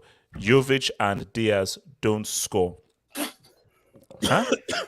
Yeah, there's probably context to that. Yeah, okay. I think he's being sarcastic. I think he's talking about how this guy was about Ronaldo scoring and the other one's not doing their job or stuff like that. Maybe that's what he's talking about. I mean, Ronaldo assisted most goals for Benzema. So Chris says, my goats will conquer Europa League next season. The haters are just mad. Look, it's a trophy he's not won, so it's at least something they can go for. Innocent FC, or maybe PSG doesn't win UCL because Mbappe scores. Look, as I said again, Mbappe FC has to bring that stuff in, man. I mean, you saw in the Champions League, he scored and his team couldn't score. It's clearly Mbappe's fault. He only scored 2 goals. Wait, is it Lewandowski's fault that Bayern lost because he scored 2 goals? Of course, he scored. That's his fault. So bro, Delta, why use your mentality? You understand that, right? It's like Delta. Do you know how? No, that's not. Do you know how silly you sound? No, because Messi also scored a similar amount of goals as Mbappe in the Champions League, so that's not an argument. But Delta, Who cares about Messi? No, hold up, Delta. An argument can be made that despite all of Mbappe's goals and so forth, he is the reason why Messi hasn't been as effective. Cool, Mbappe, you've scored all those goals, but you scoring all those goals, you've taken away from Messi's effectiveness. So do you see how we can now turn that argument back on you as well? No, you can do that with any. You can do that with any argument. Wait, PSG Delta. Like, look, I'm a Messi fan as much as everybody, but I'm not delusional. Like Messi, he 6 goals is unacceptable. Even though if that's not his role this year, I agree, he still plays deep. But 6 goals is unacceptable. You can say that he's unlucky because he's hit the post like a dozen of time. It doesn't matter. He should at least have 20 goals. At least in an adaptation season, but 6 goals, come on, man, that's indefensible. Yes, you could say that his playmaking has still been good this season, or his dribbling has still been fine. But reality is that the Messi and Ronaldo are always going to be compared, and if sometimes that means on the basis of goals, then Messi has to live up to that. But we all know that Messi's goal isn't just around just goal scoring. So I mean, It is what it is. So wait, let me just finish this, Dubs, because we need to go to our final topic before we get out of here, man. Brand says 3 billion still waiting for the seal. That's for your boy Lep Lola Diola, man. Lep, I need that seal. Daddy Oos, Delta is very knowledgeable. Red uses auto-tune mic. Shout out to Daddy Oos, man. Shout out to Daddy Oos. Destroyed Juve, Dibs, Sancho, stats parts versus Norwich. Obviously, this is trying to go against your boy Christina.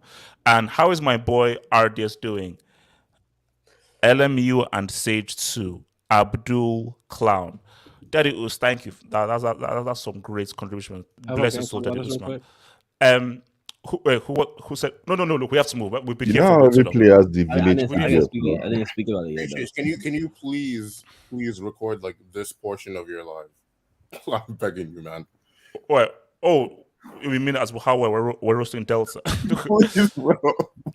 Wait, so who said they wanted to speak? Yeah, me.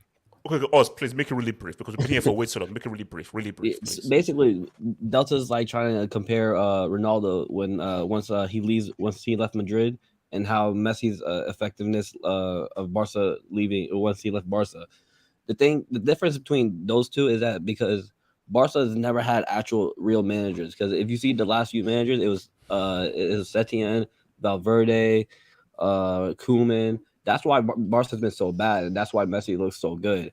When Ronaldo left Madrid, he left with like Zidane was the only thing that they were bad was when Lopetegui took over, and then they were replaced it with Solari. But after that, you see Zidane and Carlos Ancelotti. These are top class managers, and because Messi's involvement in Barca is overshadowed because they had bad managers, and that's why they don't look so bad this season. But you're comparing that to how Madrid are coming up, even though they have world class managers in charge of them. That's why I don't think using that is a good reference to what Ronaldo is to Madrid. Okay, that's fair. All right, guys. Last thing before we get out of here, man. Best, and I just want us to be real brief. We'll go around best and worst signings of the season. Best and worst signings of the season. Let me. So best. So you just give me your best and worst signing. So best signing of the season. I got it. No. This is overall. So any league. You see, my thing is, I know what the worst is, but my best is I am. It's a toss up between Kulusevski, Aubameyang. What? No. Yes, his impact. Aubameyang's impact. Aubameyang's impact was because I'm putting in not believing in him tax. They got knocked out of the Europa League by Frankfurt.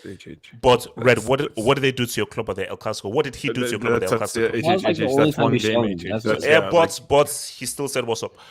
I am gonna say Luis Diaz is easily the best signing. Yeah, that's also. He's an instant starter for Klopp's system. He's been playing some great football, creating some chances. But Kulusevski, man, for a team not as good as Liverpool. I agree, HH, but I feel like finding a starting position in that Liverpool squad is a level higher than what you know what? I think taking. No, he's not starting position. I have to disagree with Red. No, hold on. We'll go around. Okay, you know what? I'm gonna say, as effective as he's been, I'm gonna say Luis Diaz because I think that.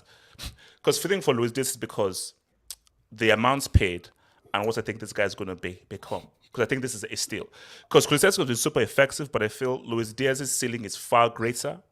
And how quickly he's fit into Liverpool and what I think he can become and how much was paid for him, I think it's the signing of the season. Worst signing of the season is Grealish. Nah. 100 million. And the guy has done nothing apart from just join Gucci.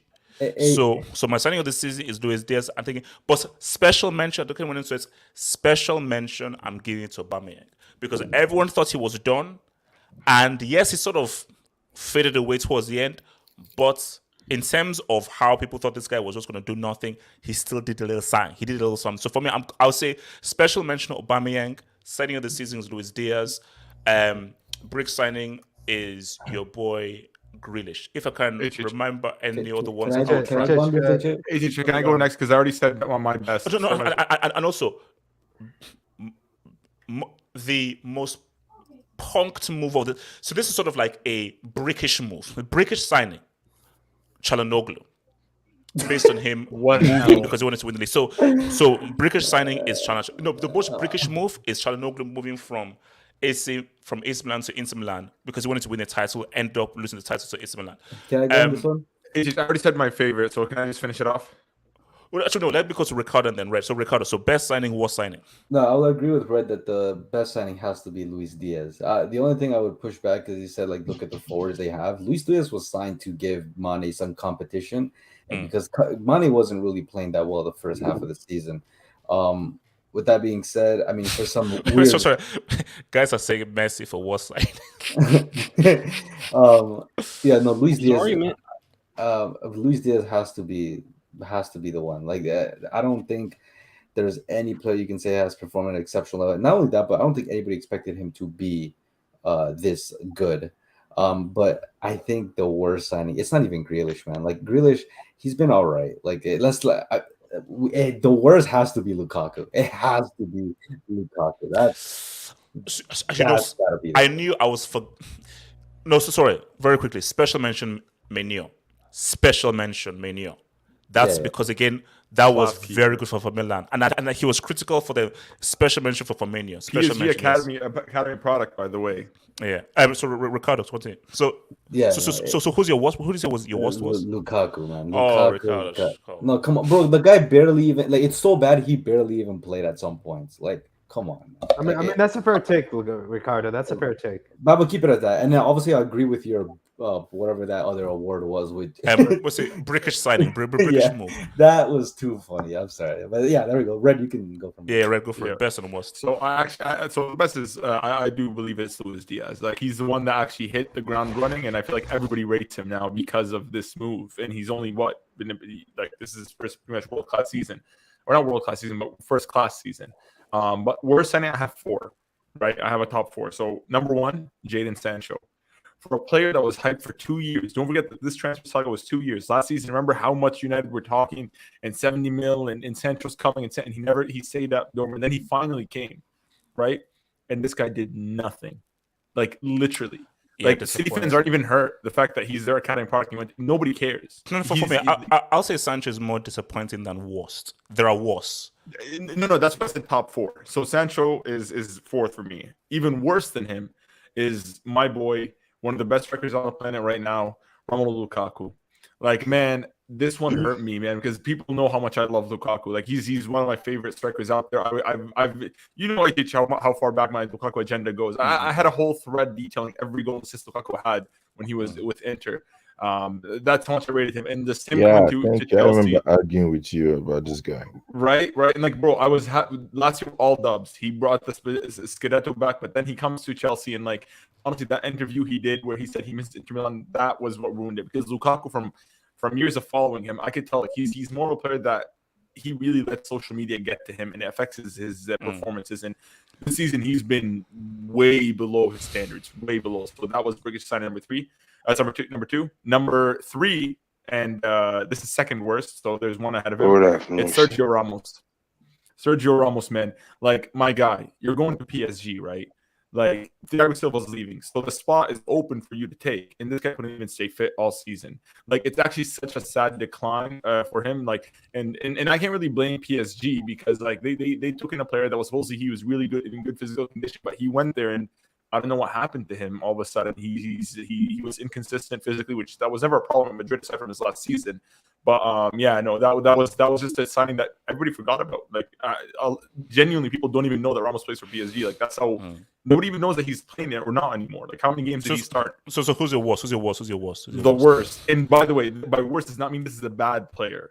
This just means that this player, compared to his standards, was very underwhelming, and that had I said his stats at the beginning of the season, HH would not let me on this hangout again.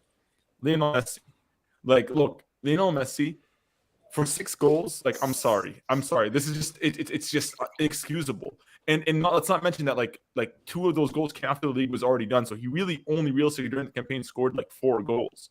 Like, and on top of that, like Mbappe gave you the penalty in that game against Madrid, right? You're at home.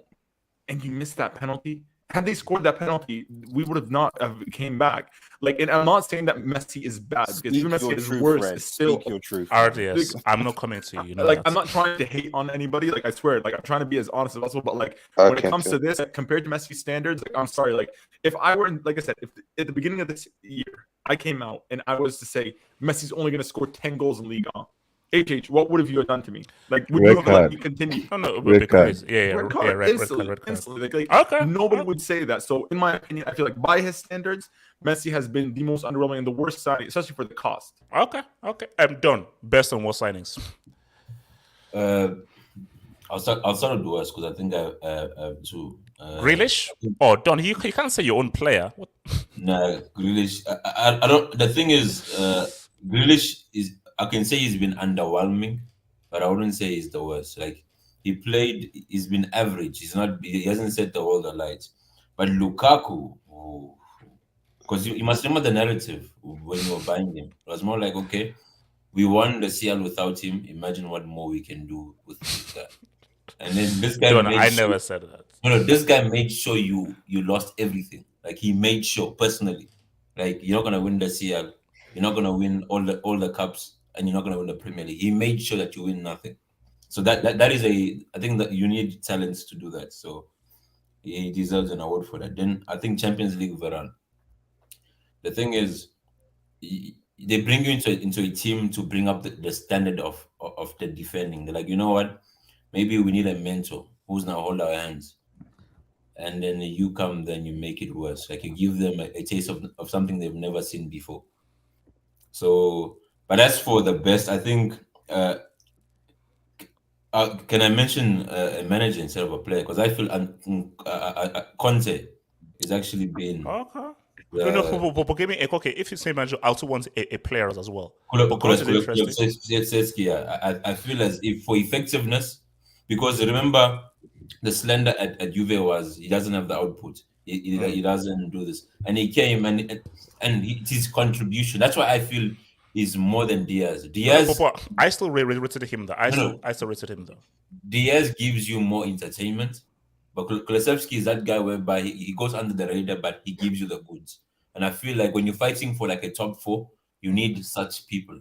And Arsenal thought they had those players, which they didn't. So I feel those are my three shouts. But shout out to Conte. That man just came and he blew Arteta out of the water. Could I go with this? Okay, Delta, go for it. Yeah, I mean, there's just so many to pick and choose from, man. Delta, and Delta, hold up. If you dare mention that name as a worst signing, I will send you off. So just be clear. Who? Delta, if you say that name as a worst signing, I'm sending you off. So Delta knows. Because Delta, if you do it, then that's just too far. But I'll give it to you. Best signing, worst signing. Let's go. Best signing. You know, I was surprised nobody mentioned Kanate. You know, the Liverpool signing. Yes, Kanate. He's been very good. Yes, very good. He's been very good. Very good. Luis Diaz is up there. Wijnaldum. Who? Okay. Mendes actually. He's actually been world class this season. But a worse signing, man. You gotta go give it to Conman Lukaku. I mean, this guy can't even dribble past the cone. So there's also the CEO of EPL. You know whom I'm talking about, the Portuguese Kelly. Because you can look at his body, you can tell he just does drugs. So there's some EPO in there. And I'm not gonna mention his name. I can't mention his name, but HH probably knows who I'm talking about. Bro. You know, there's just so many to pick and choose from as a worst signing. You know, there's I think there's also Saul HH. You know what I'm talking about? Oh yeah, I know who Saul is. Yeah, I know. Yeah. I can't believe he just went down like that from Chelsea, man. It's honestly, I thought he would do good for Chelsea, but you know, it is what it is. Another worst signing. Let me think about it. Well, there can't be multiple worst signings, man. Yeah, no. That's what it's called. So to narrow it down in one. Yes. Please. Damn. Let me see. Delta, they're cooking you on the streets. Didn't give it to one of their 6 signings that you guys had. Like not one best signing there. Did you sign Mendes, no. Seriously, Delta, Messi is a good shout. Did you Messi sign? No, it's not. Wait, how is it not a good? No, Messi. Of course, that's a no. Delta, at the very least, Messi is in the conversation as one of the worst signings. 100%. I disagree with you because okay, he hasn't been up to his standards, but I wouldn't say. Can I go next? I wouldn't say he's a bad signing. Yes, he wasn't up to his standards. No, Delta. Based on how much, because that is what I include into it. Based on how much you're paying him in his wages and his output, it's been amongst the worst signings. Of course, it's been penalty against Madrid. All I'm gonna say, penalty against Madrid. Well, HH. I mean, not HH. Red. People miss penalties. I mean, it's just part of the game. So you can't like put a whole blame on him missing a penalty.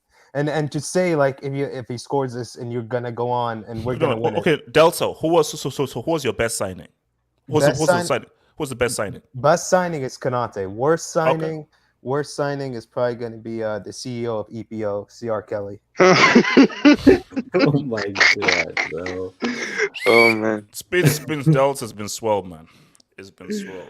Oh no! Don't do this, man. And also, yellow. It's the warning. Like, come on. Yeah. Oh no, I know. Yellow. Come on now. Bro, I know, man. No I know. VAR, at least. But shout out to No VAR, at least. Yeah. Ricardo, man. VR decision. Nah. Yeah, that has to go to we decision. need different opinions. We need different. No.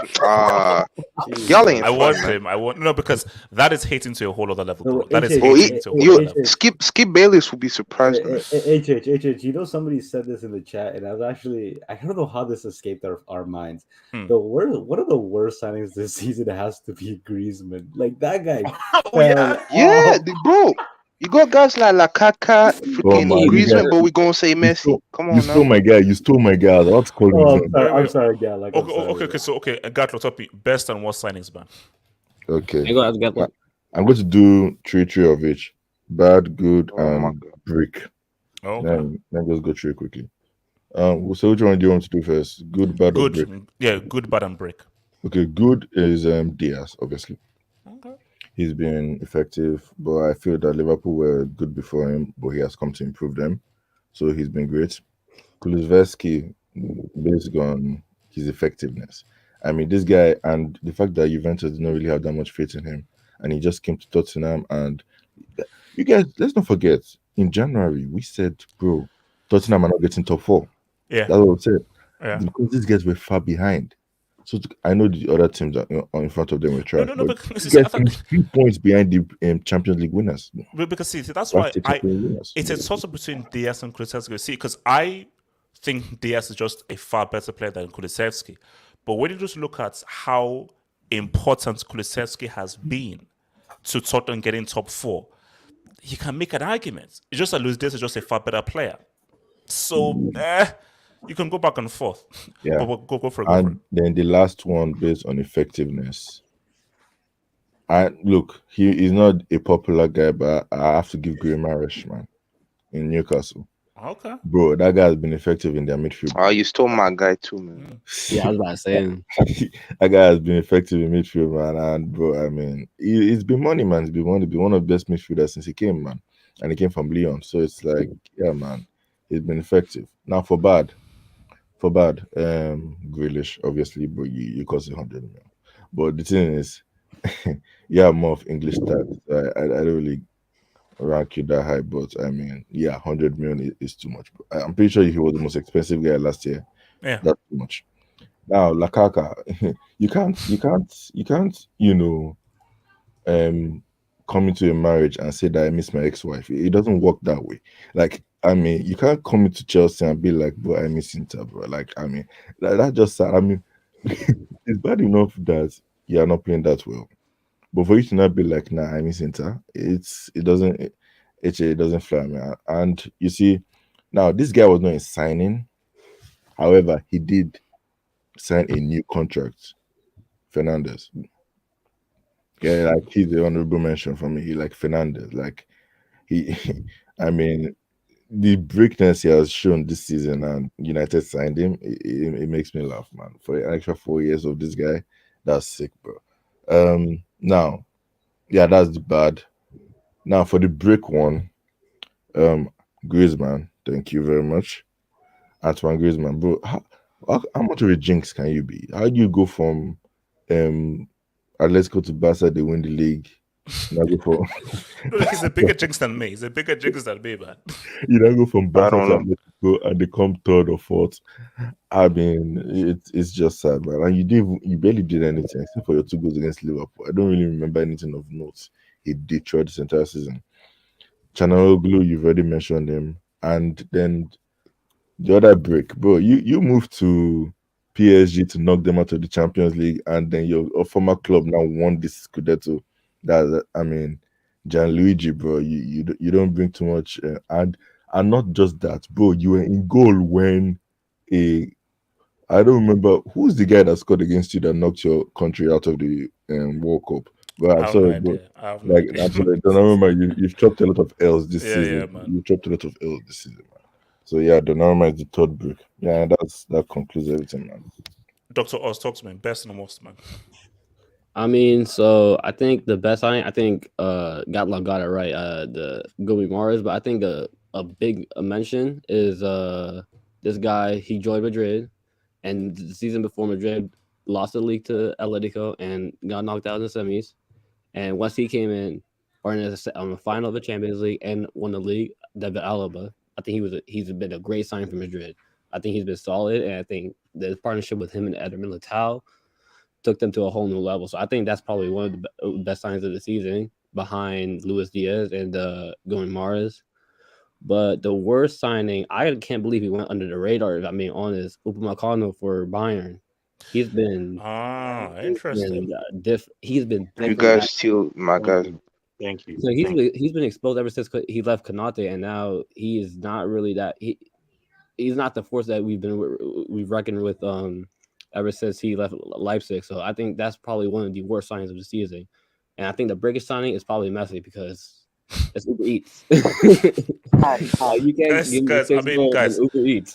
Guys, I know that it's Messi and so forth, but is Messi really the worst signing? 6 goals each in Uber Eats. Man, just target. Can I name my picks? No, but because my thing is, it's in terms of expectation and output. Because my thing is, of what was expected of Grealish? HH, Mariano Diaz went to Lyon and scored 20 goals in his first season. That's Mariano Diaz. It's like, I don't want to say it, but bro, I think Messi the goal of bringing Messi was to win the Champions League.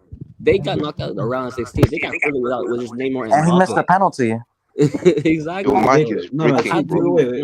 In my defense, like, to Messi, is that even with that missed penalty, PSG still should have gone through, if we're being honest. Now, like I said, we can criticize Messi for only scoring 6 goals, and it's a valid criticism, but are we dumbing down his game to just goals? That's what I'm saying. Ricardo, but what did he do? Yeah, that's Pendu fans for you, bro. No, but what did he do other than that penalty? No, we're not going to do this. No.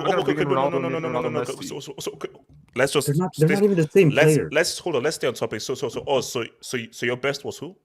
So the best was Going Mahrez, but a big shout out to David Alaba, and the worst was Upamecano. And then the brickish signing of the season was Messi. Okay. Because just because the impact that he was supposed to have on that PSG team is that's why I think he's probably one of the worst. All right. So Barry, best, worst, and brickish signing. I mean, I was conflicted on Luis Diaz and Kulusevski because Kulusevski, he works on a team that isn't as good as Liverpool, but he's still effective and brings out the results that they needed to get top 4. But I think Luis Diaz, because he's been so much valuable. And he really helped to change the momentum, especially in that Villarreal second. Like that, he really got me for that. And Brick, see, I don't get it. We say Messi, but there's guys like Lakaka, Conference League Varane, but we gonna say Messi. Hold up. Come on now. So who's your worst signing? I was gonna say Sancho because all of the talk, all the expectations, but Fati scored more goals than him. And that guy's injured all the time. No way. Sancho has a pretty bad season, but yeah. So like we gonna say Messi, but no Sancho. All right. No. Yes, no. Sancho's been bad. Sancho's been bad. No, but it's okay. So who's your brickish signing? Who's your brick signing, Barry? I was gonna say Sancho. That's it. Okay. So your best was Diaz. Your worst was. Wait. You said what? So best, worst, and brickish. Okay, so best Diaz, worst Sancho, and brickish. Probably Griezmann or Çalhanoğlu, or maybe Varane, probably. Okay. Rob, talk to me. Best signing, worst signing, and brickish signing. In terms of worst, I have a few players like Daniel Malen was not very good at Dortmund. Okay. For 30 million. I have also Malen. Yeah. I also have for 30 million Chris Wood to Newcastle.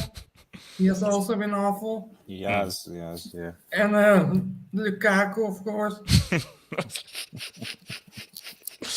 Rob, I knew you need to put that in there. Rob, 97. Okay, Rob, how do you put Lukaku, who cost less than Grealish was 100 mil, Lukaku was 97.5. So why Lukaku and not Grealish? Well, from what I saw, is that Grealish actually created quite a lot of chances for his team, and Lukaku has barely any goals or assists. How many goals did Lukaku actually have? Actually, is it less than 10? Rob, best signing. Rob, best signing. I have to go with Kulusevski because in terms of output, he has more goals and assists than Diaz. He has also outperformed Foden for the entire season, and he joined in January. In terms of every attacking stat, he's outperformed Foden. And Brickage signing. I will say Donnarumma. Wow, god damn. All right. Eski, talk to me. Okay, so in terms of best signing, I'm gonna go with someone that no one's really mentioned somehow. My boy Tammy Abraham. So, is there a Serie tax? I mean, you can't really say it because all you can really do is play what's in front of you. So if you've done well in your situation, you've done well in your situation. Yeah, that's fair. I mean, I'm just trying to play devil's advocate, but and he's gone Roma to like a final. Yes. When was the last time they've done that? So yeah. Worst signing, I'd probably have to go with. I mean, either Lukaku because I mean, bro, like you can't say I want to play for I miss my former team, bro. Like it was not, so that's not even like the performance on the pitch, but like, bro, you can't be doing that. So either maybe Lukaku. I'd probably say Sancho to be honest, because Lukaku at least had a period in the season where he actually looked good. Like the first 5-10 games, he was fine. Sancho has had 2 good games all season. So, and in terms of brickish signing, I mean, we could go with Messi. I mean, starving in Uber Eats. I mean, come on, bro. Eats is literally in the name of the league, man. Just order something on that. But no, I'm probably gonna go with Donnarumma because how do you leave your team and then they bring in some guy from League On and they just win the league? So okay, you look wait. Aaron, was Tomori free for Milan? Oh, sorry, it's a loan, isn't it? It was loan, but it was to buy though, and it was to buy because that's a damn good acquisition, bro. Because Tomori's value. Because, you see, for Misata, it's tough because I said Diaz, but I'm saying Diaz because of just how good he is. But it's good what Rob brings in. Diaz like 20 no, because here's the thing. Because Diaz is just of how good he is. But if you just look at effectiveness, for me, it's a toss-up between Maignan and Kulusevski. Because for Kulusevski, as Robert said, look at his goals and assists in a worse team. So Kulusevski has a loan as well. Yeah, he was alone as well. And look at how much he's done for a much worse team and how effective he's been for a much worse team. Without Luis Diaz, I think put it this way. Yeah, now Luis Diaz, I just like him as playing, but let's just be real. Without Luis Diaz, Liverpool will probably get second. Without Kulusevski, Tottenham don't get top 4. That doesn't happen. Without Mike Maignan, Milan don't win that league because he has made crucial saves. So for me, yeah, I've got to recheck it. It's between Mike Maignan and Kulusevski, and I'm gonna go with. I'm probably gonna go with Mike Maignan. Because they won the league. And they had no business. Because see, Tottenham have got it up before. These guys have not won the league in freaking 10 years. And nobody really thought that they could really go all the way. And he has been crucial in them winning the league. So basically, it is tight between Maignan and Kulusevski. It's tight. But yeah, I have to just look at your effectiveness. Because part of a good transfer is where you bring it in and how have you helped the team. Not just how good you look, but how have you actually helped the team? RDS, talk to me. Best, worst, and brickish. Okay, so most people mentioned lots of them, so I want to just maybe give more honorable mentions as opposed to my own, because it's just a highlight. So I think Fikayo Tomori, absolutely defensive beast, brilliant acquisition, as you guys have said. I think that's he was crucial for this AC Milan's campaign. So I think that, and to be honest, I'd be very surprised if Southgate keeps him out of the English team. But he will. He will. I know he will. He will, and he'll be a brick for doing that. You know, so and keep Maguire and Thingy in there. So that doesn't make sense to me. As for the other two, I mean, low key. I said people disagree, but this is just more like honorable mentions. Like even though Arsenal have been brickish this season, I do have to shout to Aaron Ramsdale as a keeper. Yes, I saw it in the streets. Yes, because he was being clowned at the beginning of the season. You know, everyone's saying, "Oh, this guy from Championship," and he benched Leno like a known guy. Yeah, he benched him just like that. And to be frank, like some of his saves, because there's a part of me that thinks that if he had started during the season, because Leno actually started for a few games this season, he was brickish. If Ramsdale had actually started earlier on, could Arsenal have actually gotten top four because he was the more consistent keeper? So I think low-key, Aaron Ramsdale actually was a good signing. Honorable mention again to actually Christian Eriksen, man, because to actually go from that, that sort of, and like he did help Brentford stay up. Like he actually made them play a lot better. You know, I'm not saying this as a sympathy thing. Like he actually did make. Yeah, no, he did. There was a period.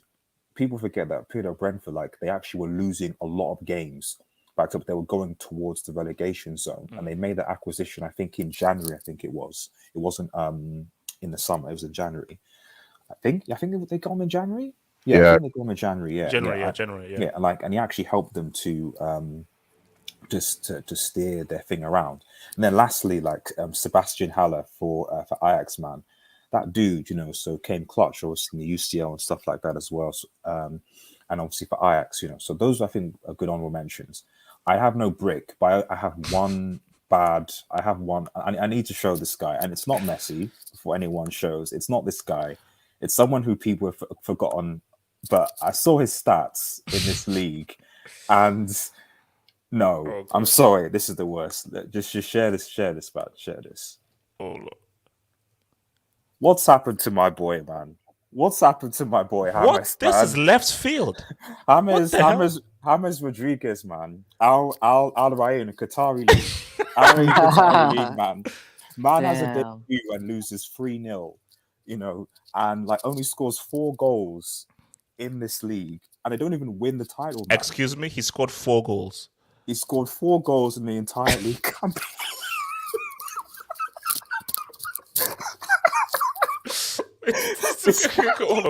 So this is okay. Just because this is short, because just slow down. So this is the Qatari League. This is the Qatari League. And what's the name of this team?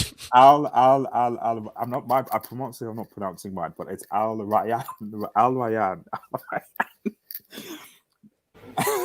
Al Rayyan. His debut lost 3-0. Okay. And he only scored 4. He scored 4 goals. Wait, how many goals you get? How many goals you get per goal in this league?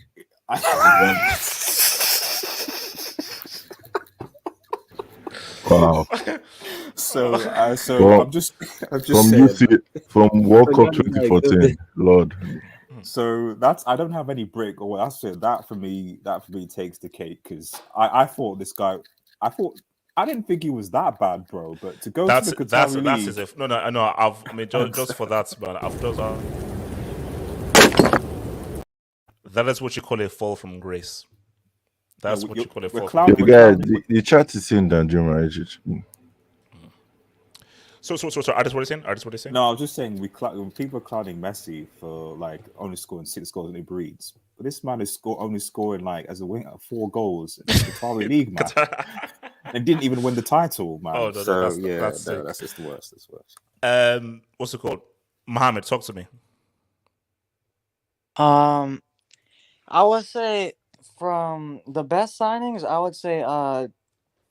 would say Diaz is more naturally gifted, so I would say Diaz is my best signing, because he actually like, even though we probably would have finished second and whatnot, but it's even the Champions League. Like for example, like let's say he scores or something in the final, that would be one of the most underrated signings. No. But as of right now, the final hasn't taken place. Yeah, so as of right now, like I would say him and Kulusevski are very close. I would edge it to Diaz, but Kulusevski's decision making, I would say this: like people are saying, "Oh, he's effective," this, and that. But the thing is, Kulusevski's decision making is what's underrated. It's like he does the right thing at the right time, and you like the way he plays. He does the exact right thing when you will want him to do it. And in terms of the worst, Western break, okay. Yeah, in terms Diaz of the keeps worst, hitting the post and the fence instead of scoring. yeah, relax. Yeah, but but in terms of the worst, I would say the CEO of growth hormone drugs, bro. The CEO of growth hormone drugs, the little hobbit. You said that he was saving himself for the UCL HH, and the one opportunity that he had something to do, he missed a penalty, and people will say, "Oh, are we just gonna narrow his game to goals?" And where was his overall play through the whole 180 minutes? That's the question I've been asking ever since that tie. Like, what has he done other than that penalty miss? And Mbappe gave it to him. And it's not necessarily because he's a bad player, but it's because he had such a high standard. And he is 34. He's 34. He's not old. So, yeah, that has to, and that's my brick one as well as Messi. Cool. Best worst signing. Worst Yannick Vestergaard. Wait, who does he play? Vestergaard. Who does he play for? Leicester, and he has been very bad. Leicester, yeah, he's correct. Horrible. Because that just came out of nowhere, but all right. Horrible, because you know when this guy got injured, what's it called, Johnny Evans. When he got injured, they started to concede a lot of goals, and this guy did not help them any way whatsoever. He was just awful. Okay. You could make a case for Varane, HH. You could make a case for Dele Alli. Dele Alli too horrible. Yeah, he didn't even. He's such a non-entity that like it doesn't even count, man. Because who was expecting anything from him? No, but I mean, like with the Everton team, you get what I'm trying to say. Like a lot of English fans were saying, "Oh, he could, impact the team in some way." So, my best summer signing for me personally, I'm gonna say that it's gonna be Ramsdale, Magnon, and then I think I have to add a coach, and I'll say Ancelotti. Ancelotti has to be one of the best signings for Real Madrid. All right. True. Also, Casey, talk to me. The worst is obviously Lukaku. Nothing even comes close to that. He is the worst player I've seen in like 5-6 years, and he confirmed my belief that Serie is a farmers' league. Then second one is Cristiano Ronaldo. This guy went 10 games without scoring a goal, and those 10 games were against bottom half opponents. That is what lost Man U the top 4 race. Then this guy misses a penalty in an FA Cup against Middle Earth, and again they are going trophyless. Then he drops a bigger disaster class than Messi against Atletico Madrid, not Real Madrid, Atletico Madrid. He then scores irrelevant goals against Spurs, Arsenal, and somehow he's got. Oh, by the way, he also destroyed a phone. Norwich. Don't forget Norwich. So no Sancho. The best signing is Luke De Jong, Aubameyang, and Kulusevski. Luke? Did you just say Luke De Jong? Without him, we'll not make top 4. Luke with 2 U's. Yeah. To be fair, he scores some clutch goals. Without him, we don't make top 4. That's just bias. That is really biased. Okay, so the strategy boy Daddy Usu says Delta should get a standing ovation whenever he speaks from everyone on the panel, and they got to come up. He's a very knowledgeable guy and an asset too. Daddy Usu, that is because you are as biased as him against my goats, Christina. Guys, it's been swallowed. It's been recorded. Remember, Monday nights is the members' hangouts where it's all no holds barred. Bombas wing is still owe me a PS5, so I'll see you next for the members' hangouts. And we are building on. So we'll be doing lots of build up for the CL final on Saturday. So guys, peace out, stay true, one love, peace.